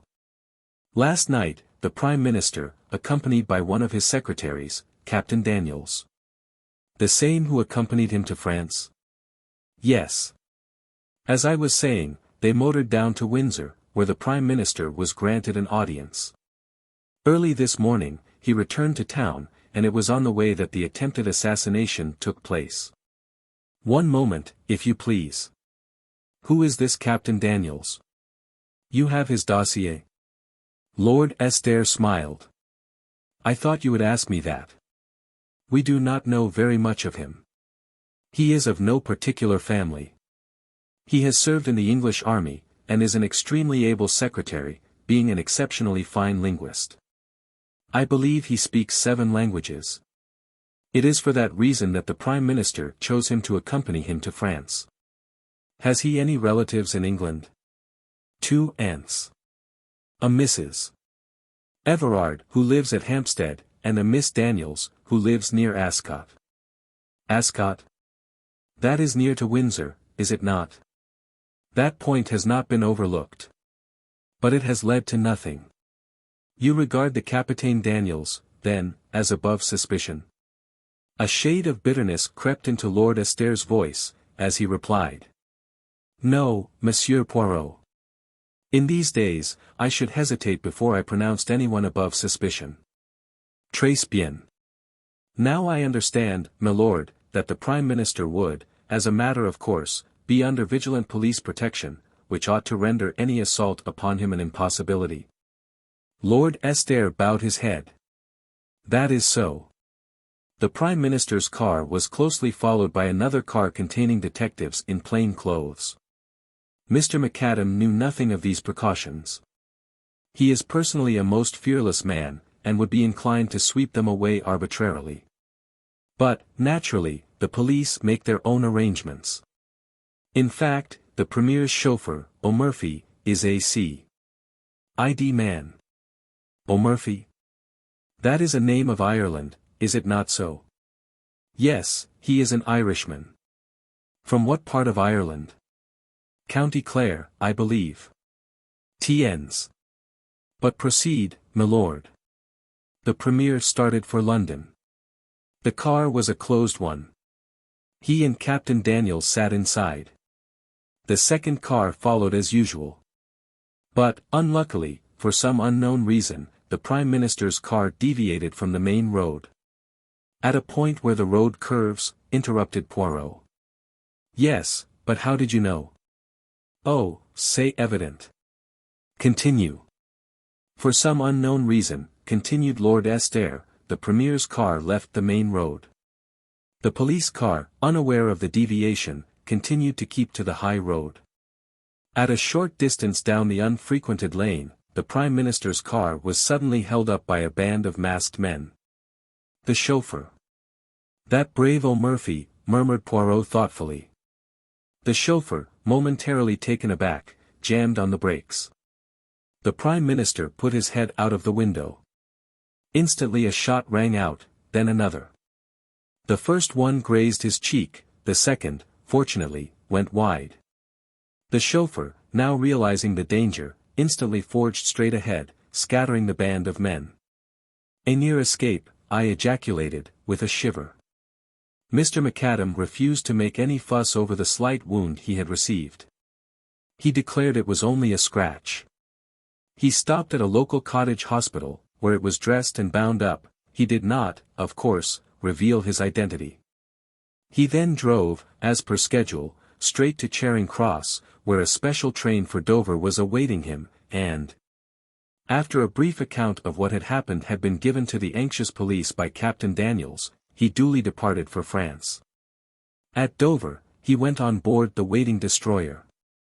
At Boulogne, as you know, the bogus car was waiting for him, carrying the Union Jack, and correct in every detail. That is all you have to tell me? Yes. There is no other circumstance that you have omitted, my lord? Well, there is one rather peculiar thing. Yes. The Prime Minister's car did not return home after leaving the Prime Minister at Charing Cross. The police were anxious to interview O'Murphy, so a search was instituted at once. The car was discovered standing outside a certain unsavory little restaurant in Soho, which is well known as a meeting place of German agents. And the chauffeur? The chauffeur was nowhere to be found. He, too, had disappeared. So, said Poirot thoughtfully, there are two disappearances, the Prime Minister in France, and O'Murphy in London. He looked keenly at Lord Estair, who made a gesture of despair. I can only tell you, Monsieur Poirot, that, if anyone had suggested to me yesterday that O'Murphy was a traitor, I should have laughed in his face. And today? Today I do not know what to think. Poirot nodded gravely. He looked at his turnip of a watch again. I understand that I have carte blanche, messieurs, in every way, I mean. I must be able to go where I choose, and how I choose. Perfectly. There is a special train leaving for Dover in an hour's time, with a further contingent from Scotland Yard. You shall be accompanied by a military officer and a CID man, who will hold themselves at your disposal in every way. Is that satisfactory? Quite. One more question before you leave, messieurs. What made you come to me? I am unknown, obscure, in this great London of yours. We sought you out on the express recommendation and wish of a very great man of your own country. Comment? My old friend the Prefect? Lord Estair shook his head. One higher than the Prefect. One whose word was once law in Belgium, and shall be again. That England has sworn. Poirot's hand flew swiftly to a dramatic salute. Amen to that. Ah, but my master does not forget. Messrs, I, Hercule Poirot, will serve you faithfully. Heaven only send that it will be in time. But this is dark, dark. I cannot see. Well, Poirot, I cried impatiently, as the door closed behind the ministers, what do you think? My friend was busy packing a minute suitcase, with quick, deft movements. He shook his head thoughtfully. I do not know what to think. My brains desert me. Why, as you said, kidnap him, when a knock on the head would do as well. I mused. Pardon me, mon ami, but I did not quite say that. It is undoubtedly far more their affair to kidnap him. But why? Because uncertainty creates panic. That is one reason. Were the Prime Minister dead, it would be a terrible calamity, but the situation would have to be faced. But now you have paralysis. Will the Prime Minister reappear, or will he not? Is he dead or alive? Nobody knows, and until they know nothing definite can be done. And, as I tell you, uncertainty breeds panic, which is what Les Botches are playing for. Then, again, if the kidnappers are holding him secretly somewhere, they have the advantage of being able to make terms with both sides. The German government is not a liberal paymaster, as a rule, but no doubt they can be made to disgorge substantial remittances in such a case as this. Thirdly, they run no risk of the hangman's rope. Oh, decidedly, kidnapping is their affair. Then, if that is so, why should they first try to shoot him? Poirot made a gesture of anger. Ah, that is just what I do not understand. It is inexplicable, stupid. They have all their arrangements made, and very good arrangements too, for the abduction, and yet they imperil the whole affair by a melodramatic attack, worthy of a cinema, and quite as unreal. It is almost impossible to believe in it, with its band of masked men, not 20 miles from London. Perhaps they were two quite separate attempts which happened irrespective of each other, I suggested. Ah, no, that would be too much of a coincidence. Then, further, who is the traitor? There must have been a traitor, in the first affair, anyway. But who was it, Daniels or O'Murphy? It must have been one of the two, or why did the car leave the main road? We cannot suppose that the Prime Minister connived at his own assassination. Did O'Murphy take that turning of his own accord, or was it Daniels who told him to do so? Surely it must have been O'Murphy's doing. Yes, because if it was Daniels the Prime Minister would have heard the order, and would have asked the reason. But there are altogether too many whys in this affair, and they contradict each other. If O'Murphy is an honest man, why did he leave the main road? But if he was a dishonest man, why did he start the car again when only 2 shots had been fired, thereby, in all probability, saving the Prime Minister's life? And, again, if he was honest, why did he, immediately on leaving Charing Cross, drive to a well-known rendezvous of German spies? It looks bad, I said. Let us look at the case with method. What have we for and against these 2 men? Take O'Murphy first. Against, that his conduct in leaving the main road was suspicious, that he is an Irishman from County Clare. That he has disappeared in a highly suggestive manner.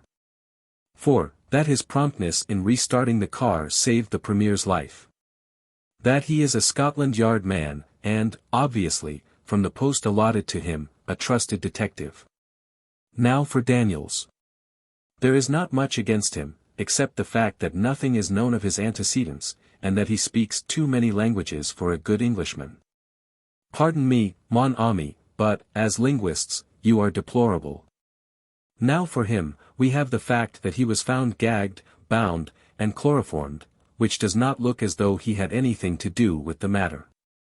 He might have gagged and bound himself, to divert suspicion. Poirot shook his head. The French police would make no mistake of that kind. Besides, once he had attained his object, and the Prime Minister was safely abducted, there would not be much point in his remaining behind. His accomplices could have gagged and chloroformed him, of course, but I fail to see what object they hope to accomplish by it. He can be of little use to them now, for, until the circumstances concerning the Prime Minister have been cleared up, he is bound to be closely watched. Perhaps he hoped to start the police on a false scent. Then why did he not do so? He merely says that something was pressed over his nose and mouth, and that he remembers nothing more. There is no false scent there. It sounds remarkably like the truth. Well, I said, glancing at the clock, I suppose we'd better start for the station. You may find more clues in France. Possibly, mon ami, but I doubt it. It is still incredible to me that the Prime Minister has not been discovered in that limited area, where the difficulty of concealing him must be tremendous. If the military and the police of 2 countries have not found him, how shall I? At Charing Cross we were met by Mr. Dodge. This is Detective Barnes, of Scotland Yard, and Major Norman. They will hold themselves entirely at your disposal. Good luck to you. It's a bad business, but I've not given up hope. Must be off now. And the minister strode rapidly away. We chatted in a desultory fashion with Major Norman. In the center of the little group of men on the platform I recognized a little ferret-faced fellow talking to a tall, fair man. He was an old acquaintance of Poirot's, Detective Inspector Japp, supposed to be one of the smartest of Scotland Yard's officers. He came over and greeted my friend cheerfully. "I heard you were on this job too. Smart bit of work. So far they've got away with the goods all right. But I can't believe they can keep him hidden long. Our people are going through France with a tooth comb. So are the French. I can't help feeling it's only a matter of hours now." "That is, if he's still alive," remarked the tall detective gloomily. Japp's face fell. "Yes. But somehow I've got the feeling he's alive all right." Poirot nodded. Yes, he's alive. But can he be found in time? I, like you, did not believe he could be hidden so long." The whistle blew, and we all trooped up into the Pullman car. Then, with a slow, unwilling jerk, the train drew out of the station. It was a curious journey. The Scotland Yard men crowded together. Maps of northern France were spread out, and eager forefingers traced the lines of roads and villages. Each man had his own pet theory. Poirot showed none of his usual loquacity, but sat staring in front of him, with an expression on his face that reminded me of a puzzled child. I talked to Norman, whom I found quite an amusing fellow. On arriving at Dover, Poirot's behavior moved me to intense amusement. The little man, as he went on board the boat, clutched desperately at my arm. The wind was blowing lustily. "Mon Dieu," he murmured. "This is terrible." "Have courage, Poirot," I cried. "You will succeed. You will find him. I am sure of it." "Ah, mon ami, you mistake my emotion.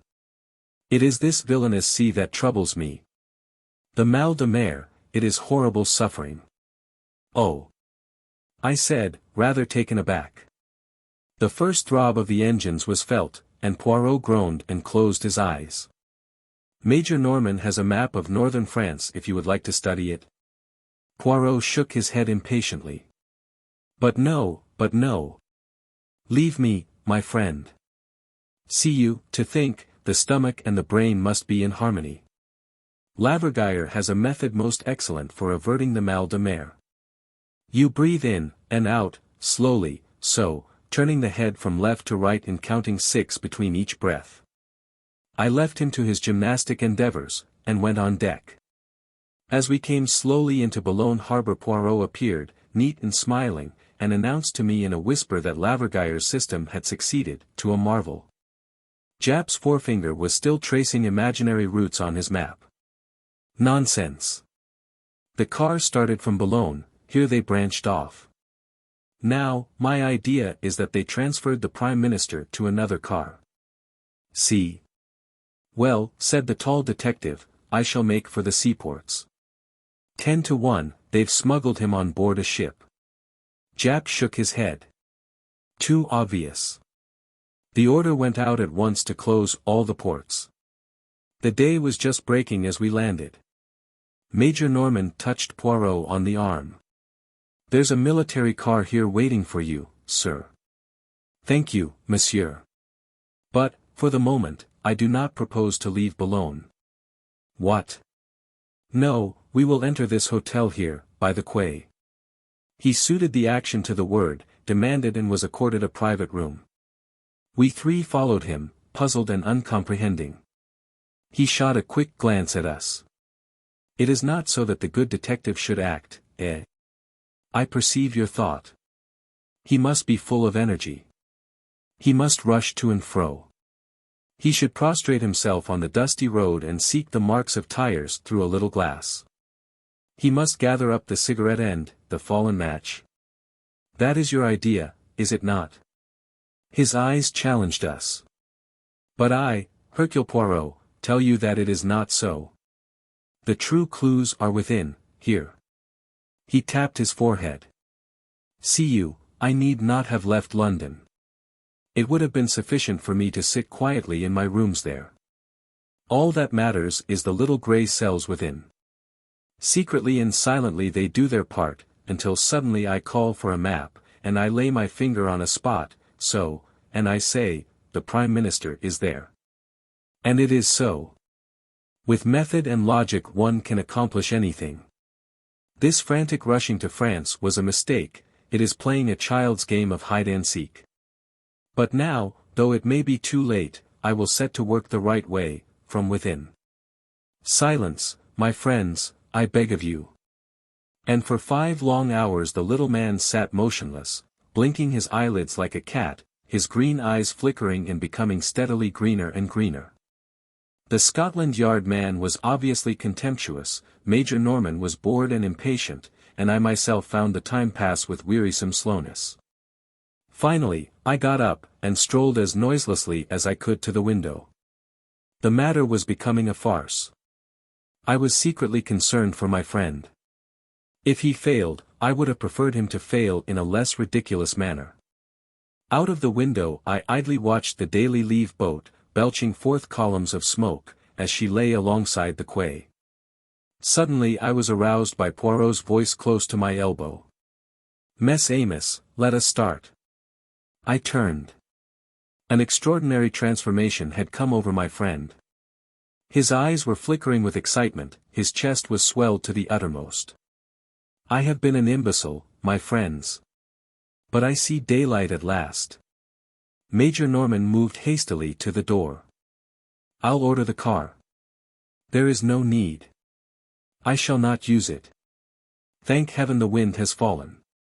"Do you mean you are going to walk, sir?" "No, my young friend. I am no St. Peter. I prefer to cross the sea by boat." "To cross the sea?" "Yes. To work with method, one must begin from the beginning. And the beginning of this affair was in England. Therefore, we returned to England. At 3 o'clock, we stood once more upon Charing Cross platform. To all our expostulations, Poirot turned a deaf ear, and reiterated again and again that to start at the beginning was not a waste of time, but the only way. On the way over, he had conferred with Norman in a low voice, and the latter had dispatched a sheaf of telegrams from Dover. Owing to the special passes held by Norman, we got through everywhere in record time. In London, a large police car was waiting for us, with some plainclothes men, one of whom handed a typewritten sheet of paper to my friend. He answered my inquiring glance. "A list of the cottage hospitals within a certain radius west of London." I wired for it from Dover. We were whirled rapidly through the London streets. We were on the Bath Road. On we went, through Hammersmith, Chiswick and Brentford. I began to see our objective. Through Windsor and on to Ascot. My heart gave a leap. Ascot was where Daniels had an aunt living. We were after him, then, not O'Murphy. We duly stopped at the gate of a trim villa. Poirot jumped out and rang the bell. I saw a perplexed frown dimming the radiance of his face. Plainly, he was not satisfied. The bell was answered. He was ushered inside. In a few moments he reappeared, and climbed into the car with a short, sharp shake of his head. My hopes began to die down. It was past 4 now. Even if he found certain evidence incriminating Daniels, what would be the good of it, unless he could wring from someone the exact spot in France where they were holding the Prime Minister? Our return progress towards London was an interrupted one. We deviated from the main road more than once, and occasionally stopped at a small building, which I had no difficulty in recognizing as a cottage hospital. Poirot only spent a few minutes at each, but at every halt his radiant assurance was more and more restored. He whispered something to Norman, to which the latter replied. "Yes, if you turn off to the left, you will find them waiting by the bridge." We turned up a side road, and in the failing light I discerned a second car, waiting by the side of the road. It contained 2 men in plain clothes. Poirot got down and spoke to them, and then we started off in a northerly direction, the other car following close behind. We drove for some time, our objective being obviously one of the northern suburbs of London. Finally, we drove up to the front door of a tall house, standing a little back from the road in its own grounds. Norman and I were left with the car. Poirot and one of the detectives went up to the door and rang. A neat parlour-maid opened it. The detective spoke. "I am a police officer, and I have a warrant to search this house." The girl gave a little scream, and a tall, handsome woman of middle age appeared behind her in the hall.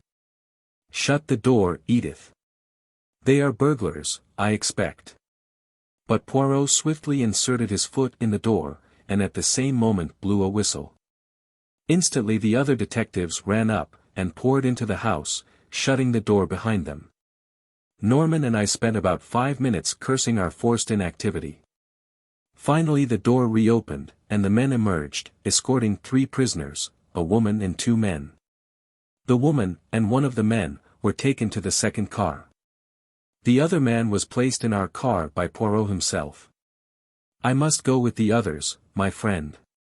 But have great care of this gentleman. You do not know him, no? Eh bien, let me present to you, Monsieur O'Murphy." "O'Murphy." I gaped at him open-mouthed as we started again. He was not handcuffed, but I did not fancy he would try to escape. He sat there staring in front of him as though dazed. Anyway, Norman and I would be more than a match for him. To my surprise, we still kept a northerly route. We were not returning to London, then. I was much puzzled. Suddenly, as the car slowed down, I recognized that we were close to Hendon Aerodrome. Immediately I grasped Poirot's idea. He proposed to reach France by aeroplane. It was a sporting idea, but, on the face of it, impracticable. A telegram would be far quicker. Time was everything. He must leave the personal glory of rescuing the Prime Minister to others. As we drew up, Major Norman jumped out, and a plainclothes man took his place. He conferred with Poirot for a few minutes, and then went off briskly.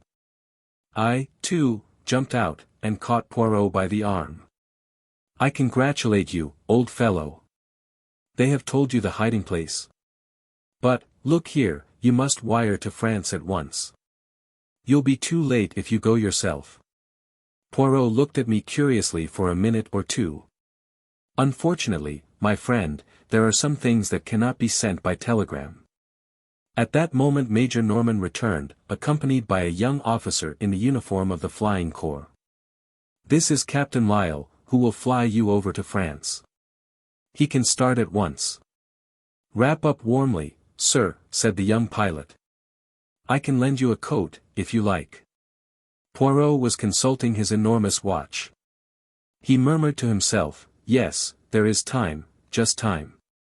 Then he looked up, and bowed politely to the young officer. "I thank you, monsieur. But it is not I who am your passenger. It is this gentleman here." He moved a little aside as he spoke, and a figure came forward out of the darkness. It was the second male prisoner who had gone in the other car, and as the light fell on his face, I gave a gasp of surprise. It was the Prime Minister. "For heaven's sake, tell me all about it," I cried impatiently, as Poirot, Norman, and I motored back to London. "How in the world did they manage to smuggle him back to England?" "There was no need to smuggle him back," replied Poirot dryly. "The Prime Minister has never left England. He was kidnapped on his way from Windsor to London." "What?" "I will make all clear. The Prime Minister was in his car, his secretary beside him. Suddenly a pad of chloroform is clapped on his face. But by whom? By the clever linguistic Captain Daniels. As soon as the Prime Minister is unconscious, Daniels picks up the speaking tube, and directs O'Murphy to turn to the right, which the chauffeur, quite unsuspicious, does. A few yards down that unfrequented road, a large car is standing, apparently broken down. Its driver signals to O'Murphy to stop. O'Murphy slows up. The stranger approaches. Daniels leans out of the window, and, probably with the aid of an instantaneous anesthetic, such as ethyl chloride, the chloroform trick is repeated. In a few seconds, the 2 helpless men are dragged out and transferred to the other car, and a pair of substitutes take their places. Impossible. Pas du tout. Have you not seen music hall turns imitating celebrities with marvelous accuracy? Nothing is easier than to personate a public character. The Prime Minister of England is far easier to understudy than Mr. John Smith of Clapham, say. As for O'Murphy's double, no one was going to take much notice of him until after the departure of the Prime Minister, and by then he would have made himself scarce. He drives straight from Charing Cross to the meeting place of his friends. He goes in as O'Murphy, he emerges as someone quite different. O'Murphy has disappeared, leaving a conveniently suspicious trail behind him. But the man who personated the Prime Minister was seen by everyone. He was not seen by anyone who knew him privately or intimately. And Daniels shielded him from contact with anyone as much as possible. Moreover, his face was bandaged up, and anything unusual in his manner would be put down to the fact that he was suffering from shock as a result of the attempt upon his life. Mr. McAdam has a weak throat, and always spares his voice as much as possible before any great speech. The deception was perfectly easy to keep up as far as France. There it would be impracticable and impossible, so the Prime Minister disappears. The police of this country hurry across the Channel, and no one bothers to go into the details of the first attack. To sustain the illusion that the abduction has taken place in France, Daniels is gagged and chloroformed in a convincing manner. And the man who has enacted the part of the Prime Minister rids himself of his disguise. He and the bogus chauffeur may be arrested as suspicious characters, but no one will dream of suspecting their real part in the drama, and they will eventually be released for lack of evidence. And the real Prime Minister? He and O'Murphy were driven straight to the house of Mrs. Everard, at Hampstead, Daniel's so-called aunt. In reality, she is Frau Bertha Ebenthal, and the police have been looking for her for some time. It is a valuable little present that I have made to them, to say nothing of Daniels. Ah, it was a clever plan, but he did not reckon on the cleverness of Hercule Poirot. I think my friend might well be excused his moment of vanity. When did you first begin to suspect the truth of the matter? When I began to work the right way, from within. I could not make that shooting affair fit in, but when I saw that the net result of it was that the Prime Minister went to France with his face bound up, I began to comprehend. And when I visited all the cottage hospitals between Windsor and London, and found that no one answering to my description had had his face bound up and dressed that morning, I was sure. After that, it was child's play for a mind like mine. The following morning, Poirot showed me a telegram he had just received. It had no place of origin, and was unsigned. It ran. In time. Later in the day the evening papers published an account of the Allied conference. They laid particular stress on the magnificent ovation accorded to Mr. David McAdam, whose inspiring speech had produced a deep and lasting impression. The disappearance of Mr. Davenheim. Poirot and I were expecting our old friend Inspector Japp of Scotland Yard to tea. We were sitting round the tea table awaiting his arrival. Poirot had just finished carefully straightening the cups and saucers which our landlady was in the habit of throwing, rather than placing, on the table. He had also breathed heavily on the metal teapot, and polished it with a silk handkerchief. The kettle was on the boil, and a small enamel saucepan beside it contained some thick, sweet chocolate which was more to Poirot's palate than what he described as your English poison. A sharp rat-tat sounded below, and a few minutes afterwards Japp entered briskly. "Hope I'm not late," he said as he greeted us. To tell the truth, I was yarning with Miller, the man who's in charge of the Davenheim case. I pricked up my ears. For the last 3 days the papers had been full of the strange disappearance of Mr. Davenheim, senior partner of Davenheim and Salmon, the well-known bankers and financiers. On Saturday last he had walked out of his house, and had never been seen since. I looked forward to extracting some interesting details from Japp. I should have thought, I remarked, that it would be almost impossible for anyone to disappear nowadays. Poirot moved a plate of bread and butter the 1/8 of an inch, and said sharply. "Be exact, my friend. What do you mean by disappear? To which class of disappearance are you referring? Are disappearances classified and labeled, then?" I laughed. Japp smiled also. Poirot frowned at us both. "But certainly they are. They fall into three categories: first, and most common, the voluntary disappearance. Second, the much abused loss of memory case, rare, but occasionally genuine. Third, murder, and a more or less successful disposal of the body. Do you refer to all three as impossible of execution? Very nearly so, I should think. You might lose your own memory, but someone would be sure to recognize you, especially in the case of a well-known man like Davenheim. Then bodies can't be made to vanish into thin air. Sooner or later they turn up, concealed in lonely places, or in trunks. Murder will out. In the same way, the absconding clerk, or the domestic defaulter, is bound to be run down in these days of wireless telegraphy. He can be headed off from foreign countries. Ports and railway stations are watched, and, as for concealment in this country, his features and appearance will be known to everyone who reads a daily newspaper. He's up against civilization. Mon ami, said Poirot, you make one error. You do not allow for the fact that a man who had decided to make away with another man, or with himself in a figurative sense, might be that rare machine, a man of method. He might bring intelligence, talent, a careful calculation of detail to the task, and then I do not see why he should not be successful in baffling the police force. But not you, I suppose? Said Japp good-humoredly, winking at me. He couldn't baffle you, Monsieur Poirot. Poirot endeavored, with a marked lack of success, to look modest. Me, also. Why not? It is true that I approach such problems with an exact science, a mathematical precision, which seems, alas, only too rare in the new generation of detectives. Japp grinned more widely. I don't know, he said. Miller, the man who's on this case, is a smart chap. You may be very sure he won't overlook a footprint, or a cigar ash, or a crumb even. He's got eyes that see everything. So, mon ami, said Poirot, has the London sparrow.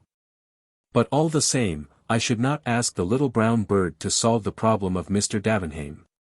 Come now, monsieur, you're not going to run down the value of details as clues. By no means. These things are all good in their way. The danger is they may assume undue importance. Most details are insignificant, one or two are vital. It is the brain, the little grey cells, he tapped his forehead, on which one must rely. The senses mislead.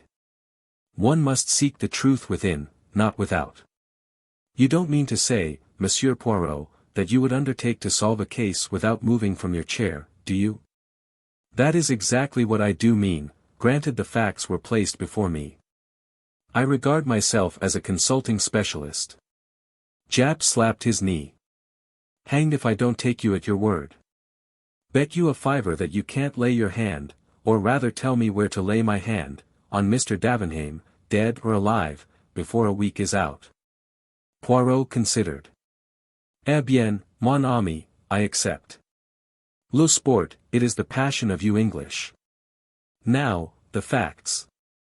On Saturday last, as is his usual custom, Mr.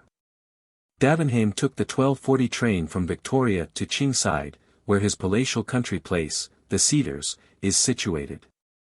After lunch, he strolled round the grounds, and gave various directions to the gardeners. Everybody agrees that his manner was absolutely normal and as usual. After tea he put his head into his wife's boudoir, saying that he was going to stroll down to the village and post some letters. He added that he was expecting a Mr. Lowen, on business.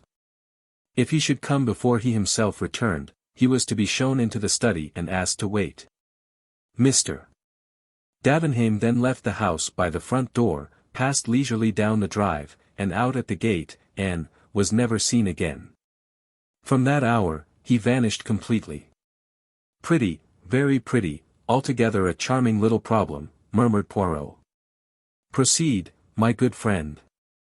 About a quarter of an hour later a tall, dark man with a thick black mustache rang the front door bell, and explained that he had an appointment with Mr. Davenheim. He gave the name of Lowen, and in accordance with the banker's instructions was shown into the study. Nearly an hour passed. Mr. Davenheim did not return. Finally Mr.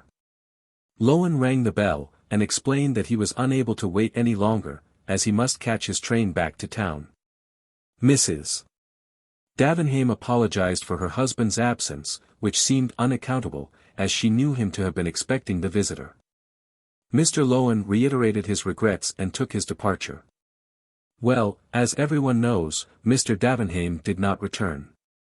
Early on Sunday morning the police were communicated with, but could make neither head nor tail of the matter. Mr. Davenheim seemed literally to have vanished into thin air. He had not been to the post office, nor had he been seen passing through the village. At the station they were positive he had not departed by any train. His own motor had not left the garage. If he had hired a car to meet him in some lonely spot, it seems almost certain that by this time, in view of the large reward offered for information, the driver of it would have come forward to tell what he knew. True, there was a small race meeting at Enfield, 5 miles away, and if he had walked to that station he might have passed unnoticed in the crowd. But since then his photograph and a full description of him have been circulated in every newspaper, and nobody has been able to give any news of him. We have, of course, received many letters from all over England, but each clue, so far, has ended in disappointment. On Monday morning a further sensational discovery came to light. Behind a portiere in Mr. Davenheim's study stands a safe, and that safe had been broken into and rifled. The windows were fastened securely on the inside, which seems to put an ordinary burglary out of court, unless, of course, an accomplice within the house fastened them again afterwards. On the other hand, Sunday having intervened, and the household being in a state of chaos, it is likely that the burglary was committed on the Saturday and remained undetected until Monday. Precisement, said Poirot dryly. Well, is he arrested, ce pauvre M. Lowen? Japp grinned. Not yet. But he's under pretty close supervision. Poirot nodded. What was taken from the safe? Have you any idea? We've been going into that with the junior partner of the firm and Mrs. Davenheim. Apparently there was a considerable amount in bearer bonds, and a very large sum in notes, owing to some large transaction having been just carried through. There was also a small fortune in jewellery. All Mrs. Davenheim's jewels were kept in the safe. The purchasing of them had become a passion with her husband of late years, and hardly a month passed that he did not make her a present of some rare and costly gem. Altogether a good haul, said Poirot thoughtfully. Now, what about Lowen? Is it known what his business was with Davenheim that evening? Well, the two men were apparently not on very good terms. Lowen is a speculator in quite a small way. Nevertheless, he has been able once or twice to score a coup off Davenheim in the market, though it seems they seldom or never actually met. It was a matter concerning some South American shares which led the banker to make his appointment. Had Davenheim interests in South America, then? I believe so. Mrs. Davenheim happened to mention that he spent all last autumn in Buenos Aires. Any trouble in his home life? Were the husband and wife on good terms? I should say his domestic life was quite peaceful and uneventful. Mrs. Davenheim is a pleasant, rather unintelligent woman. Quite a nonentity, I think. Then we must not look for the solution of the mystery there. Had he any enemies? He had plenty of financial rivals, and no doubt there are many people whom he has got the better of who bear him no particular goodwill. But there was no one likely to make away with him, and, if they had, where is the body? Exactly. As Hastings says, bodies have a habit of coming to light with fatal persistency. By the way, one of the gardeners says he saw a figure going round to the side of the house toward the rose garden. The long French window of the study opens onto the rose garden, and Mr. Davenheim frequently entered and left the house that way. But the man was a good way off, at work on some cucumber frames, and cannot even say whether it was the figure of his master or not. Also, he cannot fix the time with any accuracy. It must have been before 6, as the gardeners cease work at that time. And Mr. Davenheim left the house. About 5:30 or thereabouts. What lies beyond the rose garden? A lake. With a boathouse? Yes, a couple of punts are kept there. I suppose you're thinking of suicide, Monsieur Poirot. Well, I don't mind telling you that Miller's going down tomorrow expressly to see that piece of water dragged. That's the kind of man he is. Poirot smiled faintly, and turned to me. Hastings, I pray you, hand me that copy of the Daily Megaphone. If I remember rightly, there is an unusually clear photograph there of the missing man. I rose, and found the sheet required. Poirot studied the features attentively. He murmured. Wears his hair rather long and wavy, full mustache and pointed beard, bushy eyebrows. Eyes dark? Yes. Hair and beard turning grey. The detective nodded. Well, Monsieur Poirot, what have you got to say to it all? Clear as daylight, eh? On the contrary, most obscure. The Scotland Yard man looked pleased. Which gives me great hopes of solving it, finished Poirot placidly.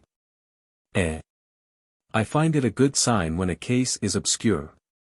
If a thing is clear as daylight, bien, mistrust it. Someone has made it so. Japp shook his head almost pityingly. Well, each to their fancy. But it's not a bad thing to see your way clear ahead.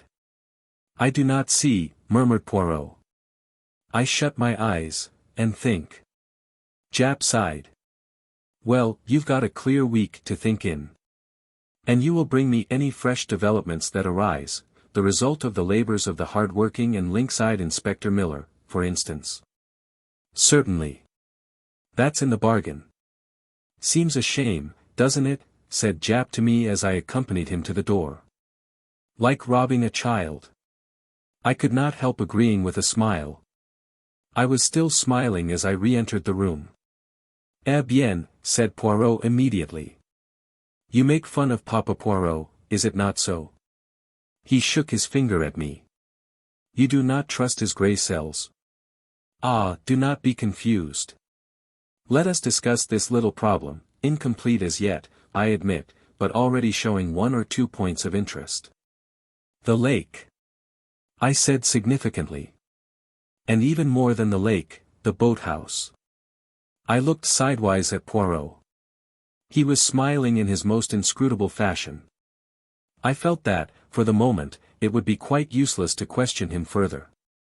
We heard nothing of Japp until the following evening, when he walked in about 9 o'clock.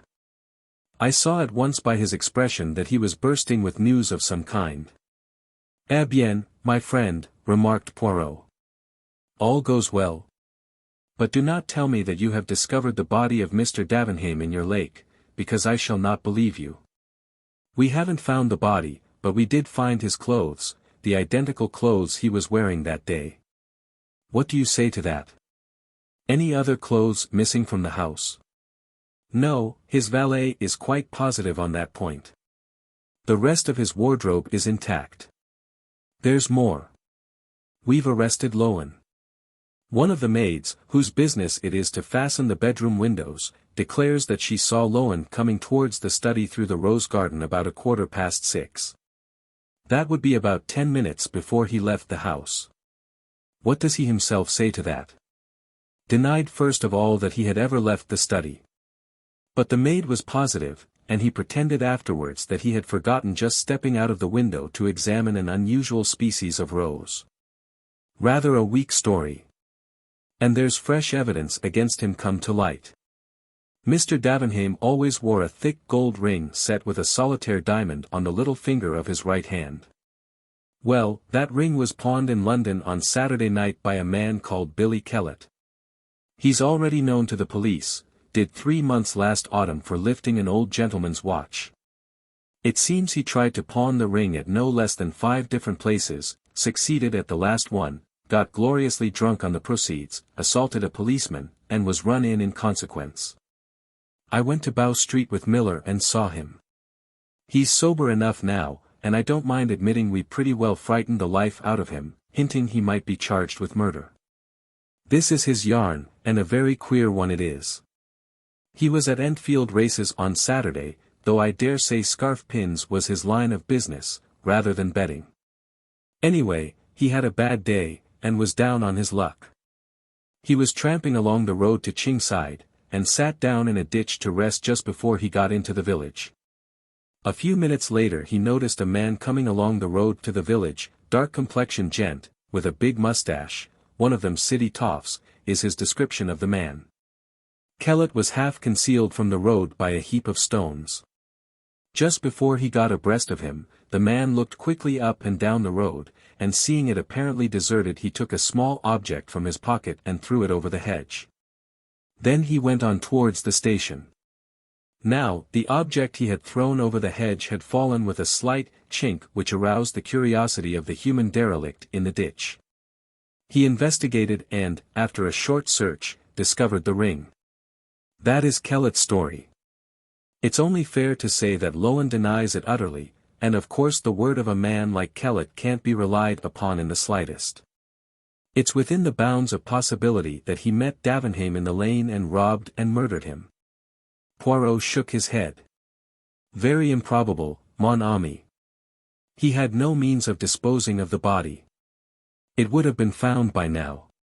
Secondly, the open way in which he pawned the ring makes it unlikely that he did murder to get it. Thirdly, your sneak thief is rarely a murderer. Fourthly, as he has been in prison since Saturday, it would be too much of a coincidence that he is able to give so accurate a description of Lowen. Japp nodded. I don't say you're not right. But all the same, you won't get a jury to take much note of a jailbird's evidence. What seems odd to me is that Lowen couldn't find a cleverer way of disposing of the ring. Poirot shrugged his shoulders. Well, after all, if it were found in the neighborhood, it might be argued that Davenheim himself had dropped it. But why remove it from the body at all? I cried. There might be a reason for that, said Japp. Do you know that just beyond the lake, a little gate leads out onto the hill, and not 3 minutes' walk brings you to, what do you think? A lime kiln. Good heavens! I cried. You mean that the lime which destroyed the body would be powerless to affect the metal of the ring? Exactly. It seems to me, I said, that explains everything. What a horrible crime. By common consent we both turned and looked at Poirot.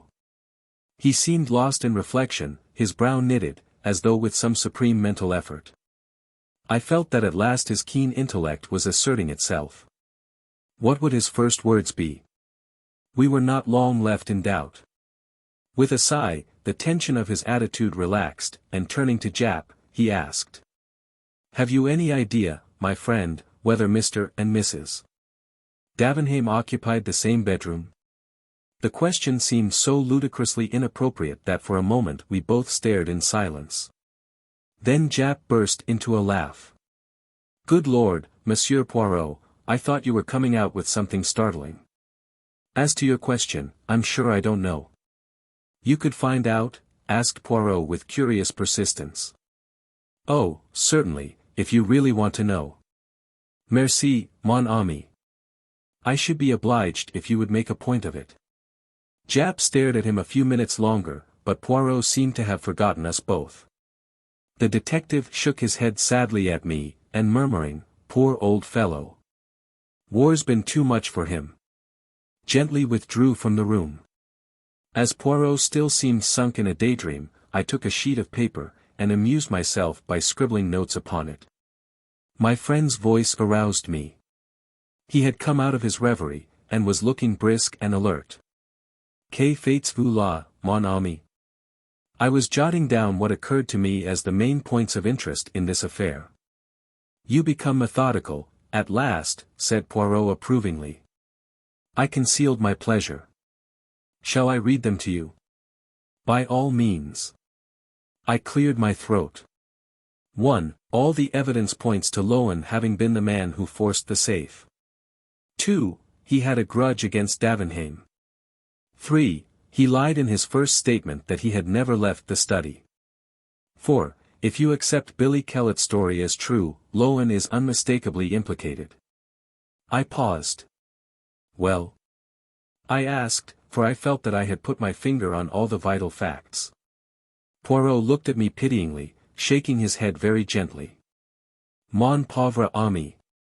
But it is that you have not the gift. The important detail, you appreciate him never. Also, your reasoning is false. How? Let me take your 4 points. 1. Mr. Lowen could not possibly know that he would have the chance to open the safe. He came for a business interview. He could not know beforehand that Mr. Davenheim would be absent posting a letter, and that he would consequently be alone in the study. He might have seized his opportunity, I suggested. And the tools. City gentlemen do not carry round housebreakers' tools on the off chance. And one could not cut into that safe with a penknife, bien entendu. Well, what about number 2? You say Lowen had a grudge against Mr. Davenheim. What you mean is that he had once or twice got the better of him. And presumably those transactions were entered into with the view of benefiting himself. In any case, you do not as a rule bear a grudge against a man you have got the better of, it is more likely to be the other way about. Whatever grudge there might have been would have been on Mr. Davenheim's side. Well, you can't deny that he lied about never having left the study? No. But he may have been frightened. Remember, the missing man's clothes had just been discovered in the lake. Of course, as usual, he would have done better to speak the truth. And the 4th point? I grant you that. If Kellett's story is true, Lowen is undeniably implicated. That is what makes the affair so very interesting. Then I did appreciate one vital fact. Perhaps, but you have entirely overlooked the 2 most important points, the ones which undoubtedly hold the clue to the whole matter. And pray, what are they? 1. The passion which has grown upon Mr. Davenheim in the last few years for buying jewellery. 2. His trip to Buenos Aires last autumn. Poirot, you are joking. I am most serious. Ah, sacred thunder, but I hope Jap will not forget my little commission. But the detective, entering into the spirit of the joke, had remembered it so well that a telegram was handed to Poirot about 11 o'clock the next day. At his request I opened it and read it out. Husband and wife have occupied separate rooms since last winter. Aha, cried Poirot. And now we are in mid-June. All is solved. I stared at him. You have no moneys in the bank of Davenheim and Salmon, mon ami? No, I said, wondering. Why? Because I should advise you to withdraw it, before it is too late. Why, what do you expect? I expect a big smash in a few days, perhaps sooner. Which reminds me, we will return the compliment of a dépêche to Jap. A pencil, I pray you, and a form. Voila. Advise you to withdraw any money deposited with firm in question. That will intrigue him, the good Jap. His eyes will open wide, wide. He will not comprehend in the slightest, until tomorrow, or the next day. I remained skeptical, but the morrow forced me to render tribute to my friend's remarkable powers. In every paper was a huge headline telling of the sensational failure of the Davenheim Bank. The disappearance of the famous financier took on a totally different aspect in the light of the revelation of the financial affairs of the bank. Before we were halfway through breakfast, the door flew open and Jap rushed in. In his left hand was a paper. In his right was Poirot's telegram, which he banged down on the table in front of my friend. How did you know, Monsieur Poirot? How the blazes could you know? Poirot smiled placidly at him. Ah, mon ami, after your wire, it was a certainty. From the commencement, see you, it struck me that the safe burglary was somewhat remarkable. Jewels, ready money, bearer bonds, all so conveniently arranged for, whom? Well, the good Monsieur Davenheim was of those who look after number 1 as your saying goes. It seemed almost certain that it was arranged for, himself. Then his passion of late years for buying jewellery. How simple. The funds he embezzled, he converted into jewels, very likely replacing them in turn with paste duplicates, and so he put away in a safe place, under another name. A considerable fortune to be enjoyed all in good time when everyone has been thrown off the track. His arrangements completed, he makes an appointment with Mr. Lowen, who has been imprudent enough in the past to cross the great man once or twice, drills a hole in the safe, leaves orders that the guest is to be shown into the study, and walks out of the house, where Poirot stopped, and stretched out his hand for another boiled egg. He frowned. "It is really insupportable," he murmured, "that every hen lays an egg of a different size. What symmetry can there be on the breakfast table? At least they should sort them in dozens at the shop." "Never mind the eggs," said Japp impatiently. "Let M lay M square if they like. Tell us where our customer went to when he left the Cedars, that is, if you know." "Eh bien, he went to his hiding place." "Ah, this Monsieur Davenheim, there may be some malformation in his grey cells, but they are of the first quality." "Do you know where he is hiding?" "Certainly. It is most ingenious." "For the Lord's sake, tell us, then." Poirot gently collected every fragment of shell from his plate, placed them in the egg cup, and reversed the empty eggshell on top of them. This little operation concluded, he smiled on the neat effect, and then beamed affectionately on us both. "Come, my friends, you are men of intelligence. Ask yourselves the question which I asked myself. If I were this man, where should I hide? Hastings, what do you say?" "Well," I said, "I'm rather inclined to think I'd not do a bolt at all. I'd stay in London, in the heart of things, travel by tubes and buses, 10 to 1 I'd never be recognized. There's safety in a crowd." Poirot turned inquiringly to Japp. "I don't agree. Get clear away at once, that's the only chance. I would have had plenty of time to prepare things beforehand. I'd have a yacht waiting, with steam up, and I'd be off to one of the most out-of-the-way corners of the world before the hue and cry began." We both looked at Poirot. "What do you say, monsieur?" For a moment he remained silent. Then a very curious smile flitted across his face. "My friends, if I were hiding from the police, do you know where I should hide? In a prison." "What? You are seeking Monsieur Davenheim in order to put him in prison, so you never dream of looking to see if he may not be already there." "What do you mean?" "You tell me Madame Davenheim is not a very intelligent woman. Nevertheless I think that if you took her to Bow Street and confronted her with the man Billy Kellett, she would recognize him. In spite of the fact that he has shaved his beard and mustache and those bushy eyebrows, and has cropped his hair close.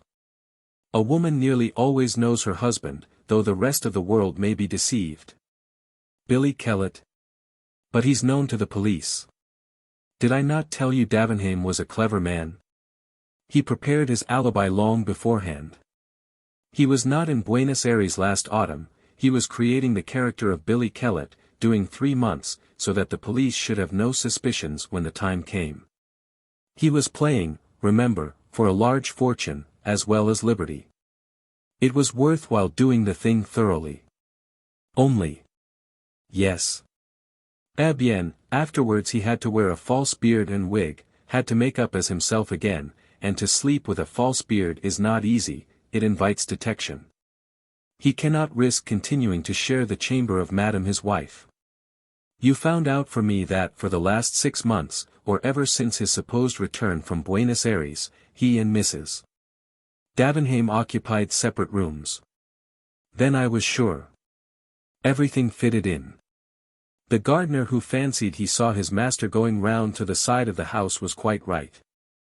He went to the boathouse, donned his tramp clothes, which you may be sure had been safely hidden from the eyes of his valet, dropped the others in the lake, and proceeded to carry out his plan by pawning the ring in an obvious manner, and then assaulting a policeman, getting himself safely into the haven of Bow Street, where nobody would ever dream of looking for him. "It's impossible," murmured Japp. "Ask Madame," said my friend, smiling. The next day a registered letter lay beside Poirot's plate. He opened it, and a £5 note fluttered out. My friend's brow puckered. Ah, sacre! But what shall I do with it? I have much remorse. Ce pauvre Jap. Ah, an idea. We will have a little dinner, we three. That consoles me. It was really too easy. I am ashamed. I, who would not rob a child, mille tonnerres. Mon ami, what have you, that you laugh so heartily? The adventure of the Italian nobleman. Poirot and I had many friends and acquaintances of an informal nature. Amongst these was to be numbered Dr. Hawker, a near neighbor of ours, and a member of the medical profession. It was the genial doctor's habit to drop in sometimes of an evening and have a chat with Poirot, of whose genius he was an ardent admirer. The doctor himself, frank and unsuspicious to the last degree, admired the talents so far removed from his own. On one particular evening in early June, he arrived about 8:30 and settled down to a comfortable discussion on the cheery topic of the prevalence of arsenical poisoning in crimes. It must have been about a quarter of an hour later when the door of our sitting room flew open, and a distracted female precipitated herself into the room. Oh, doctor, you're wanted. Such a terrible voice. It gave me a turn, it did indeed. I recognized in our new visitor Dr. Hawker's housekeeper, Miss Ryder. The doctor was a bachelor, and lived in a gloomy old house a few streets away. The usually placid Miss Ryder was now in a state bordering on incoherence. What terrible voice! Who is it, and what's the trouble? It was the telephone, doctor. I answered it, and a voice spoke. Help, it said. Doctor, help. They've killed me. Then it sort of tailed away. Who's speaking? I said. Who's speaking? Then I got a reply, just a whisper, it seemed, Foscatine, something like that, Regent's Court. The doctor uttered an exclamation. Count Foscatini. He has a flat in Regent's Court. I must go at once. What can have happened? A patient of yours? Asked Poirot. I attended him for some slight ailment a few weeks ago. An Italian, but he speaks English perfectly. Well, I must wish you good night, Monsieur Poirot, unless, he hesitated. I perceive the thought in your mind, said Poirot, smiling. I shall be delighted to accompany you. Hastings, run down and get hold of a taxi. Taxis always make themselves sought for when one is particularly pressed for time, but I captured one at last, and we were soon bowling along in the direction of Regent's Park. Regent's Court was a new block of flats, situated just off St. John's Wood Road. They had only recently been built, and contained the latest service devices. There was no one in the hall. The doctor pressed the lift bell impatiently, and when the lift arrived questioned the uniformed attendant sharply. Flat 11. Count Foscatini. There's been an accident there, I understand. The man stared at him. First I've heard of it. Mr. Graves, that's Count Foscatini's man, went out about half an hour ago, and he said nothing. Is the Count alone in the flat? No, sir, he's got 2 gentlemen dining with him. What are they like? I asked eagerly. We were in the lift now, ascending rapidly to the 2nd floor, on which flat 11 was situated. I didn't see them myself, sir, but I understand that they were foreign gentlemen. He pulled back the iron door, and we stepped out on the landing. Number 11 was opposite to us. The doctor rang the bell. There was no reply, and we could hear no sound from within. The doctor rang again and again, we could hear the bell trilling within, but no sign of life rewarded us. This is getting serious, muttered the doctor. He turned to the lift attendant. Is there any passkey to this door? There is one in the porter's office downstairs. Get it, then, and, look here, I think you'd better send for the police. Poirot approved with a nod of the head. The man returned shortly, with him came the manager. Will you tell me, gentlemen, what is the meaning of all this? Certainly. I received a telephone message from Count Foschettini stating that he had been attacked and was dying. You can understand that we must lose no time, if we are not already too late. The manager produced the key without more ado, and we all entered the flat. We passed first into a small square lounge hall. A door on the right of it was half open. The manager indicated it with a nod. The dining room. Dr. Hawker led the way. We followed close on his heels. As we entered the room I gave a gasp. The round table in the center bore the remains of a meal. 3 chairs were pushed back, as though their occupants had just risen. In the corner, to the right of the fireplace, was a big writing table, and sitting at it was a man, or what had been a man.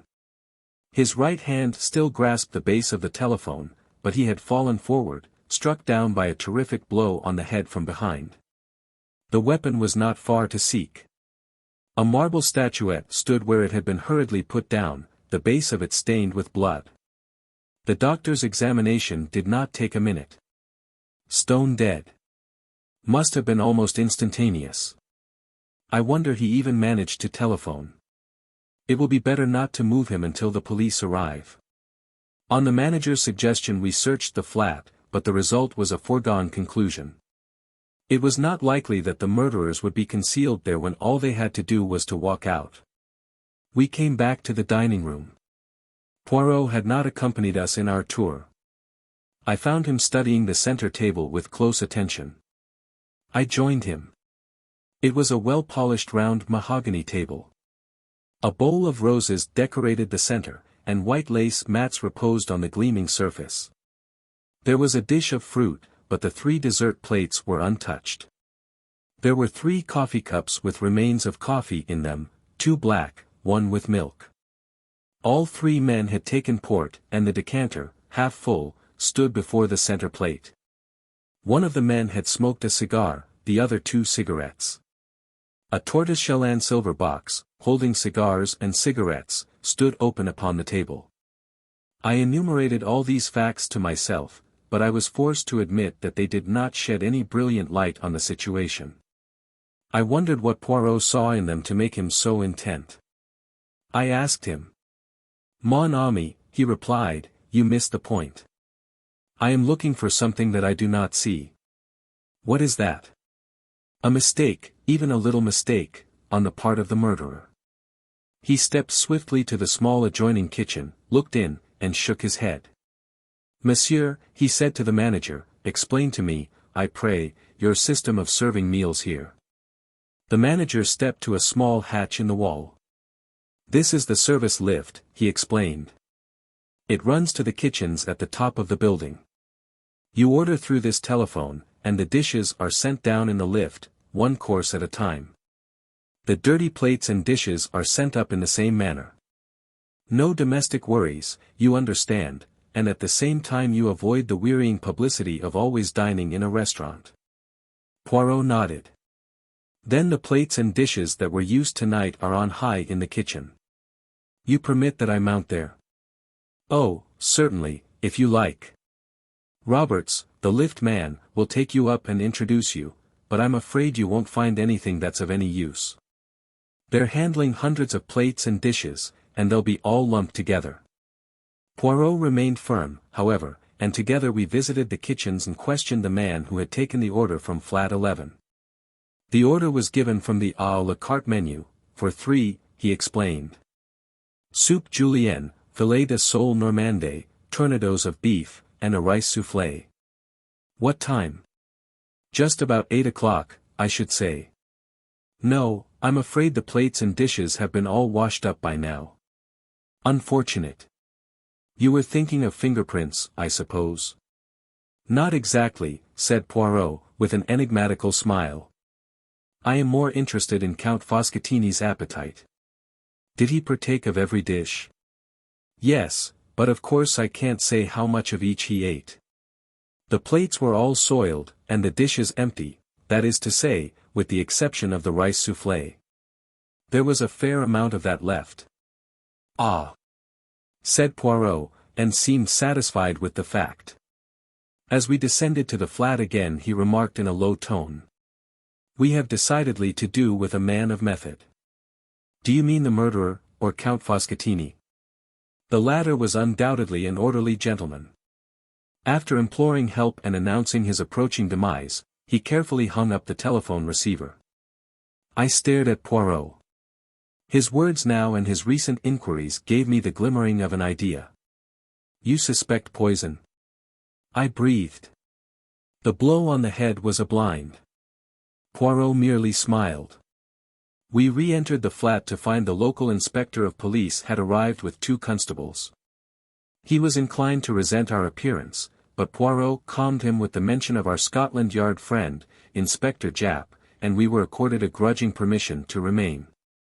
It was a lucky thing we were, for we had not been back 5 minutes before an agitated middle-aged man came rushing into the room with every appearance of grief and agitation. This was Graves, valet-butler to the late Count Foscatini. The story he had to tell was a sensational one. On the previous morning, 2 gentlemen had called to see his master. They were Italians, and the elder of the 2, a man of about 40, gave his name as Signor Ascanio. The younger was a well-dressed lad of about 24. Count Foscatini was evidently prepared for their visit and immediately sent Graves out upon some trivial errand. Here the man paused and hesitated in his story. In the end, however, he admitted that, curious as to the purport of the interview, he had not obeyed immediately, but had lingered about endeavoring to hear something of what was going on. The conversation was carried on in so low a tone that he was not as successful as he had hoped. But he gathered enough to make it clear that some kind of monetary proposition was being discussed, and that the basis of it was a threat. The discussion was anything but amicable. In the end, Count Foscatini raised his voice slightly, and the listener heard these words clearly. I have no time to argue further now, gentlemen. If you will dine with me tomorrow night at 8 o'clock, we will resume the discussion. Afraid of being discovered listening, Graves had then hurried out to do his master's errand. This evening the 2 men had arrived punctually at 8. During dinner they had talked of indifferent matters, politics, the weather, and the theatrical world. When Graves had placed the port upon the table and brought in the coffee, his master told him that he might have the evening off. Was that a usual proceeding of his when he had guests? Asked the inspector. No, sir, it wasn't. That's what made me think it must be some business of a very unusual kind that he was going to discuss with these gentlemen. That finished Graves' story. He had gone out about 8:30, and, meeting a friend, had accompanied him to the Metropolitan Music Hall in Edgware Road. Nobody had seen the 2 men leave, but the time of the murder was fixed clearly enough at 8:47. A small clock on the writing table had been swept off by Foscatini's arm, and had stopped at that hour, which agreed with Miss Ryder's telephone summons. The police surgeon had made his examination of the body, and it was now lying on the couch. I saw the face for the first time, the olive complexion, the long nose, the luxuriant black mustache, and the full red lips drawn back from the dazzlingly white teeth. Not altogether a pleasant face. Well, said the inspector, refastening his notebook. The case seems clear enough. The only difficulty will be to lay our hands on this Signor Ascanio. I suppose his address is not in the dead man's pocketbook by any chance. As Poirot had said, the late Foscatini was an orderly man. Neatly written in small, precise handwriting was the inscription, Signor Paolo Ascanio, Grosvenor Hotel. The inspector busied himself with the telephone, then turned to us with a grin. Just in time. Our fine gentleman was off to catch the boat train to the Continent. Well, gentlemen, that's about all we can do here. It's a bad business, but straightforward enough. One of these Italian vendetta things, as likely as not. Thus airily dismissed, we found our way downstairs. Dr. Hawker was full of excitement. Like the beginning of a novel, eh? Real exciting stuff. Wouldn't believe it if you read about it. Poirot did not speak. He was very thoughtful. All the evening he had hardly opened his lips. What says the master detective, eh? Asked Hawker, clapping him on the back. Nothing to work your grey cells over this time. You think not? What could there be? Well, for example, there is the window. The window? But it was fastened. Nobody could have got out or in that way. I noticed it specially. And why were you able to notice it? The doctor looked puzzled. Poirot hastened to explain. It is to the curtains I refer. They were not drawn. A little odd, that.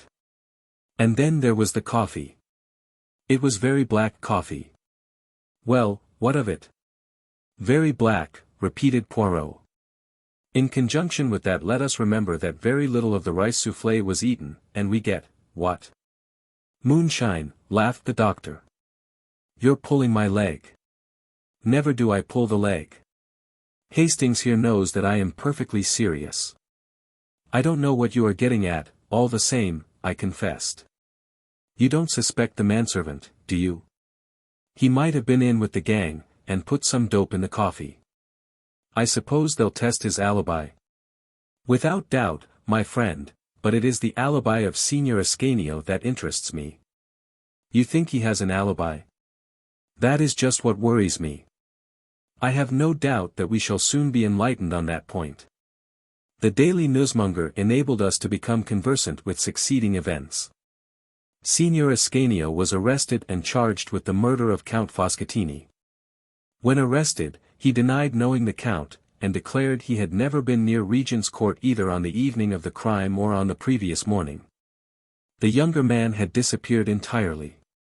Signor Ascanio had arrived alone at the Grosvenor Hotel from the Continent 2 days before the murder. All efforts to trace the second man failed. Ascanio, however, was not sent for trial. No less a personage than the Italian ambassador himself came forward and testified at the police court proceedings that Ascanio had been with him at the embassy from 8 till 9 that evening. The prisoner was discharged. Naturally, a lot of people thought that the crime was a political one, and was being deliberately hushed up. Poirot had taken a keen interest in all these points. Nevertheless, I was somewhat surprised when he suddenly informed me one morning that he was expecting a visitor at 11 o'clock, and that visitor was none other than Ascanio himself. He wishes to consult you. Do tout, Hastings. I wish to consult him. What about? The Regent's Court murder. You are going to prove that he did it? A man cannot be tried twice for murder, Hastings. Endeavor to have the common sense. Ah, that is our friend's ring. A few minutes later Signor Ascanio was ushered in, a small, thin man with a secretive and furtive glance in his eyes. He remained standing, darting suspicious glances from one to the other of us. Monsieur Poirot. My little friend tapped himself gently on the chest. Be seated, Signor. You received my note. I am determined to get to the bottom of this mystery. In some small measure you can aid me. Let us commence. You, in company with a friend, visited the late Count Foscatini on the morning of Tuesday the 9th. The Italian made an angry gesture. I did nothing of the sort. I have sworn in court. Precisement, and I have a little idea that you have sworn falsely.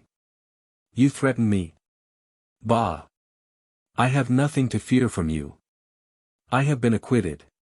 Exactly, and as I am not an imbecile, it is not with the gallows I threaten you, but with publicity. Publicity. I see that you do not like the word. I had an idea that you would not. My little ideas, you know, they are very valuable to me. Come, Signor, your only chance is to be frank with me. I do not ask to know whose indiscretions brought you to England. I know this much, you came for the especial purpose of seeing Count Foscatini. He was not a count, growled the Italian. I have already noted the fact that his name does not appear in the Almanach de Gotha. Never mind, the title of count is often useful in the profession of blackmailing. I suppose I might as well be frank. You seem to know a good deal. I have employed my grey cells to some advantage. Come, Signor Ascanio, you visited the dead man on the Tuesday morning, that is so, is it not? Yes, but I never went there on the following evening. There was no need. I will tell you all. Certain information concerning a man of great position in Italy had come into this scoundrel's possession. He demanded a big sum of money in return for the papers. I came over to England to arrange the matter. I called upon him by appointment that morning. One of the young secretaries of the embassy was with me. The Count was more reasonable than I had hoped, although even then the sum of money I paid him was a huge one. Pardon, how was it paid? In Italian notes of comparatively small denomination. I paid over the money then and there. He handed me the incriminating papers. I never saw him again. Why did you not say all this when you were arrested? In my delicate position I was forced to deny any association with the man. And how do you account for the events of the evening, then? I can only think that someone must have deliberately impersonated me. I understand that no money was found in the flat. Poirot looked at him and shook his head. Strange, he murmured. We all have the little grey cells. And so few of us know how to use them. Good morning, Signor Ascanio. I believe your story. It is very much as I had imagined. But I had to make sure. After bowing his guest out, Poirot returned to his armchair and smiled at me. Let us hear le Capitaine Hastings on the case. Well, I suppose Ascanio is right, somebody impersonated him. Never, never will you use the brains the good God has given you. Recall to yourself some words I uttered after leaving the flat that night. I referred to the window curtains not being drawn. We are in the month of June. It is still light at 8 o'clock. The light is failing by past. Vous dit quelque chose? I perceive a struggling impression that you will arrive some day. Now let us continue. The coffee was, as I said, very black. Count Foscatini's teeth were magnificently white. Coffee stains the teeth. We reason from that Count Foscatini did not drink any coffee. Yet there was coffee in all 3 cups. Why should anyone pretend Count Foscatini had drunk coffee when he had not done so? I shook my head, utterly bewildered. Come, I will help you. What evidence have we that Ascanio and his friend, or 2 men posing as them, ever came to the flat that night? Nobody saw them go in. Nobody saw them go out. We have the evidence of 1 man and of a host of inanimate objects. You mean? I mean knives and forks and plates and empty dishes. Ah, but it was a clever idea. Graves is a thief and a scoundrel, but what a man of method. He overhears a portion of the conversation in the morning, enough to realize that Ascanio will be in awkward position to defend himself. The following evening, about 8 o'clock, he tells his master he is wanted at the telephone. Foscatini sits down, stretches out his hand to the telephone, and from behind Graves strikes him down with the marble figure. Then quickly to the service telephone, dinner for 3.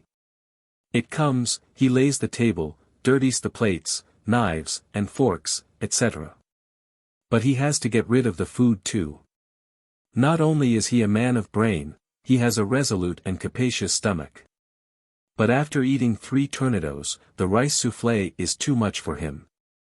He even smokes a cigar and 2 cigarettes to carry out the illusion. Ah, but it was magnificently thorough. Then, having moved on the hands of the clock to 8:47, he smashes it and stops it. The one thing he does not do is to draw the curtains. But if there had been a real dinner party, the curtains would have been drawn as soon as the light began to fail. Then he hurries out, mentioning the guests to the lift man in passing.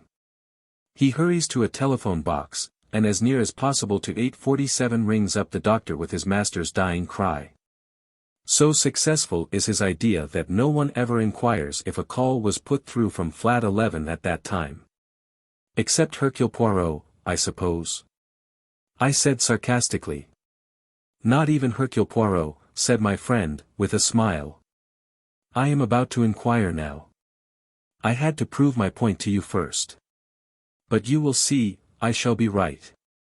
And then Jap, to whom I have already given a hint, will be able to arrest the respectable Graves. I wonder how much of the money he has spent. Poirot was right. He always is, confound him.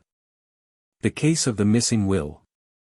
The problem presented to us by Miss Violet Marsh made rather a pleasant change from our usual routine work.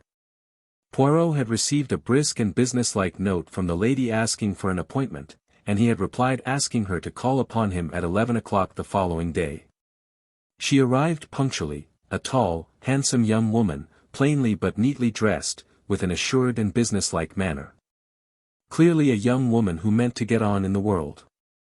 I am not a great admirer of the so-called new woman myself, and, in spite of her good looks, I was not particularly prepossessed in her favor. My business is of a somewhat unusual nature, Monsieur Poirot, she began, after she had accepted a chair. I had better begin at the beginning and tell you the whole story. If you please, mademoiselle. I am an orphan. My father was one of 2 brothers, sons of a small yeoman farmer in Devonshire. The farm was a poor one, and the elder brother, Andrew, emigrated to Australia, where he did very well indeed, and by means of successful speculation in land became a very rich man. The younger brother, Roger, my father, had no leanings towards the agricultural life. He managed to educate himself a little, and obtained a post as a clerk with a small firm. He married slightly above him. My mother was the daughter of a poor artist. My father died when I was 6 years old. When I was 14, my mother followed him to the grave. My only living relation then was my uncle Andrew, who had recently returned from Australia and bought a small place, Crabtree Manor, in his native county. He was exceedingly kind to his brother's orphan child, took me to live with him, and treated me in every way as though I was his own daughter. Crabtree Manor, in spite of its name, is really only an old farmhouse. Farming was in my uncle's blood, and he was intensely interested in various modern farming experiments. Although kindness itself to me, he had certain peculiar and deeply rooted ideas as to the upbringing of women. Himself a man of little or no education, though possessing remarkable shrewdness, he placed little value on what he called book knowledge. He was especially opposed to the education of women. In his opinion, girls should learn practical housework and dairy work, be useful about the home, and have as little to do with book learning as possible. He proposed to bring me up on these lines, to my bitter disappointment and annoyance. I rebelled frankly. I knew that I possessed a good brain, and had absolutely no talent for domestic duties. My uncle and I had many bitter arguments on the subject, for, though much attached to each other, we were both self-willed. I was lucky enough to win a scholarship, and up to a certain point was successful in getting my own way. The crisis arose when I resolved to go to Girton. I had a little money of my own, left me by my mother, and I was quite determined to make the best use of the gifts God had given me. I had one long, final argument with my uncle. He put the facts plainly before me. He had no other relations, and he had intended me to be his sole heiress. As I have told you, he was a very rich man. If I persisted in these newfangled notions of mine, however, I need look for nothing from him. I remained polite, but firm. I should always be deeply attached to him, I told him, but I must lead my own life. We parted on that note. You fancy your brains, my girl, were his last words. I've no book learning, but, for all that, I'll pit mine against yours any day. We'll see what we shall see. That was 9 years ago. I have stayed with him for a week-end occasionally, and our relations were perfectly amicable, though his views remained unaltered. He never referred to my having matriculated, nor to my B.Sc. For the last 3 years his health had been failing, and a month ago he died. I am now coming to the point of my visit. My uncle left a most extraordinary will. By its terms, Crabtree Manor and its contents are to be at my disposal for a year from his death, during which time my clever niece may prove her wits, the actual words run. At the end of that period, my wits having proved better than hers, the house and all my uncle's large fortune passed to various charitable institutions. That is a little hard on you, mademoiselle, seeing that you were Mr. Marsh's only blood relation. I do not look on it in that way. Uncle Andrew warned me fairly, and I chose my own path. Since I would not fall in with his wishes, he was at perfect liberty to leave his money to whom he pleased. Was the will drawn up by a lawyer? No. It was written on a printed will form and witnessed by the man and his wife who live in the house and do for my uncle. There might be a possibility of upsetting such a will. I would not even attempt to do such a thing. You regard it, then, as a sporting challenge on the part of your uncle? That is exactly how I look upon it. It bears that interpretation, certainly, said Poirot thoughtfully. Somewhere in this rambling old manor house your uncle has concealed either a sum of money in notes or possibly a second will. And has given you a year in which to exercise your ingenuity to find it. Exactly, Monsieur Poirot, and I am paying you the compliment of assuming that your ingenuity will be greater than mine. But that is very charming of you. My grey cells are at your disposal. You have made no search yourself. Only a cursory one. But I have too much respect for my uncle's undoubted abilities to fancy that the task will be an easy one. Have you the will or a copy of it with you? Miss Marsh handed a document across the table. Poirot ran through it, nodding to himself. Made 3 years ago. Dated March 25th, and the time is given also, 11 a.m., that is very suggestive. It narrows the field of search. Assuredly it is another will we have to seek for. A will made even half an hour later would upset this. Eh bien, mademoiselle, it is a problem charming and ingenious that you have presented to me here. I shall have all the pleasure in the world in solving it for you. Granted that your uncle was a man of ability, his grey cells cannot have been of the quality of Hercule Poirot's. Really, Poirot's vanity is blatant. Fortunately, I have nothing of moment on hand at the minute. Hastings and I will go down to Crabtree Manor tonight. The man and wife who attended on your uncle are still there, I presume. Yes, their name is Baker. The following morning saw us started on the hunt proper. We had arrived late the night before. Mr. and Mrs. Baker, having received a telegram from Miss Marsh, were expecting us. They were a pleasant couple, the man gnarled and pink-cheeked, like a shriveled pippin, and his wife a woman of vast proportions and true Devonshire calm. Tired with our journey and the 8-mile drive from the station, we had retired at once to bed after a supper of roast chicken, apple pie, and Devonshire cream. We had now disposed of an excellent breakfast, and were sitting in a small panelled room which had been the late Mr. Marsh's study and living room.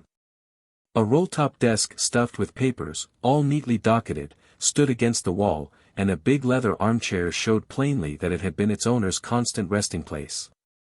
A big chintz-covered settee ran along the opposite wall, and the deep low window seats were covered with the same faded chintz of an old-fashioned pattern.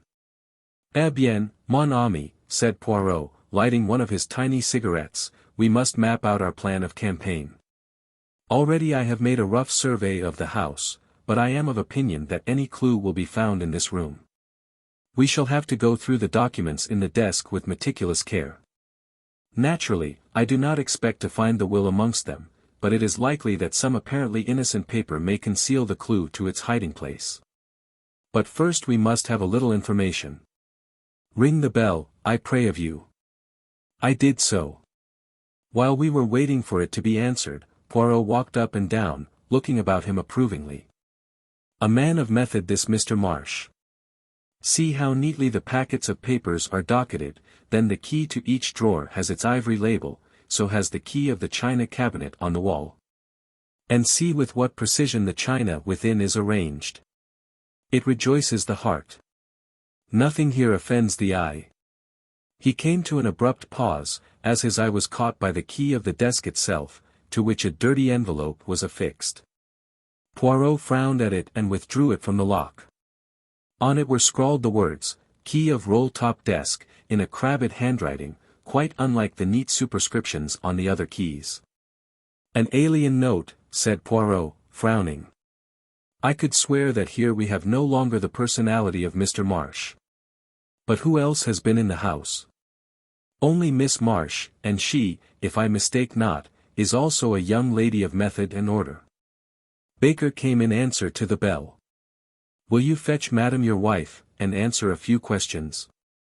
Baker departed, and in a few moments returned with Mrs. Baker, wiping her hands on her apron and beaming all over her face. In a few clear words Poirot set forth the object of his mission. The Bakers were immediately sympathetic. Us don't want to see Miss Violet done out of what's hers, declared the woman. Cruel hard 'twould be for hospitals to get it all. Poirot proceeded with his questions. Yes, Mr. and Mrs. Baker remembered perfectly witnessing the will. Baker had previously been sent into the neighboring town to get 2 printed will forms. 2, said Poirot sharply.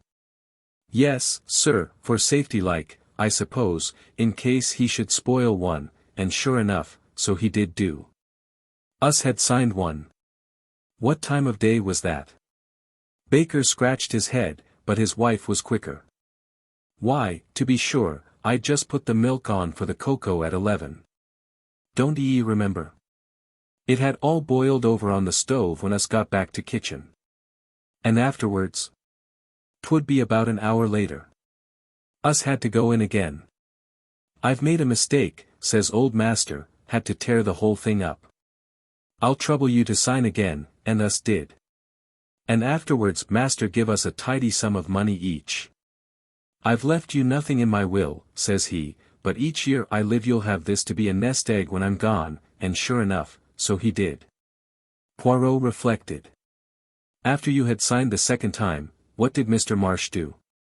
Do you know? Went out to the village to pay tradesmen's books. That did not seem very promising. Poirot tried another tack. He held out the key of the desk. Is that your master's writing? I may have imagined it, but I fancied that a moment or two elapsed before Baker replied, Yes, sir, it is.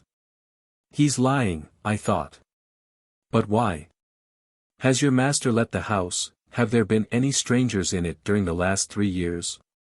No, sir. No visitors. Only Miss Violet. No strangers of any kind been inside this room? No, sir. You forget the workman, Jim, his wife reminded him. Workman? Poirot wheeled round on her. What workman? The woman explained that about 2 years and a half ago workmen had been in the house to do certain repairs. She was quite vague as to what the repairs were. Her view seemed to be that the whole thing was a fad of her master's and quite unnecessary. Part of the time the workmen had been in the study. But what they had done there she could not say, as her master had not let either of them into the room whilst the work was in progress. Unfortunately, they could not remember the name of the firm employed, beyond the fact that it was a Plymouth one. We progress, Hastings, said Poirot, rubbing his hands as the Bakers left the room. Clearly he made a second will and then had workmen from Plymouth in to make a suitable hiding place. Instead of wasting time taking up the floor and tapping the walls, we will go to Plymouth. With a little trouble, we were able to get the information we wanted. After 1 or 2 essays, we found the firm employed by Mr. Marsh. Their employees had all been with them many years, and it was easy to find the 2 men who had worked under Mr. Marsh's orders. They remembered the job perfectly. Amongst various other minor jobs, they had taken up one of the bricks of the old-fashioned fireplace, made a cavity beneath, and so cut the brick that it was impossible to see the join. By pressing on the second brick from the end, the whole thing was raised. It had been quite a complicated piece of work, and the old gentleman had been very fussy about it. Our informant was a man called Coghan, a big, gaunt man with a grizzled mustache. He seemed an intelligent fellow. We returned to Crabtree Manor in high spirits, and, locking the study door, proceeded to put our newly acquired knowledge into effect. It was impossible to see any sign on the bricks, but when we pressed in the manner indicated, a deep cavity was at once disclosed. Eagerly Poirot plunged in his hand. Suddenly his face fell from complacent elation to consternation. All he held was a charred fragment of stiff paper. But for it, the cavity was empty. "Sacre," cried Poirot angrily. "Someone has been before us." We examined the scrap of paper anxiously. Clearly it was a fragment of what we sought. A portion of Baker's signature remained, but no indication of what the terms of the will had been. Poirot sat back on his heels. His expression would have been comical if we had not been so overcome. "I understand it not," he growled. "Who destroyed this? And what was their object?" "The Bakers?" I suggested. "Pourquoi? Neither will makes any provision for them, and they are more likely to be kept on with Miss Marsh than if the place became the property of a hospital. How could it be to anyone's advantage to destroy the will? The hospital's benefit, yes, but one cannot suspect institutions." "Perhaps the old man changed his mind and destroyed it himself," I suggested. Poirot rose to his feet, dusting his knees with his usual care. "That may be," he admitted. "One of your more sensible observations, Hastings. Well, we can do no more here. We have done all that mortal man can do. We have successfully pitted our wits against the late Andrew Marsh's. But, unfortunately, his niece is no better off for our success. By driving to the station at once, we were just able to catch a train to London, though not the principal express." Poirot was sad and dissatisfied. For my part, I was tired and dozed in a corner. Suddenly, as we were just moving out of Taunton, Poirot uttered a piercing squeal. "Vite, Hastings! Awake and jump! But jump, I say!" Before I knew where I was we were standing on the platform, bareheaded and minus our valises, whilst the train disappeared into the night. I was furious. But Poirot paid no attention. "Imbecile that I have been," he cried. "Triple imbecile. Not again will I vaunt my little grey cells." "That's a good job at any rate," I said grumpily. "But what is this all about?" As usual, when following out his own ideas, Poirot paid absolutely no attention to me. "The tradesmen's books, I have left them entirely out of account." "Yes, but where?" "Where? Never mind, I cannot be mistaken. We must return at once." Easier said than done. We managed to get a slow train to Exeter, and there Poirot hired a car. We arrived back at Crabtree Manor in the small hours of the morning. I pass over the bewilderment of the Bakers when we had at last aroused them. Paying no attention to anybody, Poirot strode at once to the study. "I have been, not a triple imbecile, but 36 times one, my friend," he deigned to remark. "Now, behold." Going straight to the desk, he drew out the key, and detached the envelope from it. I stared at him stupidly. How could he possibly hope to find a big will form in that tiny envelope? With great care he cut open the envelope, laying it out flat. Then he lighted the fire and held the plain inside surface of the envelope to the flame. In a few minutes faint characters began to appear. "Look, mon ami," cried Poirot in triumph. I looked. There were just a few lines of faint writing stating briefly that he left everything to his niece, Violet Marsh. It was dated March 25, 12:30 p.m. And witnessed by Albert Pike, confectioner, and Jessie Pike, married woman. But is it legal? I gasped. As far as I know, there is no law against writing your will in a blend of disappearing and sympathetic ink. The intention of the testator is clear, and the beneficiary is his only living relation. But the cleverness of him! He foresaw every step that a searcher would take, that I, miserable imbecile, took. He gets 2 will forms, makes the servant sign twice, then sallies out with his will written on the inside of a dirty envelope and a fountain pen containing his little ink mixture. On some excuse he gets the confectioner and his wife to sign their names under his own signature, then he ties it to the key of his desk and chuckles to himself. If his niece sees through his little ruse, she will have justified her choice of life and elaborate education, and be thoroughly welcome to his money. She didn't see through it, did she? I said slowly. It seems rather unfair. The old man really won. But no, Hastings. It is your wits that go astray. Miss Marsh proved the astuteness of her wits and the value of the higher education for women by at once putting the matter in my hands. Always employ the expert. She has amply proved her right to the money.